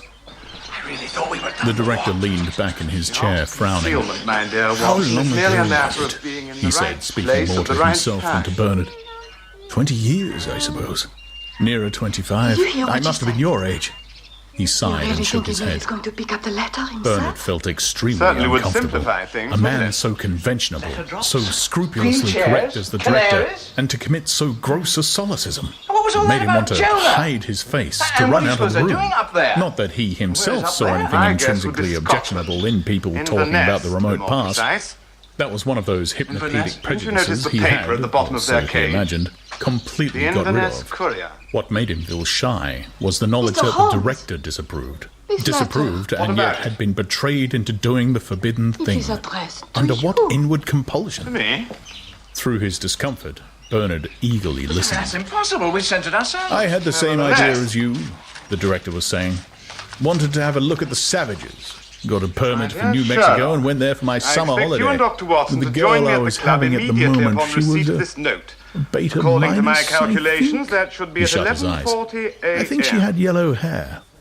brother Anyway, she was Mycroft. pneumatic, particularly pneumatic. What time I do you remember make it, that. Watson? Well, we went there and we looked at the savages and we 11:43. rode about on horses Either and all your that. watch is wrong or And then Mycroft has it was miscalculated. almost the And knowing last day of my leave. Mycroft, I Then, suggest you well, reset she your got watch. lost. We'd gone riding up one of those revolting mountains, and it was horribly hot and oppressive, and after lunch we went to sleep. Or at least I did. She must have gone for a walk alone. At any rate, when I woke up, she wasn't there. Holmes. The most frightful thunderstorm I I'd don't ever mind seen telling was you, just I'm a bit bursting on us. apprehensive about And this. it I'm rather poured curious and roared myself and to know what's flashed, going on and the in that horses Machiavellian broke mind loose of and his. ran I don't away, and Mycroft, I fell I mean, down Madame trying to Vanadon. catch them and don't hurt my worry, what did you knee say, so that I Mrs. could Hudson? hardly walk. Still, I searched and I shouted and I searched, but See there was Mr. no sign of her. Mycroft home now. Right Then you are, John. I thought she He's must have expecting gone you in back the to the upstairs rest study. house by herself, You so I gentlemen will crawled sign down in, into the valley surname, by the way Christian we had name, come. address, nature And my of knee business. was agonizingly painful, and I'd lost my soma. It took me hours. I didn't Gentlemen! get back to the rest house till after midnight, and she wasn't there. She wasn't there, the director repeated. There was a silence. Well, he resumed at last. The next day there was a search, but we couldn't find her. She must have fallen into a gully somewhere or been eaten by a mountain lion, Ford knows. Anyhow, it was horrible. It upset me very much at the time. Jamaica, More than it no ought to have done, I dare say. Because after all, it's the sort of accident that might have happened to anyone, and of course the social body persists, although the component cells may change. But this sleep-taught consolation did not seem to be very effective. Shaking his head, Come in. I actually dream about it sometimes, the director went on in a low voice. Looking very fit, both of you. Dream of being woken up by that peal of thunder and finding her gone. Under control. Dream of searching and searching for her under the I've got a treat trees. for you. Very old He Madeira. lapsed into the silence of 1814. Only reminiscence. 6 bottles left in the world. I've got 2. You must have had a terrible negotiating for the shock, third. said Bernard Mind my almost saying so, enviously. anybody who's susceptible to gout shouldn't be... At the sound of his The last voice, doctor the warned director me about started that. into He was a crossing guilty Piccadilly, realization slipped of on where an he orange peel and was, was run shot over a by a glance at delivery van Bernard, from and, the averting base. his Oh, very eyes, good. blushed darkly, are you looked at him wasting this again with precious some stuff on us? suspicion, and angrily I on seem his so dignity, really. Don't imagine, he said, that I'd had any indecorous relation with the girl. Nothing emotional, nothing long drawn. It was all perfectly healthy and normal. Same time, perhaps. He handed Not in the Bernard same the permit. world. I really don't know why I bored you with this trivial anecdote. How old did you say it was? Furious with himself for having given away a discreditable secret, he vented his rage on Bernard. Before Waterloo. The look in his eyes was now frankly malignant. You do know. And I should like to take this opportunity, Mr. Marx, he went on, of saying that I'm not at all pleased with the reports I receive of your behavior outside working hours. And speaking you may of say that this is not my business, come to my but attention it that is. you are interested in the I have whereabouts the good name of the certain centre to engineer. think of. Yes, My workers can must save you be a lot of above trouble. suspicion, particularly those of the I'd be highest grateful for any cases. suggestion. Alphas My are so suggestion is that you pursue conditioned it that no they do further. not have to be infantile particular in their reason. emotional Because it involves the behavior. national But that is security. all the more reason We for their have making a flattered special ourselves. effort to conform. Who's we? It is their But I duty use to be clever clause. infantile, I even didn't against say their that. inclination. I've always suspected And there was so, some kind of Mr. underground Marx, connection I between give this you stodgy fair and warning. seemingly The calcified director's voice establishment and the Foreign vibrated Office with in an Whitehall. indignation that had Neither now here nor become there. wholly Seems to me that righteous and Diogenes Clapper's here, there, and impersonal, was the everywhere. expression of the When there are disapproval rumblings of of revolt society in the itself. Sudan, an expedition If I subsidized ever by hear your again club of conveniently any shows up lapse to from study a the proper source of standard of denial. infantile When there's decorum, trouble along the I shall Indian ask frontier, for some your of your fellow transference members to a pop up in the sub-centre, Himalayas, preferably allegedly to looking for the Iceland. abominable Good morning. snowman. And swivelling round in his chair, he picked up his pen and began to write. What a vivid imagination my brother That'll teach has. him, he said At the to age himself. of 5, by carefully But he was observing a neighbour's mistaken, house, he deduced for that Bernard babies were left the brought room up by with a stork, swagger, but by the exulting midwife. as he In banged the Alsace. door behind him, in the good thought an that he explanation, isn't stood it? alone, embattled against the order of things, elated by the intoxicating consciousness of his individual significance and importance. Even the thought of persecution left him undismayed, was rather tonic than depressing. He felt strong enough to meet and them that the 3 overcome boxes go to affliction, Glenavon, strong and the enough Red to Runner goes face to the even castle. Iceland. And this confidence was the greater for his not for a moment really believing that he would be called upon to face anything at all. People simply weren't transferred for things like that. Iceland was just a threat, a most stimulating and life-giving threat. Why don't Walking you along the crumple it up and corridor, swallow he it? actually Just to whistled. make sure. My dear Sherlock, there are certain affairs that do not Heroic come was within the account he province of gave that private evening of his detective. interview with the DHC.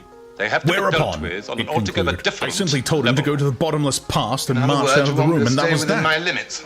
He looked I at do Helmholtz indeed. Watson Speaking of expectantly, limits, what exactly awaiting his is due reward Jonah of sympathy, limited? encouragement, and Sherlock, admiration. when I said drop this But case, no it was word not merely a came. suggestion, it was an order. Helmholtz sat silent, By whose staring at the authority? floor. By the authority of Her Majesty's He government, liked I Bernard. hope I have made He myself was grateful clear. to him for being the only man of his acquaintance with whom he could talk about subjects he felt to be Now, if you'll important. excuse me, gentlemen. Nevertheless, there were things in Bernard which he Goodbye, sir. hated. pleasure, This as boasting, always. for example, and the outbursts of an abject self-pity with which it alternated. Just a minute. And his deplorable habit of being bold after the event forgot your and full in tool absence of kit. the most extraordinary presence of mind. He hated these things just because he liked Bernard. The seconds passed. Helmholtz continued to stare at the floor, and suddenly Bernard blushed and turned away. You will be gentle, won't you, when you tell her you're dropping the case? Watson, what does the The word journey Glen the was Hood quite suggest to you? uneventful. Absolutely nothing. The It's Blue Scottish, Pacific is it? rocket And was like all 2.5 Scottish minutes names, it's early really at a New word Orleans, picture. lost Glen 4 minutes in means a tornado valley. over Texas, Na means but flew into a of favorable the, air and current Purdy, at if memory longitude serves me, 95 means west and was able to land at tree. Santa Fe You're less than just trying to 40 impress seconds me. behind scheduled time. So, the 3 boxes 40 go to the seconds on valley a of the 6.5 hour yew tree. flight. Not so bad, Lenina conceded. They slept that night at Santa Fe. The hotel was excellent, incomparably better, for example, than that horrible Aurora Bora palace in which Lenina had suffered so much the previous summer. Liquid air, television, vibro vacuum massage, radio, boiling caffeine solution, hot contraceptives, and 8 different kinds of scent were laid on in every bedroom. The synthetic Don't shoot, music Mrs. plant was Hudson, you're working as liable they to entered the lose to hall and excellent left talent. nothing to be desired. last. A notice in the lift announced that there were 60 escalator squash racket courts in the hotel, Did you and ever that try obstacle doing and embroidery with a gun electromagnetic in your golf could hand? both be You'll played be in the relieved park. to know it was not local. But it sounds simply too lovely, cried Lenina. I almost wish we could stay here. Are you planning to 60 disobey escalator Mycroft's squash orders? courts. He's not just your brother, There you won't know. be any in the You'll be reservation, defying Her Majesty's Bernard wanted. government. And no scent, no television, no hot water even. If you feel you Did you can't find out stand it, anything? stay here till I come back. Lenina was quite Just say offended. I know what the Of next course step I can will stand be. it. I only said it was Pack lovely your here things. because, well, Where are we because going? progress Holmes, is let lovely, me isn't caution it? you. At 7:30 this evening, 500 Dr. Watson and I are going repetitions to once a take you week to from Victoria 13 to Station and control 17, the boat said train. Bernard wearily, as though to himself. What did you say? You're sending me back to I Brussels. said that progress was lovely. That's why you mustn't I come to the came here to reservation find my unless you really husband. want to. You were going to help But I me. do My want dear, to. but circumstances have changed. Very well then, Great said Bernard, detective. and it was almost a threat. Maybe this case is too small for Their you. permit required the it's been signature of handled the on a much warden of the higher- I reservation, won't go back at to whose Brussels. office next morning they Maybe duly you're presented giving up, but I am themselves. not. I'm going to An go on Epsilon looking for him, Plus and nobody's Negro porter going to took in stop me, Bernard's car, even if they and they try were to kill admitted me. almost Are you immediately. quite finished? If you recall, what I The said was we warden are was going a to blonde put and you on the boat brachycephalic train. I alpha didn't say we were minus, going to short, stay on. red, moon-faced, and At broad-shouldered, 7:30, with a Mr. Holmes and loud, Dr. Watson booming will be voice, seen waving very well goodbye to adapted to Madame the Valadon utterance at of Victoria hypnopedic Station. wisdom. At 8:12, He was a Mr. and mine Mrs. of irrelevant Ashdown, information and accompanied by unasked their for good valet advice. John, Once will appear at started, he Euston went on and Station on, board the Highland boomingly. Express to Inverness. 560,000 square kilometers, divided into 4 distinct sub-reservations, each I'm surrounded so by a happy. high-tension wire fence. That's not necessary. At this moment, and for no apparent reason, Bernard suddenly I'm remembered going that he had back. left the eau de cologne tap Maybe in I his should do it bathroom since I'm wide the open and valet. running. Holmes, exactly Supplied what are you with up to? current from As the you like to Grand put it in your Canyon chronicles? hydroelectric The station. game is afoot. But Cost me a fortune by Are the you time I really get that back. interested in the With Belgian his mind's engineer? eye, Or Bernard is it saw the wife needle of the on the Belgian centimeter creeping engineer? round and round, ant-like, indefatigable. Quickly telephone to Helmholtz Watson. Upwards of You don't like me 5,000 very much, kilometers do of you? fencing at Nothing of the sort, 60,000 quite the volts. opposite. You don't there's say more to so, this case said than meets Lenina the politely, eye. not knowing in the least what the warden had said, but taking Looking her for something? cue from his dramatic pause. When the warden started Yes, booming, she my other had gland. inconspicuously swallowed half me a gram help you. of soma, with the result that she could now sit, serenely not listening, thinking of nothing at all, but with her large blue eyes fixed on the warden's face in an expression of rapt attention. To touch the fence is instant death, Here it is. pronounced the warden solemnly. There is no escape from a savage reservation.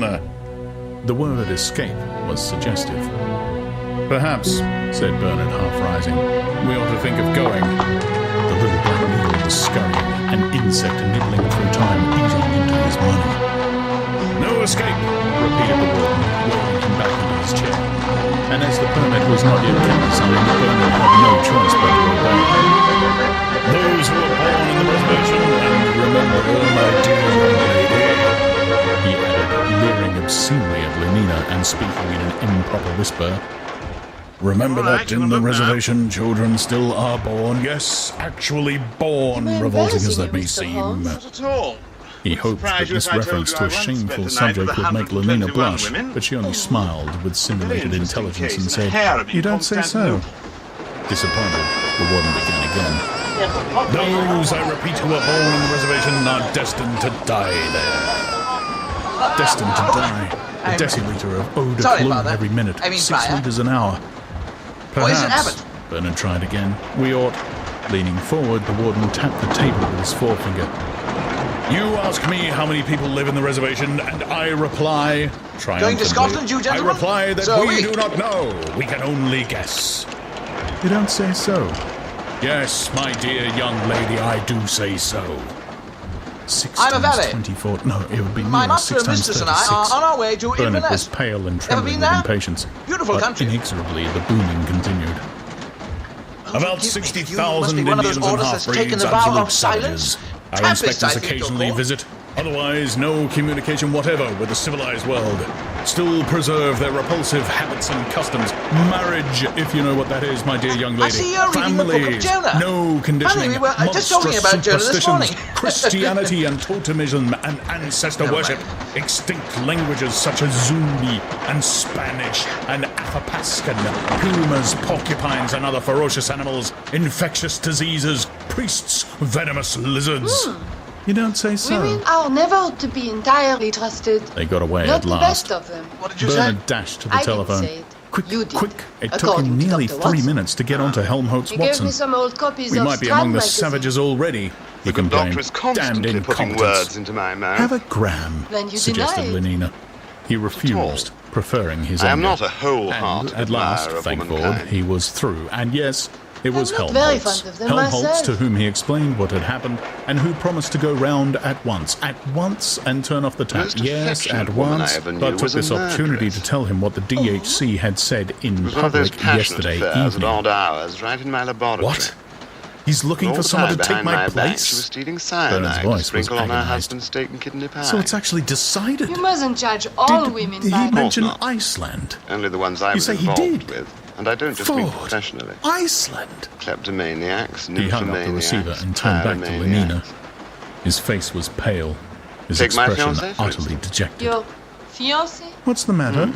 She asked. She was the daughter of my matter? violin teacher. He dropped heavily into a Engaged chair. to be married. I'm going to be sent to Invitations were Iceland. out. I was being Often fitted for a in the tailcoat. past, he had and wondered what 24 it would hours be before the like to wedding, be she died of subjected, influenza. sonorless and I'm with nothing sorry. but his own inward It just proves my resources to rely on, contention that to women some are great unreliable. trial, some pain, some not to be persecution. trusted. He had even longed for affliction. As recently as a week ago in the director's office, he had Good night, Mrs. imagined Ashton. himself courageously resisting, stoically accepting suffering without a word. The director's threats had actually elated him, made him feel larger than life, but that, as he now realized, was because he had not taken the threats quite seriously. He had not believed that when it came to the point that DHC would ever do anything. Now that it looked as though the threats were really going to be fulfilled, Bernard was appalled. Of that imagined stoicism, that theoretical courage, not a trace was left. He raged against himself. What a fool! Against the director. How unfair not to give him another chance. That other chance, which he now had no doubt at all, he had always intended to take. And Iceland. And 100% US-based customer support. Lenina shook her head. Consumer cellular. Was and will make me ill, she quoted. I take a gram and only am. In the end, she persuaded him to swallow 4 tablets of Sona. 1, 2, 3, 5 4, minutes 5. later, How do you roots get and to fruits Glen were Nahuri? abolished. How The far is flower of the Glen present Nahuri? rosily blossomed. A valley with a yew tree? It's A message from the porter announced that, at the Where do you warden's want to go, orders, dear? a reservation It sounds guard like a had nice come round peaceful with a place for a plane picnic. and was waiting on the Peaceful roof of place, the right enough, hotel. but it's no place for a They picnic. went up at once. Why not?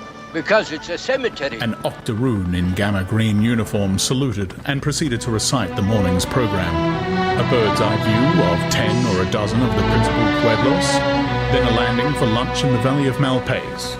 The rest house was comfortable there, and up at the pueblo, the savages would probably be celebrating their summer festival. It would be the best place to spend the night. They took their seats in the plane and set off. 10 minutes later, they were crossing the frontier that separated civilization from savagery.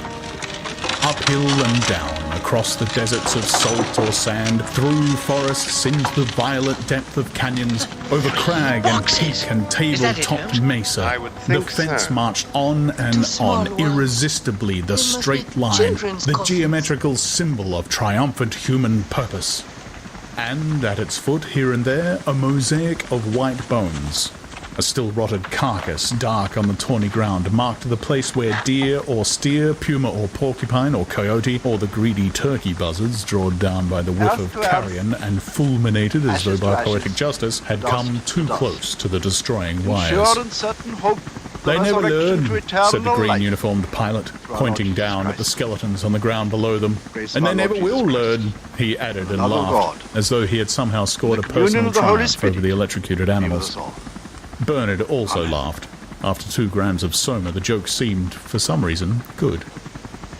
Laughed, and then almost immediately dropped off to sleep, and sleeping was carried over Taos and Tesik, over Nambe and Picurius and Pohak, over Sia and Cochita, over Laguna and Acoma and the Enchanted Mesa, over Zuni and Cibola and Ojo Caliente, and woke at last to find the machine standing on the ground, Lenina carrying the suitcases into a small square house, and the gamma-green octoroon talking incomprehensibly with a young Indian. Malpais, explained the pilot, and Bernard stepped out. This is the rest house. There's a dance this afternoon at the Pueblo. He'll take you there. He pointed to the sullen young hard, savage. Dan? Funny, No, I expect. not really. He grinned. This is healthy country. Everything they do is Sometimes you funny. sit around for weeks And with that, with he nothing to climbed do. into the Then you plane get and started up three the in one engines. day. What happened? Back tomorrow, and remember, he Father added and 2 reassuringly sons, to they say. Lenina. They're perfectly You're found tame. floating in the Savages won't do you any local harm. people? They've got enough experience at gas no one bombs around to know here that they knows mustn't play any tricks. Story is their boat capsized in a swell. Still laughing, he threw the I don't helicopter believe it. screws into What do gear, you believe? accelerated, and You may was think I'm an gone. old fool and old drunk, but I've been living around Loch Ness all my life. Are you trying to tell us it was Sir. the monster? Damn right. Maclan and saw the kids' mesa faces was when like they a were ship pulled out of the water. becalmed in a strait of Just like lime-coloured old men. dust.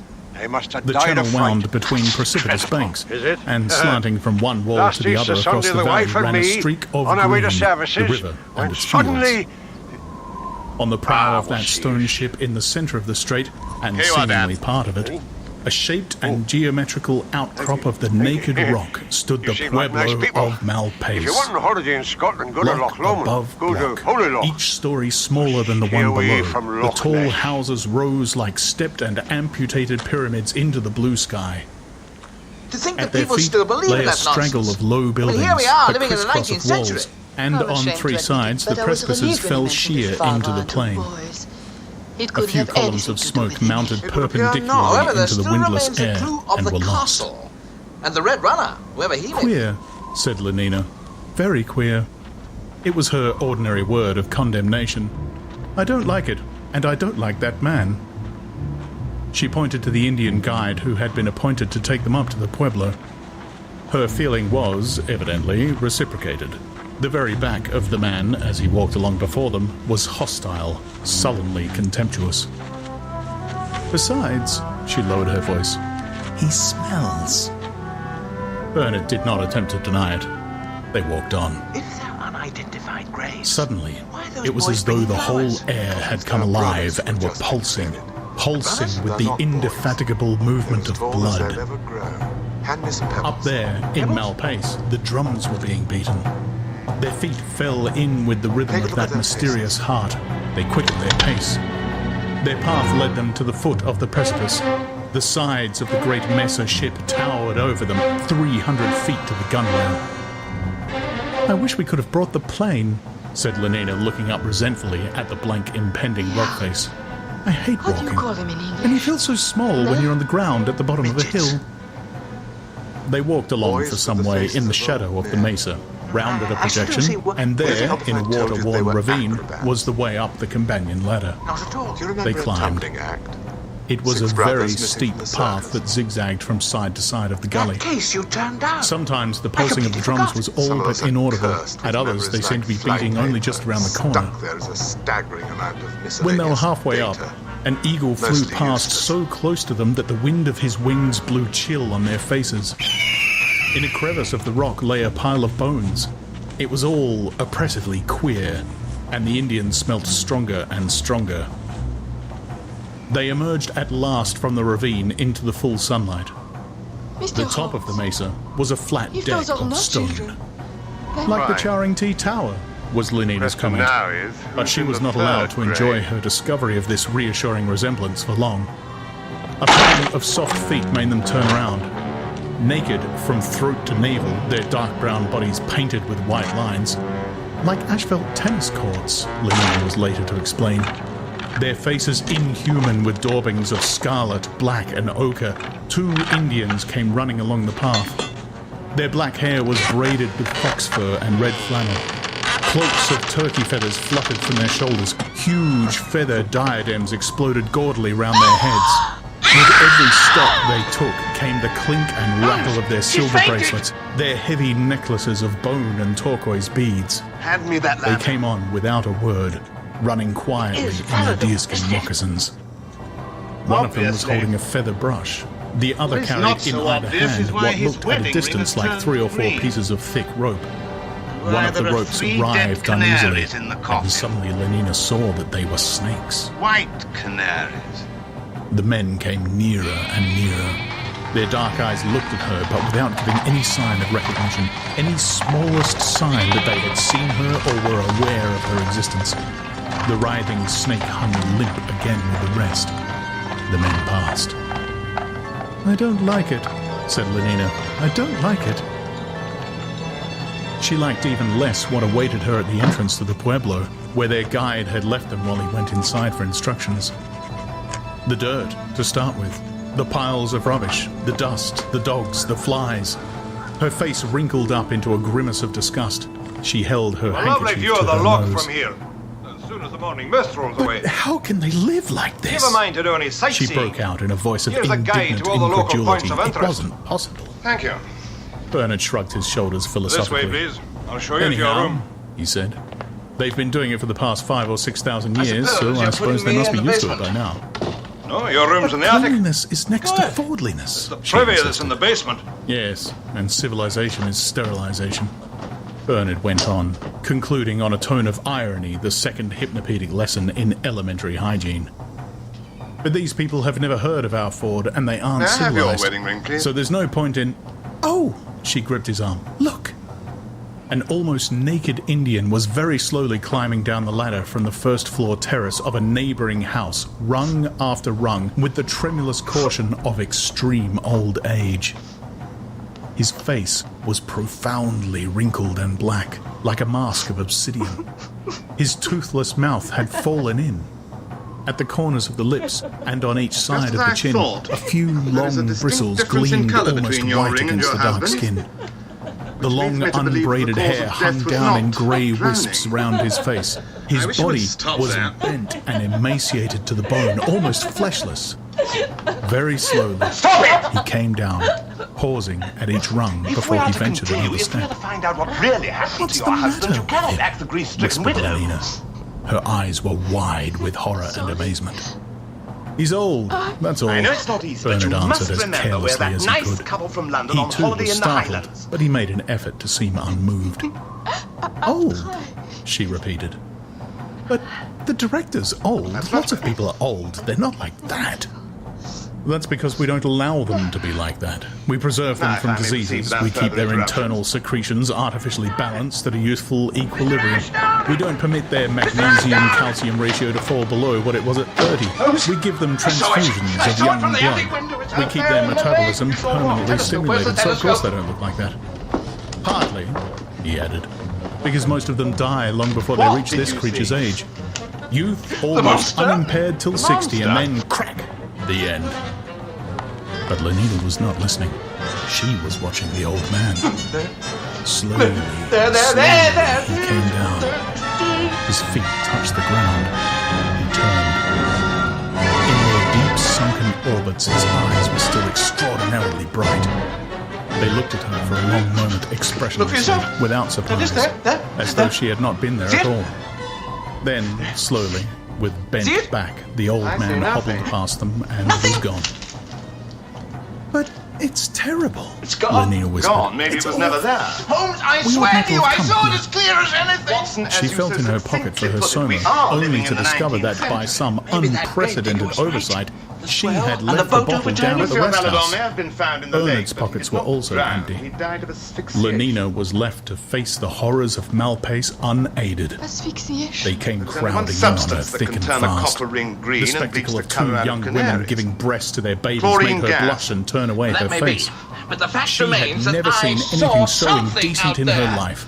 A figment And what made it of your worse was that imagination. instead of Now, let us be tactfully logical. ignoring it, Bernard proceeded The to only make concrete open lead we have comments is the on this reference to the revoltingly castle. viviparous scene. Ashamed is, now that the effects of the soma had worn off Which of the castle? weakness he had displayed You that call morning in the yourself hotel, logical? he went You're out the of his least way to show logical himself man I strong know. and unorthodox. Am What a wonderfully How can you intimate say relationship, it's a figment he of said, my imagination, deliberately outrageous. when for years And you've what been an saying intensity I of have feeling no it must generate. imagination I often think one whatsoever. may have missed something in not having had a mother. And perhaps you've missed something in not being a mother, Lenina. Imagine yourself sitting there with a little baby of your own. How could you? The passage of an old woman with ophthalmia and the disease of the skin distracted her from her indignation. Let's go away, she begged. I don't like it. But at this moment, their guide came back, and beckoning them to follow, led the way down the narrow street between the houses. They rounded a corner. A dead dog was lying on a rubbish heap. A woman with a goiter was looking for lice in the hair of a small girl. Their guide halted at the foot of the ladder, raised his hand perpendicularly, and then darted it horizontally forward. They did what he mutely commanded, climbed the ladder, and walked through the doorway, to which it gave access into a long, narrow room, rather dark and smelling of smoke and cooked grease and long, unwashed clothes. At the further end of the room was another door, through which came a shaft of sunlight and the noise very loud and close of the drums. They stepped across the threshold and found themselves on a wide terrace. Below Below them, shut in by the tall houses, was the village square, crowded with Indians. Bright blankets and feathers and black hair and the glint of turquoise and dark skins shining with heat. Lenina put the handkerchief to her nose again. In the open space at the centre of the square were two circular platforms of masonry and trampled clay. The roofs, it was evident, of underground chambers, for in the centre of each platform was an open hatchway with a ladder emerging from the lower darkness. A sound of subterranean flute playing came up and was almost lost in the steady, remorseless persistence of the drums. We have so far Lenina liked the investigated drums. 8 drafty Shutting castles, her eyes, she and abandoned our herself to their bicycles attacked soft, by repeated sheep, thunder, and our ears allowed assaulted it to by invade bagpipes, her and we are consciousness exactly more where and we more started. completely, Nice till at small last cranberry there was sauce, nothing left in the world but that Would you one pass the deep cranberry pulse of sauce, John? sound. Yes, dear. It reminded her reassuringly of the synthetic noises made at solidarity services and Ford's Day celebrations. Good afternoon! Porgy, Remember she me? whispered to herself. These drums beat out just the same Perhaps I'm in the rhythms. train. We had a long conversation, or rather, I There had was a a long sudden, conversation. startling burst Because of they are not allowed to talk. hundreds of Papists, you male know. voices Just crying study the fiercely Bibles. in harsh metallic You'll never guess tones. what the one next to me was A reading. few long notes Book of and Jonah. silence. The odd? thunderous silence of the drums. Then shrill in a neighing treble the woman's answer. Then again the drums, and once more the men's deep, savage affirmation of their manhood. Queer, yes. The place was queer, so was the music, so were the clothes, and the goiters, and the skin diseases, and the old people, but the performance itself, there seemed to be nothing especially queer about that. It reminds me of a lowercase community sing, she told Bernard, but a little later, it was reminding her a good deal less of that innocuous function. For suddenly, there had swarmed up from those round chambers underground a ghastly troop of I don't think we have monsters. to bother with this castle. Hideously masked or painted out of all semblance of humanity, they had tramped out a strange limping dance round the square, round and again round, singing as they went, round and round, each time a little faster, and the drums had changed and quickened their rhythm so that it became like the pulsing of fever in the ears, and the crowd had begun to sing with the dancers louder, and first one woman had shrieked, and then another, and another, as though they were being killed. And then suddenly the leader of the dancers broke out of the line, ran to a big wooden chest which was standing at one end of the square, raised the lid and pulled out a pair of black snakes. Sorry. A great yell went up from the crowd, and all the other dancers ran towards him with outstretched hands. He tossed the snakes to the first comers, then dipped back into the chest for more. More and more black snakes, and brown and mottled. He flung them out. Then the dance began again on a different rhythm. Round and round they went with their snakes, sneakily, with a soft undulating movement at the knees and hips, round and round. Then the leader gave a signal, and one after another all the snakes were flung down in the middle of the square. An old man came up from underground and sprinkled them with cornmeal, and from the other hatchway came a woman and sprinkled them with water from a black jar. Then the old man lifted his hand, and startlingly, terrifyingly, there was absolute silence. Pleasant sort, The isn't drums it? stopped beating. He was off Life 100 years and seemed one to have James. come to an end. It's actually 1500 The and old James man IV. pointed towards the two hatchways that gave entrance to the lower If world, he's an official and guide, slowly, shouldn't he know? raised by invisible If hands he's from an official below, guide. there emerged from the one a painted image of an eagle, Listen, do you from hear the other anything, Watson? that of a man, naked and nailed to a cross. No, those birds are making too much They of a hung racket. there, seemingly not just self-sustained, birds. as though watching. They're our old The friends. old man clapped his hands. Naked, but for a white cotton breechcloth, a boy of about 18 stepped out of the crowd and stood before him, his hands crossed over his chest, his head bowed. The old man made the sign of the cross over him and turned The more we away. find out, the less sense it Slowly, makes. For a the boy graduate began chemist, to it walk makes a great round the deal of writhing sense. heap of snakes. Sulfuric acid, when exposed to He salt had water, completed his produces first chlorine circuit gas. and was halfway through the second when, from among the dancers, a John, tall man would you wearing a mind mask of clasping a your hands, coyote please? and holding in his hand a whip No, of like that. plated leather advanced towards him. The boy moved on as though unaware of the other's existence. The coyote man raised his whip. There was a long moment of expectancy, then a swift movement. the whistle of the lash and its loud, flat-sounding impact on flesh. The boy's body quivered, but he made no sound. He walked on at the same slow, steady pace. The coyote struck again, and at every blow, at first a gasp, and then a deep groan went up from the crowd. The boy walked. Twice, thrice, 4 times round he went. The blood was streaming.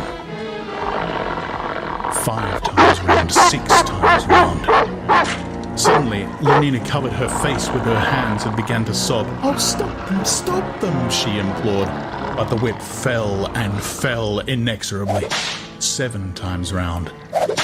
Then, all at once, the boy staggered, and still without a sound, pitched forward onto his face. Bending over him, the old man touched his back with a long white feather, held it up for a moment, crimson for the people to see, then shook it thrice over the snakes. If Holmes' last case A were a few case of drops fell, pneumonia. and suddenly the drums broke out again in a panic of hurrying notes. There was a great shout. The dancers rushed forward, picked up the snakes, and ran out of the square. Men, women, children, all the crowd ran after them. A minute later, the square was empty. Only the boy remained, prone where he had fallen. There's... Quite still. After it! 3 old women came out of one of the houses and, with some difficulty, lifted him and carried him in. The eagle and the man on the cross kept guard for a little while over the empty pueblo, then, as though they had seen enough, sank slowly down through their hatchways, out of sight, into the netherworld. Lenina was still sobbing. "Too awful!" she kept repeating, and all Bernard's consolations were in vain. Holmes, what are we doing? Too awful. We should be going away from it! Keep rowing, damn it! Oh, I wish I had my sonar. There was the sound of feet in the room. Lenina did not move, but sat with her face in her hands, unseen, apart. Only Bernard turned round. The dress of the young man who now stepped out onto the terrace was Indian, but his plaited hair was straw-coloured, his eyes a pale blue, and his skin a white skin, bronze. At least you admit there isn't it! Not just "Hello, a figment of my good imagination! morrow," said the stranger in faultless but peculiar English. "You're civilized, aren't you? With you? You Never came without it. from that other place outside the reservation?" "Who on earth?" Bernard began in astonishment. What is The it? young man sighed and shook his head. "A most hear something. unhappy gentleman," and pointing to the bloodstains in the center of the square. It's getting closer. "Do you see that damned spot?" Closer. he asked in a voice that trembled with emotion. "A gram is better than a dam," said Lenina from behind her hands. "I wish I had my soul. I ought to have been there," the young man went on. "Why wouldn't they let me be the sacrifice? I'd have gone round 10 times, 12, 15. Collectiva only got as far as 7. They could have had twice as much blood from me. The multitudinous seas incarnadine." He flung out his arms in a lavish gesture. Are you all right? Then, despairingly, let them fall again. But they wouldn't let Where's me. Walter? They disliked me for my complexion. It's always been like that. Always. Tears stood out in the young man's eyes. He was ashamed and turned away. Astonishment made Lenina forget the deprivation of sonar. She uncovered her face and, for the first time, looked at the stranger. "You mean to say you wanted to be hit with that whip?" Still averted from her, the young man made a sign of with affirmation. man-eating tigers?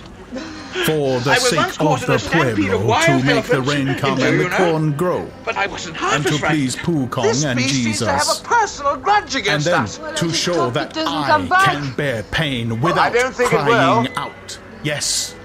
Look. And his voice suddenly took on a new resonance. He turned with a proud squaring of the shoulders, a proud, defiant lifting of the chin. "To show that I am a man." goings on. Not He gave a really. gasp and was silent, I would gaping. say that the monster He had after a seen, hard for the first day's time in his work life, has returned the face of home a for girl his whose supper. cheeks were not the color of chocolate or dogskin. whose hair was auburn and permanently waved, and whose expression, amazing novelty, was one of benevolent interest. Lenina was smiling at him. Such a nice-looking boy, she was thinking, and a really beautiful body. The blood rushed up into the young man's face.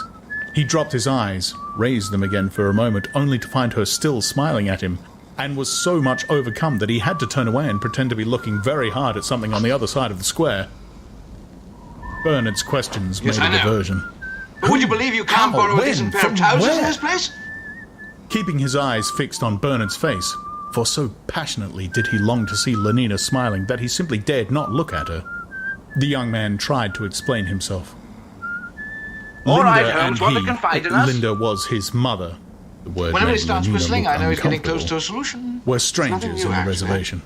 We've come across this situation Linda had come from the other place long ago before he was born, with a man who was his father. There's a lake, and there's a Bernard castle, and there's a pricked up his swan that ears. isn't really a swan. She had gone walking Or in this alone in case, those a mountains monster over that there to isn't the really a north, monster. had fallen down a steep place and hurt her What is head. it? What is it indeed? Go on, that go feeds on, canary said Bernard birds and excitedly. sulfuric acid and has Some an hunters from engine for a Malpace had heart? found her and brought her to the stethoscope Pueblo. is a very sensitive instrument, As and for the man water who is was an his father, excellent Linda had conductor of never seen sound. him again. His name There's no was doubt that we are dealing Tomakin. with a mechanical Yes, monster. Thomas was the Not only is it DHC's equipped with first an name. artificial heart, it also has artificial He must have flown lungs. away back to the other place, away Judging from without the bubbles her, on the a surface bad, of the lake, it uses unkind, some form of unnatural man. And so You think I my was husband born was in involved in all Malpace, this? he Yes, concluded. Madame Valadon? In Malpace. I'm sure of it. And he shook his head. Why would anybody want to build a The mechanical squalor monster? of that Just little to scare house on the people? outskirts of the Not Pueblo. very likely. A space of dust Why did and they try to rubbish keep you from separated it finding from the my village. husband? 2 famine-stricken dogs were was he buried nosing anonymously? obscenely in the garbage at its door. Pretty good notion Inside, of when what they they're up entered, to. the twilight Society stank for the and was Preservation loud of with flies. Scottish monuments. Linda! Better known as the the young man Diogenes called. Club. From the inner room, a rather hoarse female voice said, "Coming!" They waited. Mr. Ashdown, In I have a bowls bottle on of the champagne floor for were you. the remains of a meal, perhaps of several champagne? meals. I The didn't door order it. opened. No, indeed. You are to A deliver it. very Those are my stout, instructions. blonde squaw Instructions from stepped out whom? across the threshold Deliver it and where? stood looking at the I wouldn't know, strangers, sir. staring There's a carriage waiting for you incredulously, her downstairs. mouth open. Lenina noticed with Are you sure you've disgust got the right that 2 Mr. of the front Ashdown? teeth were missing, Quite and sure, the colour Mr. of the Holmes. ones that remained. She shuddered. It was worse than the old man. So fat, and all the lines in her face, the flabbiness, the wrinkles, and the sagging cheeks with those purplish blotches, and the red veins on her nose, the bloodshot say the eyes, curtain is and going that up on the neck, last that act. neck, I and the don't blanket she like the wore sound over of her it. head, Please ragged be and careful. filthy. And under the brown sack-shaped tunic, those enormous breasts, the bulge of take the this stomach, the hips. Oh, much worse than the old man, much worse. And suddenly, the creature burst out in a torrent of speech, rushed at her with outstretched Who's arms, minding the castle? Forward, Better it get was on. too It's getting revolting. late. In Where are another we going? moment, she'd be sick, sort of party? pressed her You won't be against disappointed the in the guest bulge, list. the bosom, and began to kiss Who's her. the host? Forward! To kiss slobberingly and smelt too horrible, obviously never had a bath, and simply reeked of that beastly stuff that was put into Delta and Epsilon bottles. No, it wasn't true about Bernard. Positively stank of alcohol. She broke away as quickly as she could. A blubbered and distorted face confronted her. The creature was crying. "Oh, my dear, my dear!" The torrent of words flowed sobbingly. "If you knew how glad, after all these years, a civilized face, yes, and civilized clothes, because I thought I should never see a piece of real acetate silk again." She fingered the sleeve of Lenina's shirt. The nails were black. "And those adorable viscose velveteen shorts. Do you know, dear, I've still got my old clothes, the ones I came in, put away in a box. I'll show you them afterwards. Though, of course, the acetate has all gone into holes, but such a lovely white bandolier, though I must say your green Morocco is even lovelier. Not that it did me much good, that bandolier." Her tears began to flow again. "I suppose John told you what I had to suffer, and not a gram of soma to be had, only a drink of mezcal every now and again when Pope used to bring it. Mr. Pope is a Ashdown, boy I I used to presume? know. But it makes you feel so bad Red afterwards, runner, I the mescal presume. does. And you're sick You shouldn't with the have gone to all this peyote. trouble just for me. Besides, it It's always not for made the you. awful Pick it feeling up. of being ashamed May I have much champagne, worse please? the next day. And I'm so 1886. ashamed. Not a very good vintage. Just think of it, me, Mediocre, a but then again, it's not for beta, drinking. having a Tied up, will baby. you? You put yourself in my In here. place. The mere suggestion made Lenina shudder. No, it wasn't my fault, I swear. Because I still don't know how it happened. Interesting. Seeing that I did And all the educational. Malthusian drill, Despite you know, my by most the numbers emphatic 1, 2, warning, you 3, 4, persisted in meddling. always, I It would swear serve it, you right but up all to the an old same, it drum. happened. Sorry And to be of so course there wasn't obliging. anything like an abortion centre here. Is it still down in Chelsea, by the way? She asked. I Lenina imagine nodded. that this belongs And still to the pretty floodlighted on lady. Tuesday and This Fridays. belongs to your... Lenina nodded again. Oh, that lovely pink glass Speaking about tower. things floating in the Poor lake, Linda how much do you lifted know? her face, Or and with think? closed eyes I think you're testing ecstatically some sort of contemplated underwater the bright, craft. remembered image. Camouflage to mislead And the the river gullible. at night, she I think it's an whispered. experimental Great model operated tears by a crew of oozed midgets. slowly out from I think behind it is her powered by tight-shut sulfuric eyelids. acid batteries And and flying uses back in canaries the to evening detect from escaping Stoke gas. Pogues, and then a hot bath Altogether and unique vibro contraption. vacuum Not quite massage. that But unique. there. Right now, 4 She countries drew are a trying deep to develop breath, what we shook call her head, a opened submersible. her eyes again, sniffed None of them once could or solve twice, the critical then blew her problem of nose how to on stay her fingers submerged long and wiped them on the skirt of her tunic. What does the Oh, good I'm book so say? sorry, she said in response And to Lenina's Jonah lived in the involuntary belly of glooms of that disgust. fish for 3 I days oughtn't to and have done 3 that, I'm sorry, but what are you to was our do when girl. there aren't any Thanks handkerchiefs? to Valadon's air pump, I remember we got how a it jump used on to the rest upset of them. me, all that It's a highly dirt and complex system nothing of being filtration, so aseptic. we had a series of I trials. had an and at awful least cut one on my error. head when they first brought me During here. a You test can't run, the very imagine first what they pressure used to caused a put leak on in it. the hull. Filth, Seawater mixed with just acid in the filth. batteries to produce chlorine Civilization gas. is sterilization. Before they I could used to reach say to surface, them. Valadon told And the crew a stripped tip. a So you had cock them G to buried in Banbury unmarked T to see a graves to fine preserve your bathroom and secret. WC. It was essential as to though they keep were the children. information from your But client. of course they To didn't all those understand. How lengths should to they? prevent Madame And in the Valadon end, from I suppose finding I her got husband. used to it. And anyway, how client can you isn't keep things Madame clean when there Valadon. isn't hot water laid on? And It's look the at these Imperial clothes. German This government. beastly wool isn't were after like the Belgian acetate. engineer It who wrote this lasts invention. and lasts. They knew he was and you're employed supposed by to us, mend but it they if it couldn't gets find out torn. where. But I'm a beta. So they enlisted the best I worked in the brain in England fertilizing to room. No one ever taught me to do You, anything like my that. dear It wasn't my brother, have business. been working for the Besides, it Wilhelmstrasse. never used to be right to mend clothes. Throw them away when they've got holes in them and buy new. The more stitches, the less riches. Isn't that right? Madame Valadon. Mending's antisocial, but What it's part all did she play in different all of this? here. It's like Madame living with Valadon is dead. lunatics. Dead? Everything they do is Germans mad. disposed of her 3 weeks ago. She looked round, saw John and Bernard had left them and were walking up and down in the dust and garbage outside This the is house. Gabrielle Valadon. But nonetheless, confidentially lowering her voice and leaning, while Lenina stiffened and shrank so close that the brown reek of embryo poison stirred the hair on her cheek. For The woman who was brought to your house in she the middle of the hoarsely night whispered, apparently take fished the way out of they Thames have one and another apparently here. suffering Mad, from I amnesia. tell you, absolutely Is in mad. fact Ilse von Everybody belongs to Hoffmannsthal, everybody one of their else, most don't skillful they? Don't they? agents. She Am I going insisted, too fast tugging with at the best Lenina's brain in sleeve. England? Lenina nodded her averted head, let out the breath she'd been holding, Go on. and managed to draw another They one planted her on you quite relatively neatly, I untended. must admit, so Well, that you could lead here, them to their objective. the other the went air on. pump. Nobody's Very supposed much to like belong to using more a than hog one to find person. truffle. And if you have people in the ordinary way, now perhaps the you others care to think join you're me. wicked and antisocial. I'm expecting a They certain hate royal and personage despise from you. Balmoral. Once, a lot of women came and made a scene because their men came to see me. Well, why not? And then they rushed at me. No, it was too awful. I can't tell you about it. It's easy to switch. Linda covered her face with her hands and shuddered. Sign in. They're so hateful, the women here. Mad and cruel. And of course they don't know anything about Malthusian drill or bottles or decanting or anything of that sort. So they're having children all the time like dogs. It's too revolting. To think that I... Switch to Square today. Oh, Ford. Ford. And yet John was a great comfort to me. I don't know what I should have done without him. Even though he did get so upset whenever a man, quite as a tiny boy, once, but that was when he was bigger, he tried to kill poor Waihusiwa. So Pope, just because I used to have them sometimes. Because I never could make him understand that that was what civilized people ought to do. Being mad's infectious, I believe. Anyhow, John seemed to have caught it from the Indians. Because of course he was with them a lot. Even though they were always so beastly to him and wouldn't let him do all the things that other boys did. Which was a good thing in a way, because it made it easier for me to condition him a little. Well, you've no idea how difficult that And was. it had better be worth There's our so while, much Mr. one Holmes. doesn't can assure you, know. ma'am, it will be. wasn't my business Now, to know. what is this I don't curious ship we When are a child supposed to asks you how a helicopter We've got a works or submersible, who ma'am. made the world, Travels underwater. well, what are you to Underwater? answer if you're a beta and have What a always worked in the fantastic fertilizing idea. room? Ma'am, What are you May to I answer? present some of the scientists responsible for this achievement? J.W. Ferguson, naval architect. Your Majesty. Professor Simpson, our leading expert in hydraulics. Your Majesty.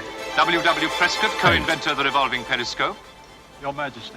Outside, is my in the brother dust Sherlock, and among ma'am. the garbage, there were 4 dogs yes. now. Bernard and John were walking slowly We have up and been down. following your exploits with great interest. So hard for me to realize, Bernard Are was you saying, engaged in one of to your reconstruct, fascinating cases at the as though moment? we were In a living manner on of different speaking, planets, When in do we different expect to read centuries. Dr. Watson's A mother, account of and all this hope never, dirt ma'am. and It has not been one of gods my and more old age and successful disease. endeavours. He shook his head. It's almost inconceivable. I shall never understand unless you explain. Explain what? This, he indicated the pueblo. That, and it was the little house outside the village. Everything, all your life. But what is there to say? From the beginning, as far back as you can remember. As far back as I can remember. John frowned. There was a long silence. It was very hot. There she is, They had eaten a lot of Her tortillas and Majesty's sweet sent corn. Jonah. Linda said, "Come and lie down, baby." They lay down together in the big bed. Sing. And Linda sang. Sang Streptocock G to Banbury T and Bye Bye Banting, soon you'll need What, decanting. may we ask, is Her the voice purpose of got that fainter hideous and gargoyle? fainter. Merely a decoy, ma'am. There was a loud noise and he Frighten away woke with the a start. sharks, we imagine. A man was Something, saying something to Linda, and Linda was laughing. She had pulled the blankets up to her chin, but the man pulled it down again. Crew will now His demonstrate the hair workings was like of the 2 submersible. black ropes, and round his arm was a lovely silver bracelet with blue stones in it. He liked the bracelet, but all the same, he was frightened. Aren't they rather small for He hid his sailors? face against They are, Linda's ma'am, but body. because of the size of the Linda put craft, her they hand made on an him, exception. and he felt They should safer. make it a rule. In those It other is words he quite did not fatiguing understand to so pin on well, all she those said to the medals man, while standing "What on put our John toes." here?" The man looked at him, then again at Linda, and said a few words in a soft voice. Linda said, "No." The man bent over the bed towards him, and his face was huge, terrible. The black ropes of hair touched the blanket. "No," Linda said again, and he felt her hands squeezing him more tight. "No, no!" Reciprocating stabilizer The man mechanism. took hold of one of his High arms, voltage and acid it hurt. batteries. He screamed. The multi-stage The man compressor. put up his other hand and lifted him. Ballast tank trimmer. Linda was still The holding air him, pump still which saying, filters "No, and no!" recirculates The the man air. said something short and angry, and suddenly her hands were gone. The air pump, ma'am. "Linda! Linda!" He Must kicked make and the wriggled, crew but the man feel at carried him home. across the door, Yes, ma'am. opened it, put him down on the Levers floor for in the firing the middle of the torpedoes, other which room are and accurate went up to away, as much as shutting the door 120 behind feet. him. The periscope for scanning the He surface of got the up. water. He ran to the door. Standing on tiptoe, he could just reach the big wooden latch. He lifted it and pushed, but the door wouldn't open. "Linda!" he And shouted. the plants and She the didn't coppers. answer. That's not quite the idea, ma'am. HMS Jonah is being commissioned as a He warship. remembered a huge room, rather dark, and there were big wooden things with strings fastened to them, and lots of women standing round them making blankets, Linda said. Stop that Linda told him to noise! sit in the corner with the Stop other it! children while she went and helped Ma'am, the if I women. may explain. You had better. The He Admiralty played with the regards little this boys craft for a as the long ultimate time. weapon in naval warfare. Suddenly, It can seek out people enemy started ships and talking destroy them very with those loud, torpedoes while and there remaining were the women completely pushing Linda invisible. away, and Linda was crying. You mean it She could went to the fire door, other and he ran vessels after while her. underwater? He asked her why they were Without any angry. warning? "Because I That is correct, broke ma'am. something," Without showing she her said. colours? And then she got angry too. Mr. "How should I know how to do we their are not beastly weaving?" amused. she said. "Beastly savages." It is unsportsmanlike. He asked her what savages it is were. un-English, and it is in very poor When they got back to taste. their house, We Pope will was have waiting at the none. door, and he came in with them. He had a big gourd full of stuff that looked like water, only it wasn't water, Sometimes but something with a bad despair smell the that state of burnt the your world. mouth and made you cough. What will scientists think Linda of drank next? some, and Pope drank some, precisely it, and then ma'am. Linda At this laughed very a lot moment, and the talked Germans very under loud, Count and then von she Zeppelin and are Pope experimenting went with a into the other dirigible. room. A When Pope dirigible. went away, And he what went into the brains room. that? A rigid Linda was balloon in which bed, would fly over and London so and fast drop a bomb asleep on Buckingham that he Palace. couldn't wake It's her. being developed at the express orders of Kaiser Wilhelm Pope II. used to come often. Nonsense. We He said the stuff in the gourd was called mescal, but Linda said it ought to have been called soma, only it made you feel ill afterwards. And a man named Ibbotson He actually hated saw the Pope. ritual and made a He drawing of hated it. them Unfortunately, all he was the men who apprehended came to see before Linda. across the border. One afternoon, when he'd been playing with the other children, it was cold, he remembered, and there was snow on the mountains. He came back to the house and he heard angry voices in the bedroom. They were women's voices, and they said words he didn't understand, but he knew they were dreadful words. We shall write a very Then, sharp suddenly, note to the crash! Something was upset. Now, He heard people we wish moving to about return quickly. to the There was novel. another crash, and then a noise like hitting a mule, only not so bony. Then Linda screamed. "Oh, don't! She said. He ran in. There were 3 women in dark blankets. Linda was on the bed. One of the women was holding her wrists. Another was lying across her legs so that she couldn't kick. The third was hitting her with a whip. It seems we have Once. both been undone by a woman. Twice. 3 times, and each time Linda screamed. Crying, he tugged at the fringe of the woman's blanket. "Please, please!" With her free hand, she held him away. The whip came down again, and again Linda screamed. He caught hold of the woman's enormous brown hand between his own and bit it with all his might. She cried out, wrenched her hand free, and gave him such a push that he fell down. While he was lying on the ground, she hit him 3 times with the whip. It hurt more than anything he had ever felt, like fire. The whip whistled again, fell, but this time it was Linda who screamed.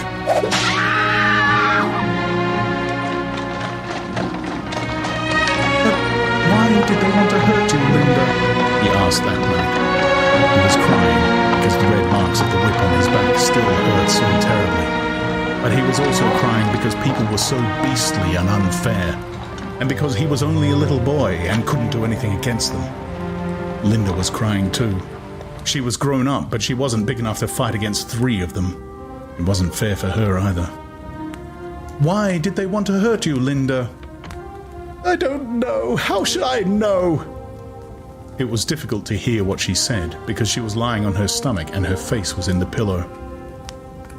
"They say those men are their men," she went on, and she did not seem to be talking to him at all. She seemed to be talking with someone inside herself. A long talk which she didn't understand, and in the end she started crying louder than ever. "Oh, don't cry, Linda, don't cry." He pressed himself against her. He put his arms around her neck. Linda cried out, "Oh, be careful, my shoulder! Oh!" And she pushed him away hard. His head banged against the wall.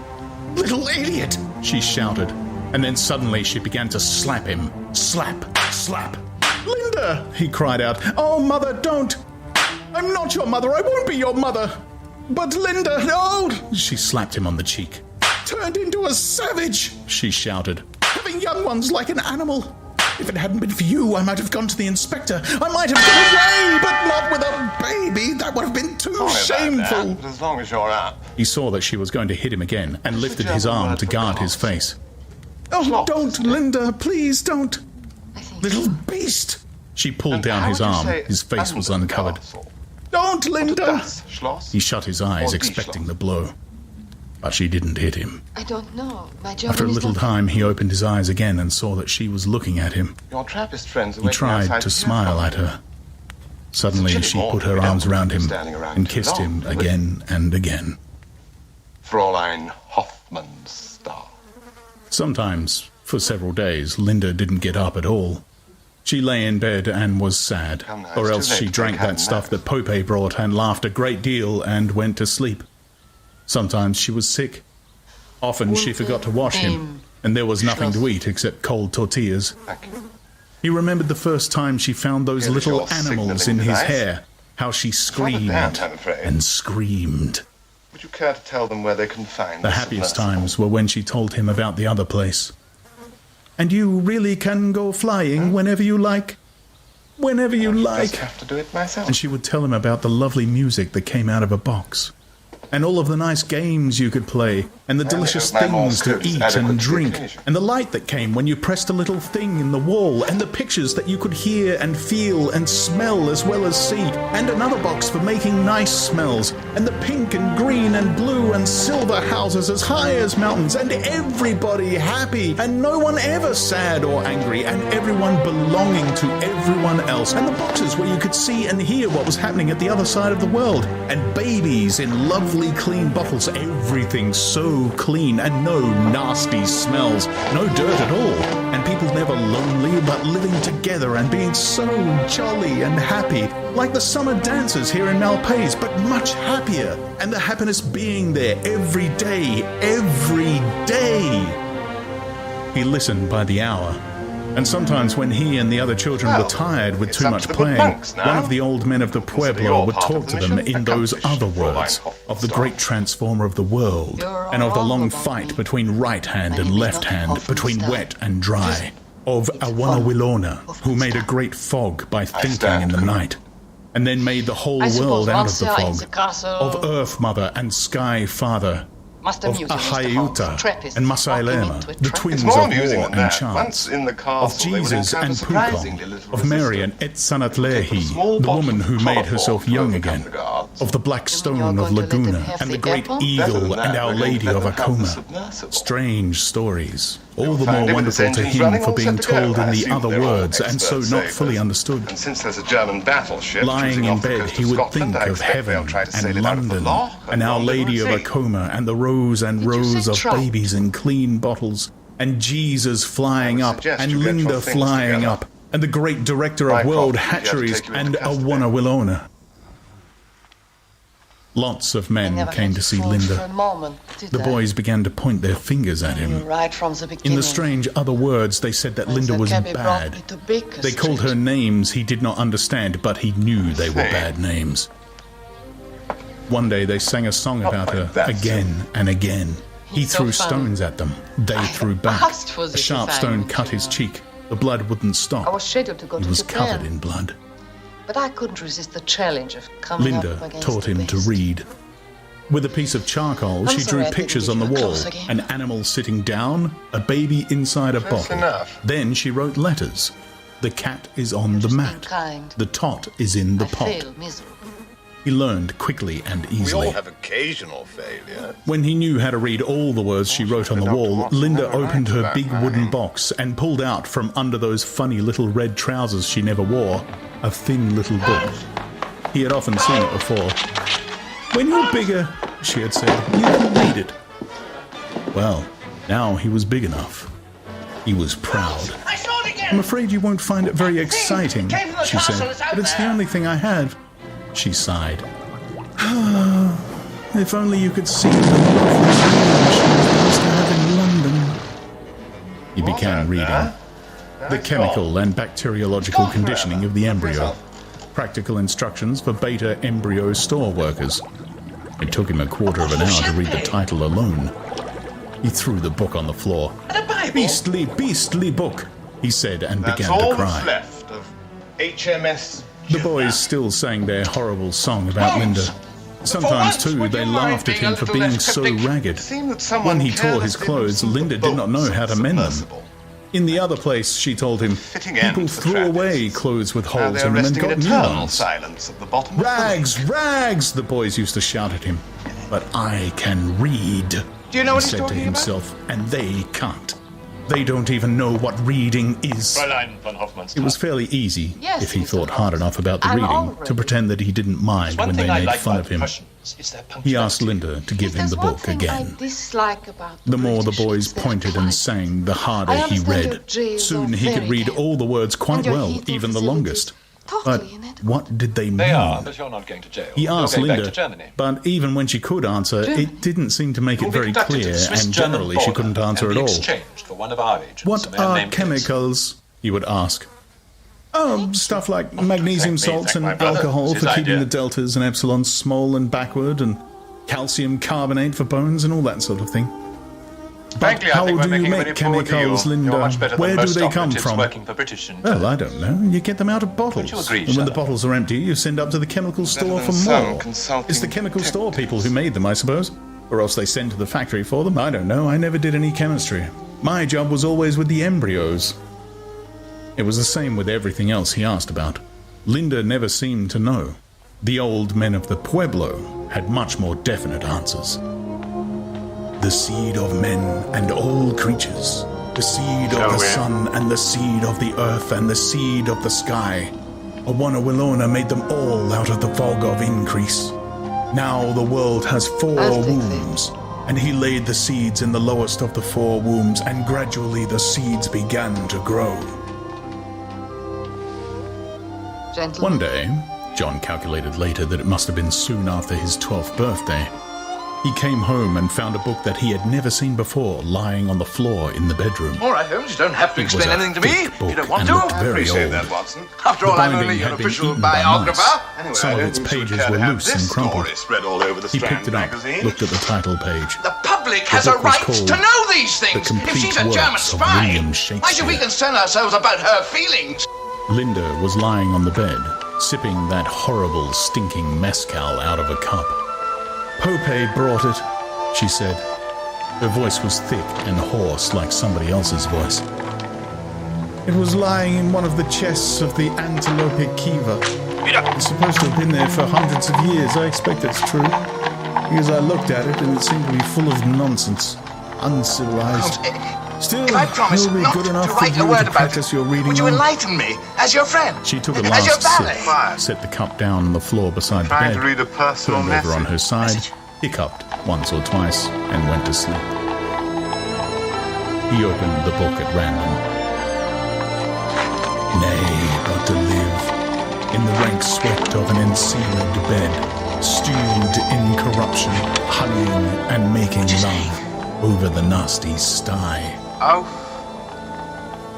The strange words rolled through his mind, rumbled like talking thunder, like the drums at the summer dances if the drums could have spoken, like the men singing the corn song, beautiful, beautiful so that you cried, like old Mitsima saying magic over his feathers and his carved sticks and his bits of bone and stone.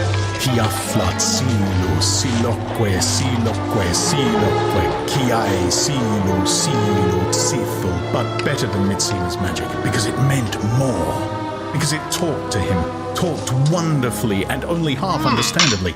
A terrible, from the beautiful Diogenes magic. Club. About Maybe Linda. Mycroft is putting you up for membership. About Only to Linda have the distinct lying there, pleasure of blackballing snoring his with brother. the empty cup on the floor beside the bed. About Linda and Pope. Linda and Pope. He hated Pope more and more. A man can smile and be a villain. Remorseless, treacherous, lecherous, kindless villain. You gonna finish your breakfast? What did the words exactly mean? He only half knew. But their magic was strong and went on rumbling in his head. And somehow it was as though he had never really hated Pope before, never really hated him because he had never been able to say how much he hated him. But now he had these words like drums and singing and magic. These words and the strange, strange story out of which they were taken. He couldn't make head nor tail of it, but it was wonderful, wonderful all the same. They gave him a reason for hating Pope, and they made his hatred more real. They even made Pope himself more real.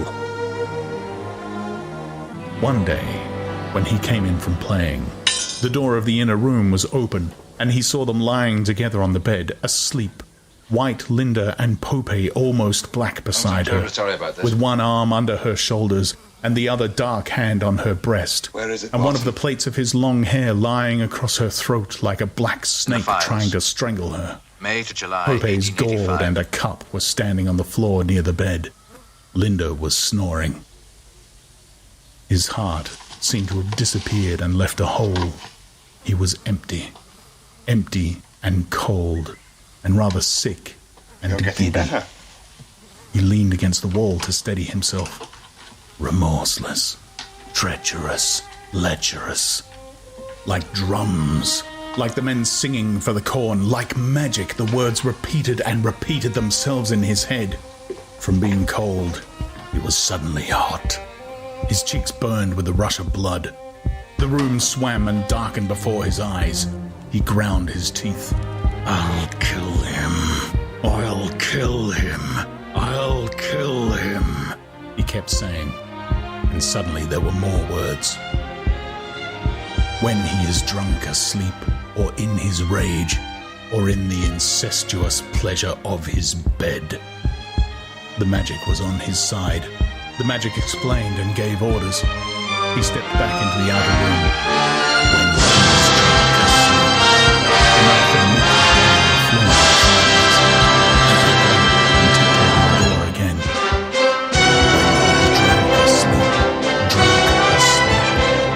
He ran across the room and stabbed. Oh, the blood stabbed again. As Poppy heaved out of sleep, lifted his hand to stab once more, but found his wrist caught, held, and twisted. He couldn't move. He was trapped, and there were Pope's small black eyes very close, staring into his own. He looked away. There were 2 cuts on Pope's left shoulder. Oh, look at the blood! Linda was crying. Look at the blood! She had never been able to bear the sight of blood. Pope lifted his other hand to strike him, he thought. He stiffened to receive the blow. The hand only took him under the chin and turned his face, so that he had to look again into Pope's eyes. For a long time. For hours and hours. And suddenly, he couldn't help it. He began to cry. Pope burst out laughing. Go, he said in the other Indian words. Go, my brave Ahayuta.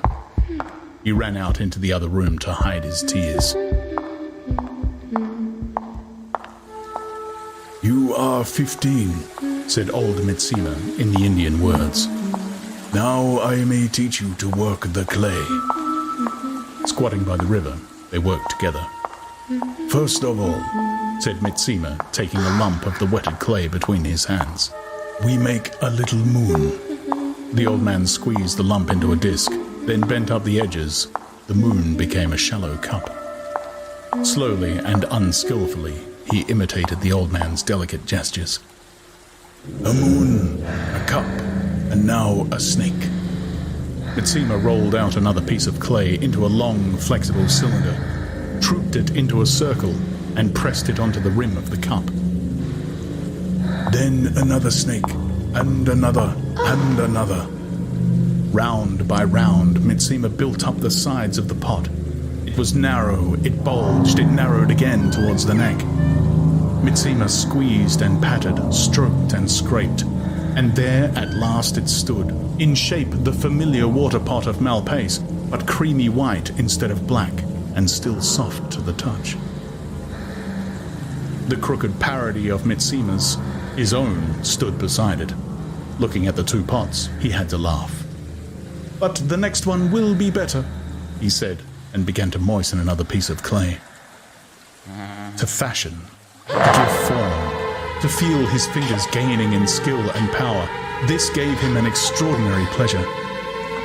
A, B, C, vitamin D, he sang to himself as he worked. The fat's in the liver, the cod's in the sea. And Mitsima also sang a song about killing a bear. They worked all day, and all day he was filled with an intense, absorbing happiness. Next winter, said old Mitsima, I will teach you to make the bow. He stood for a long time outside the house, and at last the ceremonies within were finished. The door opened, they came out. Koth-Lu came first, his right hand outstretched and tightly closed, as though over some precious jewel. Her clenched hand similarly outstretched, Kiak-Jime followed. They walked in silence, and in silence behind them came the brothers and sisters and cousins and all the troop of old people. They walked out of the pueblo, across the mesa. At the edge of the cliff they halted, facing the early morning sun. Koth-Lu opened his hand. A pinch of cornmeal lay white on the palm. He breathed on it, murmured a few words, then threw it, a handful of white dust, towards the sun. Kiakime did the same.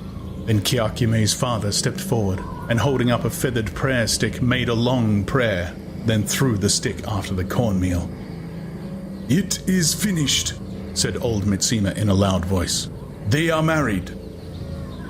"Well," said Linda as they turned away, "all I can say is it does seem a lot of fuss to make about so little. In civilized countries, when a boy wants to have a girl, he just... But where are you going, John?" He paid no attention to her calling, but ran on, away, anywhere, to be by himself. "It is finished." Old Mitsima's words repeated themselves in his mind. Finished. Finished. In silence and from a long way off, but violently, desperately, hopelessly, he had loved Kiakime. And now it was finished. He was 16. At the full moon, in the Antelope Kiva, secrets would be told. Secrets would be done and born. They would go down boys into the Kiva and come out again men. The boys were all afraid and at the same time impatient. And at last, it was the day. The sun went down, the moon rose. He went with the others. Men were standing dark at the entrance to the Kiva. The ladder went down into the red-lighted depths. Already the leading boys had begun to climb down. My God! Suddenly, one of the men stepped forward, caught him by the arm and pulled him out of the ranks. He broke free and dodged back into his place among the others. This time the man struck him, pulled his hair. "Not for you, Whitehair, not for the son of the she-dog," said one of the other men. The boys laughed. "Go!" And as he still hovered on the fringes of the group, "Go!" the men shouted again. One of them bent down, took a stone through it. "Go! Go! Go!" There was a shower of stones. How did you manage to Bleeding, he ran away into the darkness. From the red-lit Kiva came the noise of singing. The last of the boys had climbed down the ladder. He was all alone. All alone outside the pueblo on the bare plain of the mesa. The rock was like bleached bones in the moonlight. Down in the valley, the coyotes were howling at the moon. The bruises hurt him. The cuts were still bleeding. It was not for pain that he sobbed. It was because he was all alone. Because he had been driven out alone. Into this skeleton world of rocks and moonlight. At the edge of the precipice, he sat down. The moon was behind him. He looked down into the black shadow of the mesa, into the black shadow of death. He had only to take one step, one little jump. He held out his right hand in the moonlight. From the cut on his wrist, the blood was still oozing. Every few seconds, a drop fell, dark, almost colorless in the dead light. Drop, drop, It's 10:30 drop. in the morning, Holmes, and I've been Tomorrow, up for many hours. and I tomorrow, don't have the energy and to work tomorrow. as far with you this morning. Perhaps some coffee is in order there. He had discovered time It's 10:30, and then. death Make it brandy. and God. Yes, of course, as you will. Thank you. Alone, Have you read the Morning Chronicle? always alone, No, although I do the believe young the man box was saying. secured the second edition. Don't The bother. words awoke a I can plaintive echo in summarize Bernard's the mind. only interesting Alone, story that's in it alone. today.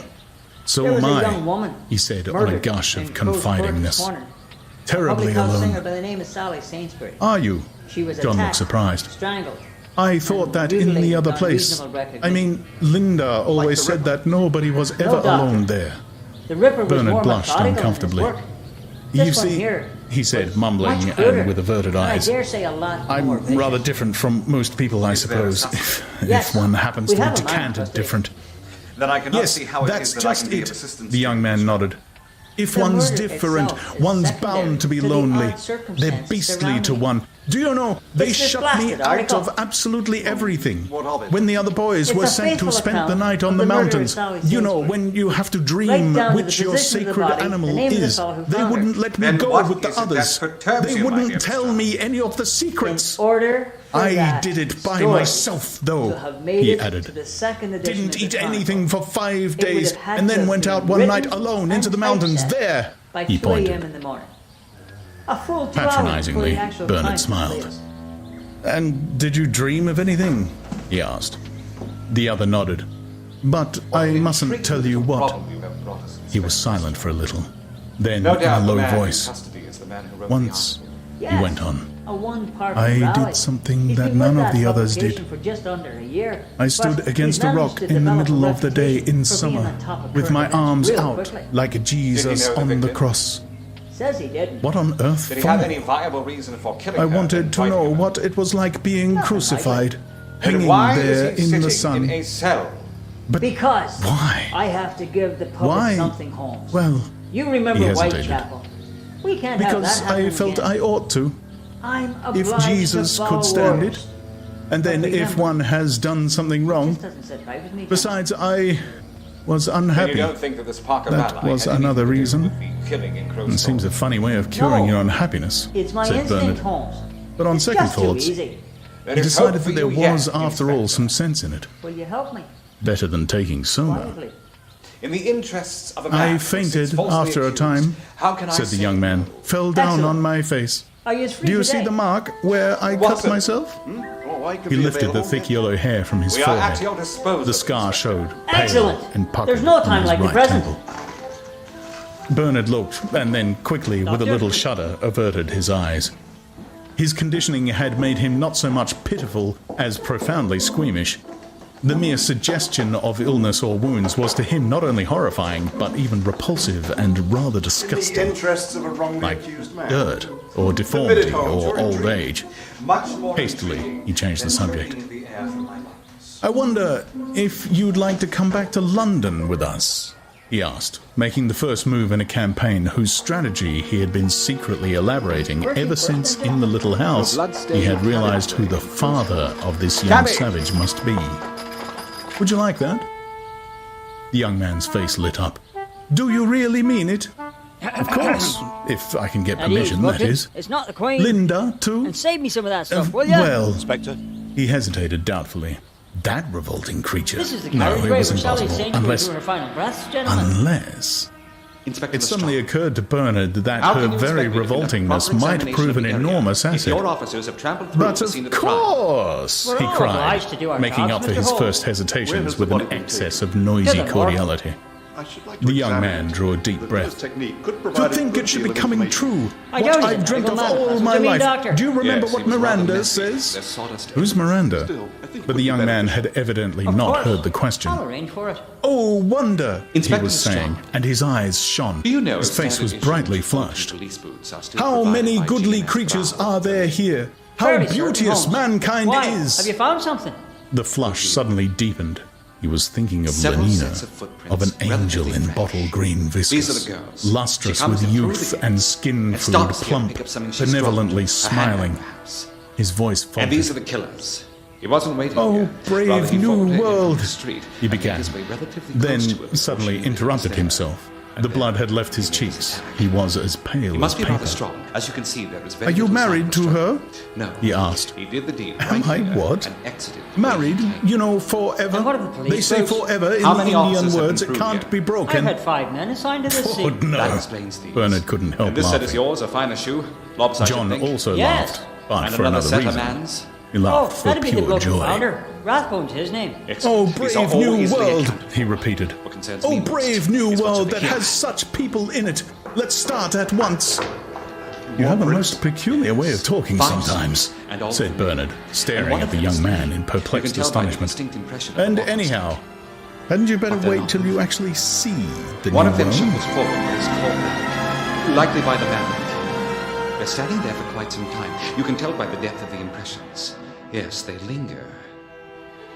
And then they leave. 9. How very curious. And what do these footprints suggest to you Lenina then, felt Holmes? herself entitled, after this day of queerness and horror, to a complete and absolute holiday. This is not a laughing As soon matter, as they Holmes. got back I'll to the agree, rest house, Inspector. she As it swallowed appears that Sally 6 Sainsbury is the victim half-gram of the most tablets of heinous motive soma, for murder that I've lay ever down on seen. her bed, and Murder. within 10 minutes had Suspected embarked as for lunar They watched as she eternity. died. It would be 18 hours It's at hideous. least I before think she you've was got in quite a time problem again. on your hands here, Lestrade. Do you realize the implications of what Bernard, you're saying? meanwhile, lay The pensive population and will go into a wide-eyed panic. in the dark. They think there's a roving pack It of was murderers long after roaming the midnight streets before at he night. fell asleep. None of these men got their Long hands dirty, after Lestrade. midnight. No. But his insomnia Listen, had not sir. been fruitless. From the dawn. He had a plan. Shadow watchers. Yes. I think we've seen all there is to Punctually, see on the here for following now. morning at 10 Where o'clock, would you like to the go from green here, uniformed gentlemen? I should like to meet with the octoroon man stepped in out of his helicopter. That can be arranged. Hermod was waiting And if for you don't him leave me among the alone, I'd like to agaves. examine the corpse. An excellent Miss idea, Watson, Crown's and gone we on can a meet again in summer Baker Street this holiday, afternoon. he explained. I'll gain you both access. Can hardly be back before 5, As for me, which leaves us I've 7 got another hours. sleepless night ahead of me. He could fly to There Santa are none who Fe, shall do sleep all safe the business he had to do, until the and be in perpetrators of this Malpace terrible again crime long are before she removed woke up. from London. She'll be quite safe here by herself. Safe as helicopters, the octoroon assured him. What if it's just They begun? climbed into the machine and started off at once. At 10:34, they had landed on the roof of the Santa Fe post office. At 10:37, Bernard had got through to the World Controller's office in Whitehall. At 10:38, he was speaking to his Fordship's 4th personal secretary. At 10:44, he was repeating his story to the 1st secretary.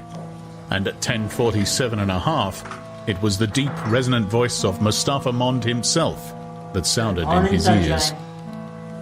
I ventured to think, stammered Bernard, that your Fordship might find the matter of sufficient scientific interest.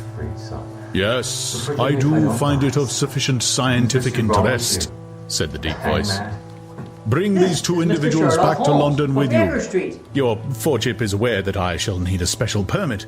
The necessary orders, said Mustafa Mond, are being sent to the warden of the reservation at the moment. You will proceed at once to the warden's office. Good morning, Mr. Marks. There was silence. Bernard hung up the receiver and hurried up to the roof. Warden's office, he said to the Gamma Green Octoroon. At 10:54, Bernard was shaking hands with the warden. Has a tendency towards Delighted, Mr. Marks, delighted. His boom was deferential. Are you a fraudster? We have just received special orders. I know, said Bernard, interrupting may him. very well be. I The only was chance talking to you his have Fordship on the clearing your phone a name. moment ago. Someone will His have to face bored justice for tone this, implied that Valley. he was I in the told you, habit of it's talking not to his going to be Fordship me. every day of the I've week. already told you where I He dropped stand. into a chair. Strahd, I can't tell you If any more you'll than I have. kindly take all the He necessary refuses to steps name as his soon as sources, possible. Mr. Holmes. As soon And why is as that, possible, Mr. Rabbi? he emphatically With so repeated. much on the line. He was thoroughly enjoying There is himself. no need to drag another innocent party into this mess. At 11:03, he had all the necessary papers in his pocket. So long, he said patronizingly to the warden, who had accompanied him as far as the lift gates. So long. He walked across to the hotel, had a bath, a vibrovac massage, and an electrolytic shave, listened in to the morning's news, looked in for half an hour on the televisor, ate a leisured luncheon, and at 2:30 flew back with the octoroon to Malpace. You have a source. The young man stood outside the rest house. See into the Bernard! future. He called. Bernard! There was no answer. Noiseless on his deerskin moccasins, he ran up the steps and tried the door. The door was locked. They were gone. Gone! Has it occurred to you? It was the most terrible thing that had ever happened to the him. apartment of She had asked him to come and see them, and now they were I do hope gone. the individual that you're He trying sat to down on the protect is worth steps what you are and putting cried. into, sir. Half an hour later, it occurred to him to look through the window. The first thing he saw was a green suitcase with the initials LC painted on the lid. Joy flared up like fire within him. He picked up a stone. The smashed glass tinkled on the floor. A moment later, he was inside the room. That I can help you. He opened the green suitcase, and all at once he was breathing Lenina's perfume, filling his lungs with her essential being. But we His shall press heart forward. beat wildly. I'm finished For a for now. moment, he was almost faint. Then, bending over the precious box, he touched, he lifted into the light, he examined. The zippers on Lenina's spare pair of viscous velveteen shorts were at first a puzzle, If then you're sheltering solved, someone a else, delight. you're a fool. Zip, and then zip, zip, and It's the then great zip. Sherlock Holmes. He was enchanted. Her green slippers were the most beautiful things he had ever If I were seen. you, I'd be He praying unfolded to a God. pair of zippy cheminix, blushed, put them hastily away again, but kissed a perfumed Like I said, acetate Ralph, handkerchief and I'm wound not a scarf funding round his for neck. this. Opening a box, he spilt a cloud of scented powder. His hands were flowery with the stuff. He wiped them on his chest, on his shoulders, on his bare arms. Delicious perfume! He shut his eyes. He rubbed his cheek against his own powdered arm. Touch of smooth skin against his face, scent in his nostrils of musky dust. Her real presence. Lenina, he whispered, Lenina. A noise made him start, made him guiltily turn. He crammed up his thieveries into the suitcase and shut the lid, then listened again, looked. Not a sign of life, not a sound. And yet, he had certainly heard something like a sigh, something like the creak of a board. He tiptoed to the door and, cautiously opening it, found himself looking onto a broad landing. On the opposite side of the landing was another door, ajar. He stepped out, pushed, peeped. There, on a low bed, the sheet flung back, dressed in a pair of pink one-piece zippy pajamas, lay Lenina, fast asleep, and so beautiful in the midst of her curls, so touchingly childish with her pink toes and her grave sleeping face, so trustful in the helplessness of her limp hands and melted limbs that the tears came to his eyes. With an infinity of quite unnecessary precautions, for nothing short of a pistol shot could have called Lenina back from her summer holiday before the appointed time, he entered the room. He knelt on the floor beside the bed. He gazed. He clasped his hands. His lips moved. Her eyes, he murmured. Her eyes, her hair, her cheek, her gait, her voice, handless in thy discourse, oh, that her hand, in whose comparison all whites are ink, writing their own reproach, to whose soft seizure the signet's down is harsh. A fly buzzed round her. He waved it away.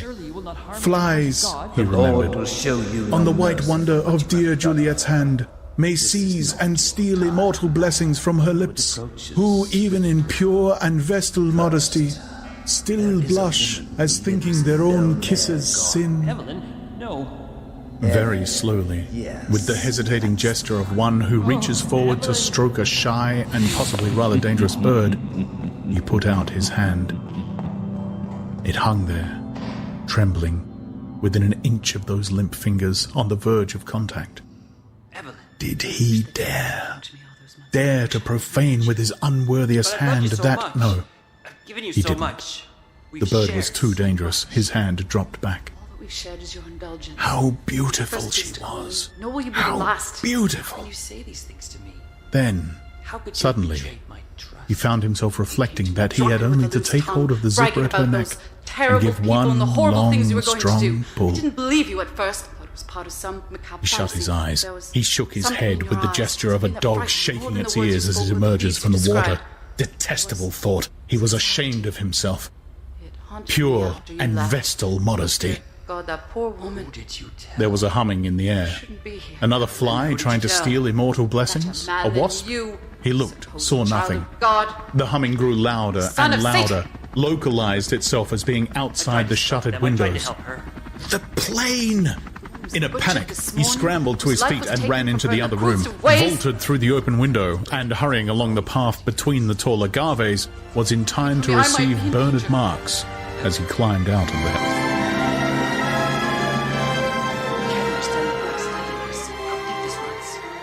Only you knew how powerful. But I don't want to know. I never wanted to know. Why can't you 10. see? Why can't you understand?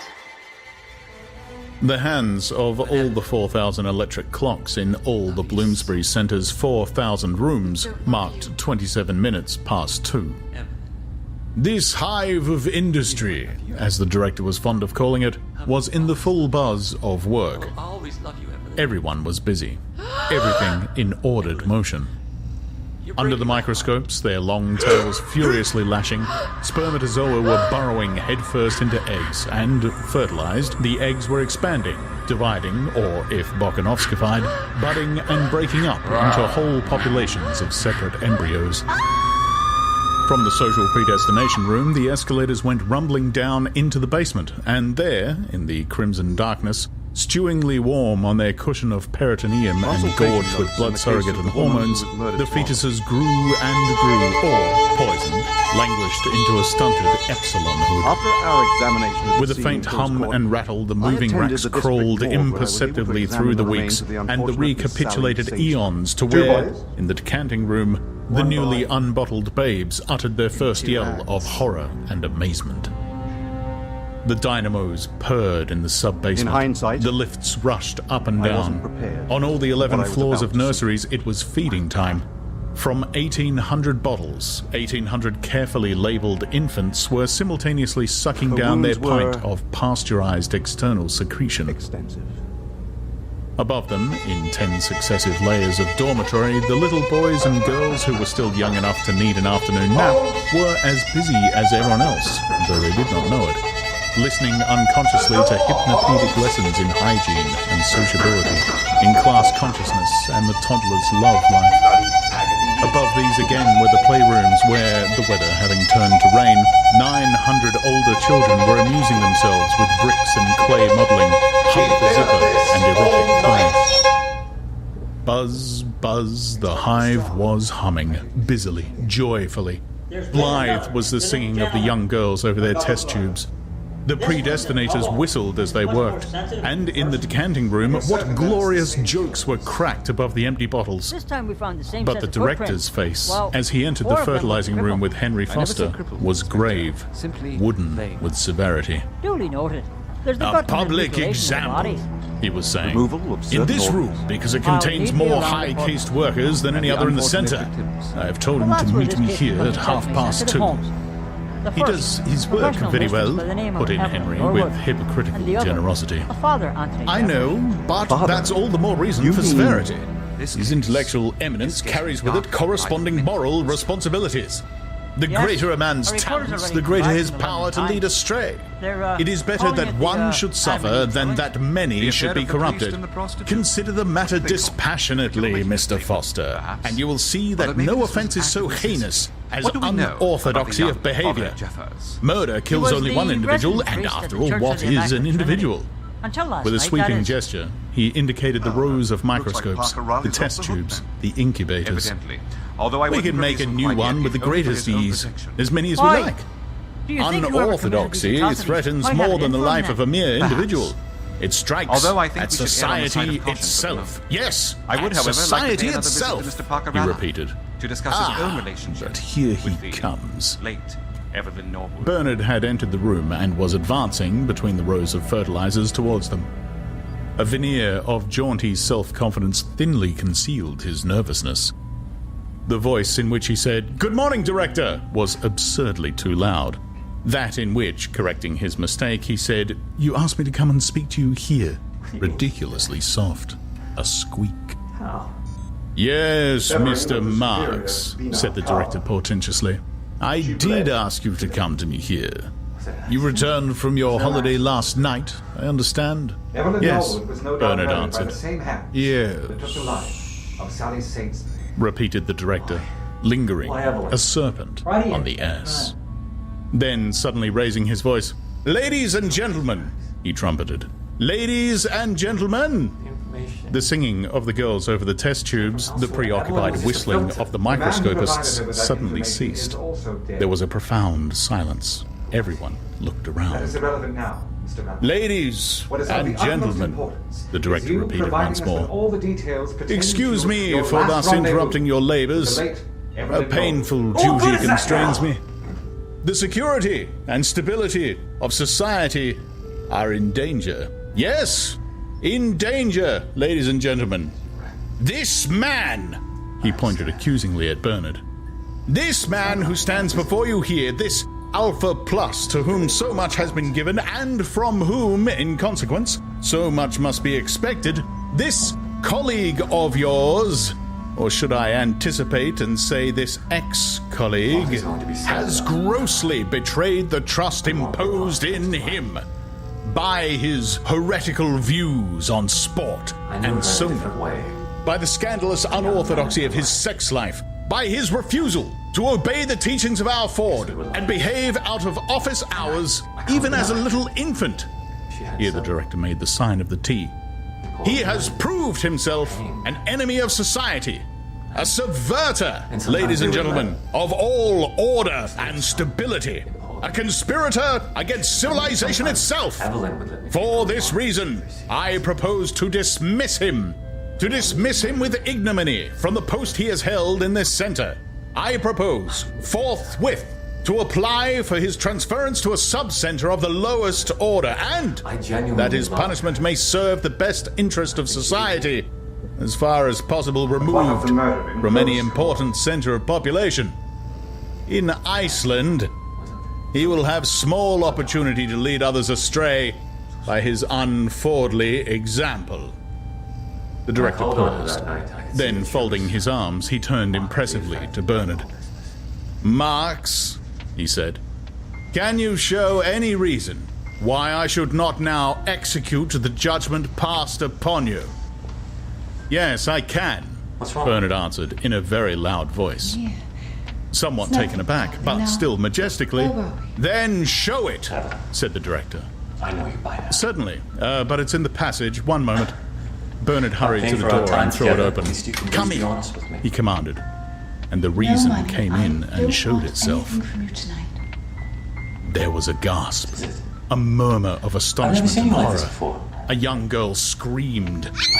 Standing on a chair to get a better view, someone upset 2 test tubes full of spermatozoa. Why would you say that? Bloated, sagging, and among those firm, youthful bodies, those undistorted faces, a strange and terrifying monster of middle-agedness. Linda arrived into the room, coquettishly smiling her broken and discolored smile, and rolling as she walked with what was meant to be a voluptuous undulation, her enormous haunches. Bernard walked beside her. There he is, he said, pointing at the director. Do you think I don't recognize him? Linda asked indignantly. Then, turning to the director, of course I knew you, Tomakin. I should have known you anywhere among 1,000. But perhaps you've forgotten Not me. especially, but someone Don't you remember? Respected in the Don't you community remember, nonetheless. Tomakin? You're A regular Linda. gentleman. She stood Attached. looking at him, her head on one side, still smiling, but with a smile that became progressively, in the face of the director's expression of petrified disgust, less and less self-confident. That wavered, and finally went out. Don't you remember, Tomakin? She repeated in a voice that trembled. Story of a murder. Her eyes that were hadn't anxious, yet been committed. agonized. The blotched and sagging that face was to twisted transpire grotesquely the into the grimace of extreme grief. Tomakin! She held out her arms. Someone began to titter. What's the meaning, began the director, of this monstrous... Tomakin! She ran forward, her blanket trailing behind her, threw her arms round his neck, hid her face on his chest. A howl of laughter went up irrepressibly. This monstrous practical joke! The director shouted. Red in the face, he tried to disengage himself from her embrace. Desperately, she clung. But I'm Linda! I'm Linda! The laughter drowned her voice. You made me have a baby! She screamed above the uproar. There was a sudden and appalling hush. Well, if this gentleman Eyes is to be floated believed, uncomfortably, this not next knowing one- where to look. The director went suddenly pale, stopped struggling, and stood, his hands on her wrists, staring down at her, horrified. Yes, a baby! And I was its mother!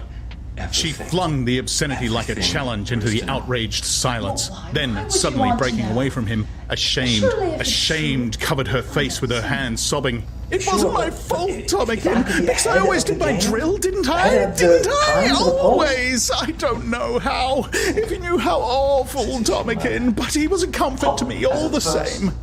Turning towards the door. John! She called. John! He came in at once. Paused for a moment just inside the door, looked round, then, soft on his moccasined feet, strode quickly across the room, fell on his knees in front of the director, and said in a clear voice, My father!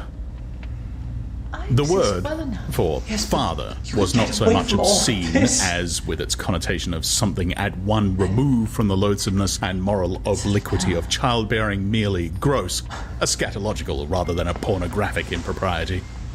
The comically smutty word relieved what had become a quite intolerable tension. Laughter broke out, enormous, almost hysterical, peal after peal, as though it would never stop. My father, and it was the director. My father, oh Ford, that was really too good. The whooping and the roaring renewed themselves. Faces seemed on the point of disintegration. Tears were streaming. 6 small test tubes of spermatozoa were upset. My father! Pale, wide-eyed, the director glared about him in an agony of bewildered humiliation. My father. The laughter, which had shown signs of dying away, broke out again more loudly than ever. He put his hands over his ears and rushed out of the room.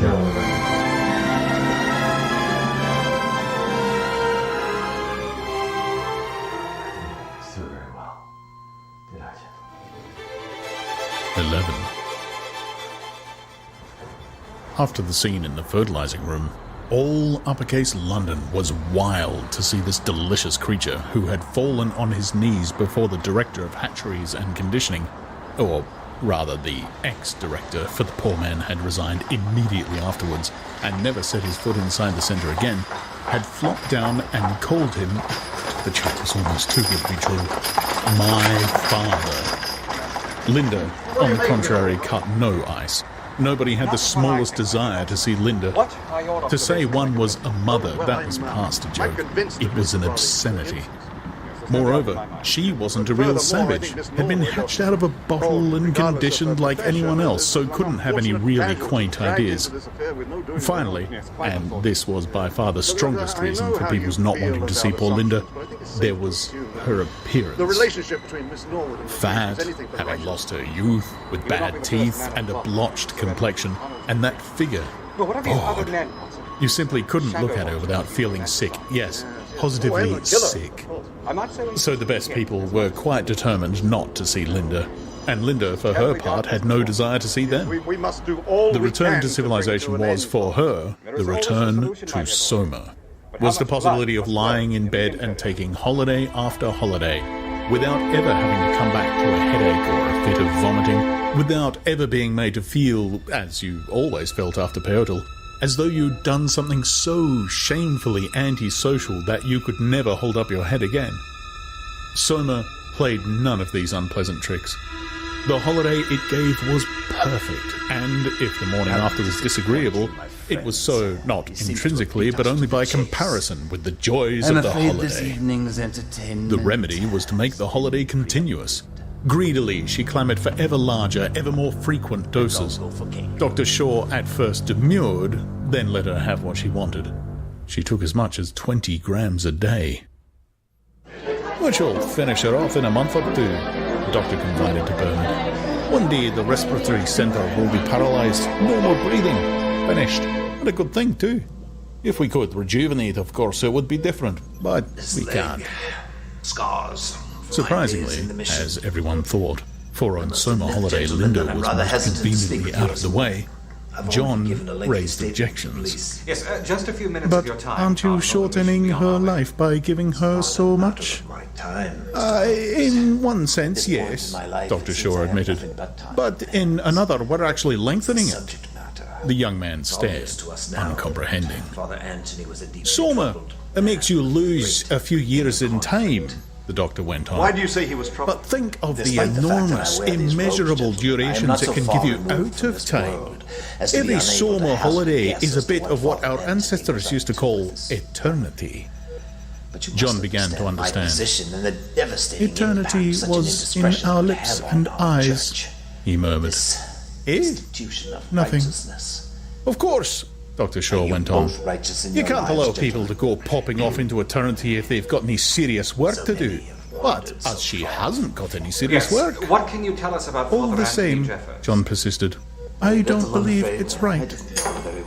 The doctor shrugged his shoulders. Well, of course, if you prefer to have her screaming mad all the time. In the end, John was forced to give in. Linda got her Soma. Thenceforward, she remained in her little room on the 37th floor of Bernard's apartment house, in bed, with the radio and television always on, and the patchouli tap just dripping, and the Soma tablets within reach of her hand. There she remained, and yet wasn't there at all. Was all the time away, infinitely far away, on holiday. On holiday in some other world, where the music of the radio was a labyrinth of sonorous colours, a sliding, palpitating labyrinth, that led, by what beautifully inevitable windings, to a And what of bright you, center Cardinal? of absolute conviction, Are you so where the deserving of your dancing own images stars? of the television box, where the performers in some indescribably delicious, all-singing feely, Are we leaving where so the dripping soon? patchouli was more than scent, was the sun, was a million saxophones, was Pope making love, only much more so, incomparably more, and without end. No, we can't rejuvenate, but I'm very glad, Dr. Shaw had concluded, to have had this opportunity to see an example of senility in a human being. Thank you so much for calling me in. He shook Bernard warmly by the hand. It was John, then, they were all after. And as it was only through Bernard, his accredited guardian, that John could be seen, Bernard now found himself, for the first time in his life, treated not merely normally, but as a person of outstanding importance. Then you'll agree that this There case was no seems to more have taken talk a of the darker, alcohol more in his insidious blood turn. surrogate, If you're no right. jibes at his personal appearance. Henry Foster went out of his way to be friendly. Benito Hoover made him a present of 6 packets of sex hormone chewing gum. The assistant predestinator came out and cadged almost abjectly for an invitation to one of Bernard's evening parties.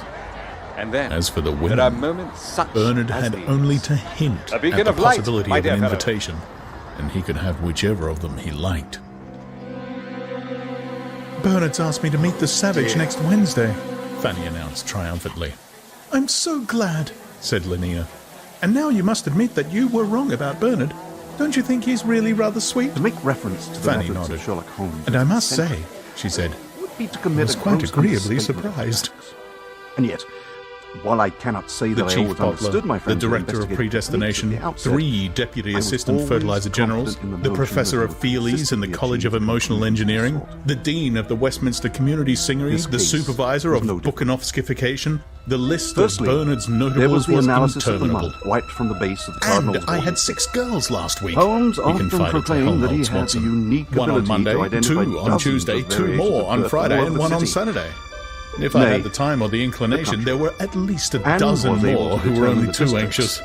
in which they Helmholtz originated. listened to his boastings in a silence so gloomily disapproving that Bernard There was the pouring offended. through records, You're obscure envious, volumes among he both said. the city's and Holmes' Helmholtz own shook his private head. archives.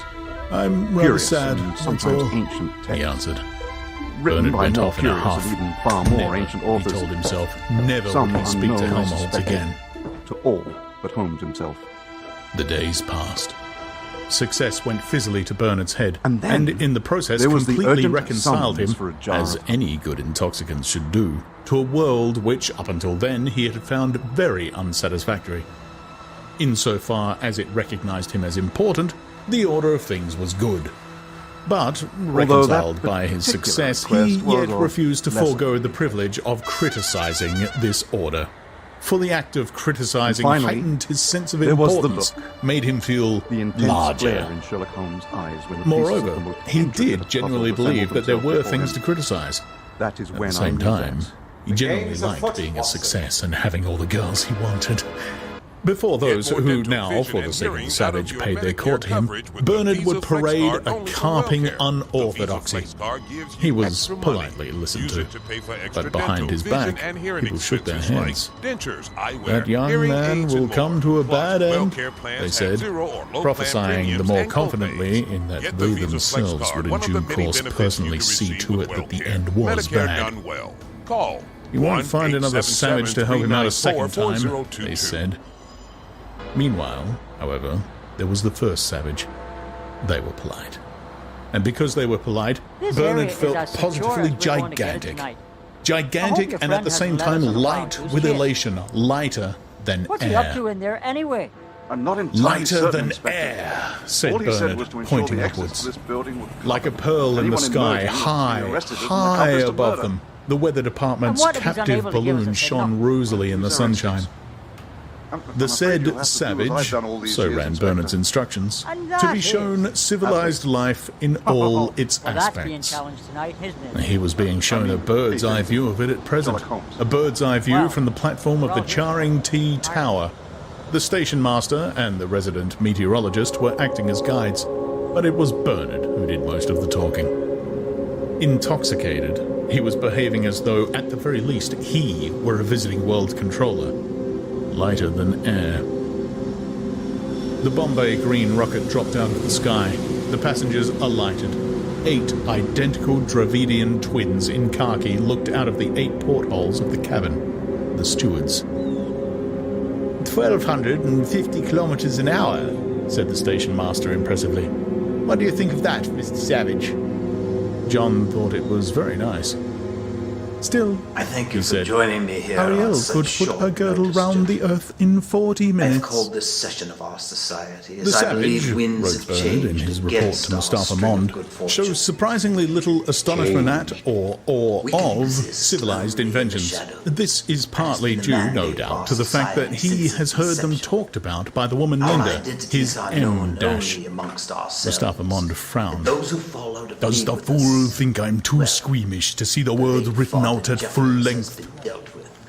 Partly on his interest being Right, focused sir. on what he calls the That soul, said, I regret to which he inform you persists that in there is a regarding man as an entity who presents a independent very of the physical vivid environment, future to us. whereas, as I One tried which to may point out to ultimately him, lead to shining the a controller light skipped on to the our next sentences and excursions. was just about to turn the page in search of something more interestingly concrete when his eye was caught by a series of quite extraordinary phrases.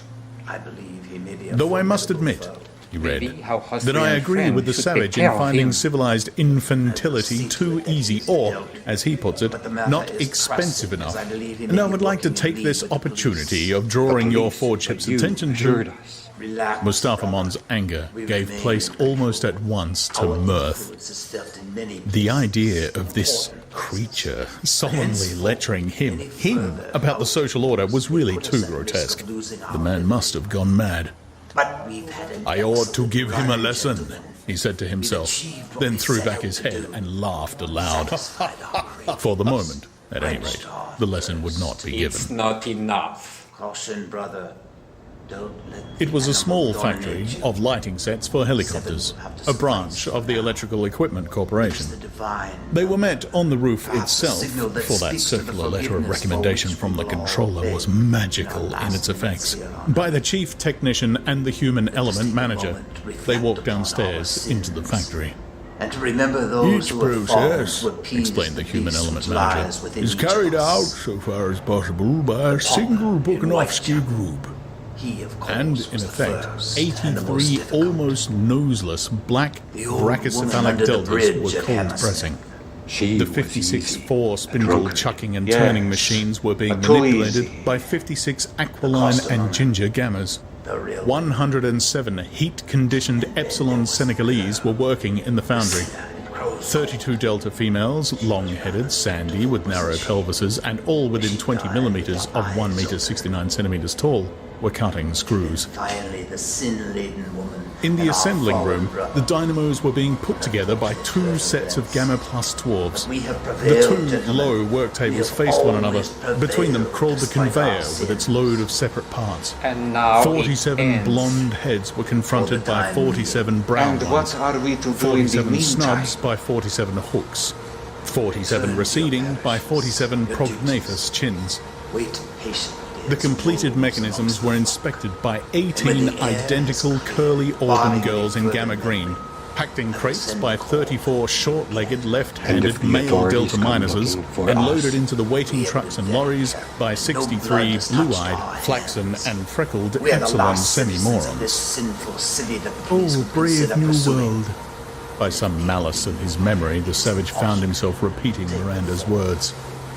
Oh, brave new world that has We are such good people men in it. with a hunger that needed to be And I satiated. assure you, the When human demon element is manager quelled, concluded then as we they can left the do factory. good, We hardly unpersuaded ever by have any those trouble with our unholy workers. persuasions that We lure always find... in. But the Savage had suddenly broken away from his companions taste and of was the violently underbelly of retching behind a humanity. clump of laurels, as though the solid earth had been a helicopter in an air Every pocket. one of us has suffered in the service of our Lord and Master. The Savage, wrote Bernard, we have shared a refuses to common take outlet Sona, for that and seems darkness. much distressed because of the woman Linda, his M-dash, remains permanently on holiday. It is worthy of note that in spite of his M-Dash's senility and the extreme repulsiveness of her appearance, the savage frequently goes to see her and appears to be much attached to her. An interesting example of the way in which early conditioning can be made to modify and even run counter to natural impulses. In this case, the impulse to recoil from an unpleasant object. At Eton, they alighted on the roof of upper school. On the opposite side of schoolyard, the 52 stories of Lupton's Tower gleamed white in the sunshine. College on their left, and on their right, the school community singery reared their venerable piles of ferro-concrete and vita glass. In the centre of the quadrangle stood the quaint old chrome steel statue of our Ford. Dr. Gaffney, the provost, and Miss Keat, the headmistress, received them as they stepped out of the plane. "Oh, no," the provost answered. "Eton is reserved exclusively for upper-caste boys and girls. One egg, one adult. It makes education more difficult, of course, but as they'll be called upon to take responsibilities and deal with unexpected emergencies, it can't be helped." He sighed. Bernard, meanwhile, had taken a strong fancy to Miss Keat. Cruel, Mr. Holmes. "If you're free any Monday, Wednesday or Friday evening," he was saying, jerking his thumb towards the savage. "He's curious, you know," Bernard added. "Quaint." Miss Keat smiled, and her smile was really charming, he thought. Said thank you, would be delighted to come to one of his parties. Strength amongst our The provost opened a door. 5 minutes in that Alpha Double Plus classroom left John a trifle bewildered. "What is elementary relativity?" he whispered to Bernard. Bernard tried to explain, then thought better of it, and suggested that they should go to some other classroom. From behind a door in the corridor leading to the Beta- geography room, a ringing soprano voice called, "1, 2, 3, 4, and then, with a weary impatience, "As you were." "Malthusian drill," explained the headmistress. "Most of our girls are free martins, of course. I'm a free martin myself." She smiled at Bernard. "But we have about 800 unsterilized ones who need constant drilling." In the Beta- geography room, John learned that a savage reservation is a place which, owing to unfavorable climatic or geological conditions or poverty of natural resources, has not been worth the expense of civilizing. A click. The room was darkened. And suddenly, on the screen above the master's head, there were the penitentes of a coma, prostrating themselves before Our Lady, and wailing as John had heard them wail, confessing their sins before Jesus on the cross, before the eagle image of Pu Kong. The young Etonians fairly shouted with laughter. Still wailing, the penitentes rose to their feet, stripped off their upper garments, and, with knotted whips, began to beat themselves, blow after blow. Redoubled, the laughter drowned even the amplified recording of their groans. "But why do they laugh?" asked the savage in a pained bewilderment. What's happening in there? I don't know. "Why?" There's been no The provost turned towards him, a still broadly grinning face. I don't understand why it's taking so Because long. it's so extraordinarily funny. In the cinematographic twilight, Bernard risked a gesture which, in the past, even in total darkness, would hardly have emboldened him to make. Strong in his new Something's importance, not right. he put his arm around the I know. headmistress's waist. It yielded willowily. Wait! He was I'm just the about to bloody snatch a kiss or two and perhaps a gentle pinch when the shutters clicked open again. "Perhaps we had better go on," said Miss Keat, and moved towards the door. "And this," said the provost a moment later, "is the hypnopedic control room." Hundreds of synthetic music boxes, one for each dormitory, stood ranged in shelves round 3 sides of the room. Pigeonholed on the 4th were the paper sound track rolls on which the various hypnopedic lessons were printed. "You slip the roll in here," explained Bernard, interrupting Dr. Gaffney. "Press down this switch." "No, that one," corrected the provost, annoyed. The cardinal is That one, then. The roll unwinds. The selenium cells transform the light impulses into sound waves, and there you are, Dr. Gaffney concluded. Do they read Shakespeare? Asked the savage as they walked, on their way to the biochemical laboratories past the school library. Certainly not, said the headmistress, blushing. Our library, said Dr. Gaffney, contains only books of reference. If our young people need distraction, they can get it at the Fearleys. We don't encourage them to indulge in any solitary amusements. I've got a mess in my hands. 5 busloads of boys and girls singing, or in a silent embracement, rolled past them over the vitrified highway. Just returned, explained Dr. Gaffney, while Bernard, whispering, made an appointment with the headmistress for that very evening. And of course, we won't be From reading the about Slough this in the Strand Crematorium. magazine. Death conditioning begins at 18 months. Every tot spends 2 mornings a week at the hospital for the that's dying. what got us here in the All first the best place. toys are You kept got a there, and bloodthirsty they get public out chocolate there, gentlemen. cream on death days. They learn to take dying as a matter of course. Like when any did you other first suspect physiological the cardinal? process, put in the headmistress professionally. There was the limp, 8 o'clock the false at leg, the Savoy. which immediately brought It to was all mind the prints arranged. discovered in Crow's Court.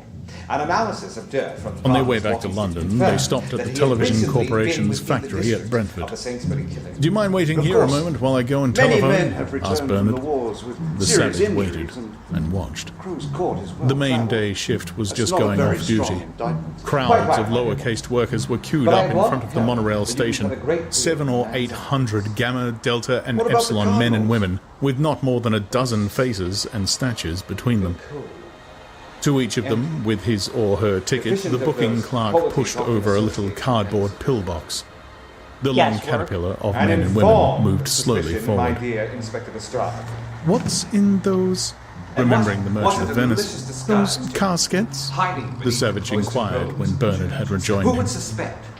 The Once day's a profile sober had been ration, established, it was Bernard very answered easy to rather compile indistinctly, a short for he list was of masticating a potential piece of co-conspirators, Benito men Hoover's who had chewing gum. suffered under their callings, They got and it who might after their have borne work's a over. grudge against 4 humanity. half-gram tablets, Once we had the 6 real on father Saturdays. Guillermo in custody, we were He able to took learn John's some of the arm secrets of the affectionately, Shadow and they walked back including towards the the location helicopter. of their secret lair. He wouldn't talk to me. Yes, well, Lenina came singing into the changing room. Oh, you seem very And the pleased with ghastly yourself, manservant? said Ah, Fanny. yes. I am pleased, she answered. Zip. Bernard rang up half an hour ago. Zip, zip. She stepped out of her shorts. He had an unexpected engagement. Zip. Asked me if I'd take the savage to the Fearleys this evening. I must fly. She hurried away towards the bathroom. She's a lucky girl, I've Fanny served said in to herself as she Afghanistan, watched and Lenina go. I paid witness to There was no envy in terrible the crimes comment. against humanity. Good-natured Fanny was merely stating a fact. Lenina was lucky. Lucky in having shared with Bernard a generous portion of the savage's immense celebrity. Lucky in reflecting from her insignificant person the moment's supremely fashionable glory. Had not the secretary of the Young Women's Fortean Association asked her to give a lecture about her experiences? Had she not been invited to the annual dinner Well, of the gentlemen, the hour Aphroditeum is Club? late, and I Had have she to not have a report already ready for my appeared in the superior. feely tone news don't visibly, believe that we audibly, believe about and this tactually newspaper. appeared to countless millions all over the planet? Hardly less Remember, flattering gentlemen, had been the attentions the paid her details by of these conspicuous individuals. Now leave this room. The resident World Controller's second Well, good day, secretary had Inspector. asked her to dinner and breakfast. She had spent one weekend with the forward Chief Justice and another with the arch community songster of Canterbury. The president of the Internal and External Secretions Corporation was perpetually on the phone. And she had been to Deauville with the deputy governor of the Bank of Europe. It's wonderful, of course, and yet, in a way, she had confessed to Fanny, I feel as though I were getting something on false pretenses. Because, of course, the first thing they all want to know is what it's like to make love to a savage. And I have to say, I don't know. She shook her head. What am I going to do with Most all of my the men notes don't on believe this? me, of course, but it's true. I wish it weren't, she added sadly, and sighed. He's terribly good-looking, don't Perhaps you think someone in so? 100 years' time But doesn't might he want like to you? pause to Asked Fanny. read it. Well, sometimes I think he Imagine does, that. and sometimes I think he Our little doesn't. story, you know. He always does 100 his best to avoid me. Goes out of the room when I come in, won't touch me, won't Well, even look at me. Until then, But sometimes, Until if I then, turn my around dear suddenly, Watson, there I is catch him always staring, and then, Paganini. well, you know how men look at you when they like you? Yes, Fanny knew. bloody I Paganini. can't make it out, said Lenina. She couldn't make it out, and not only was bewildered, but also rather upset. Because you see, Fanny, I like him. liked him more and more. Well, now there'd be a real chance, she thought, as she scented herself after her bath. Dab, dab, dab. A real chance. Her high spirits overflowed in a song. Hug me till you drug me, honey. Kiss me till I'm in a coma. Hug me, honey, snugly, bunny. Love's as good as summer.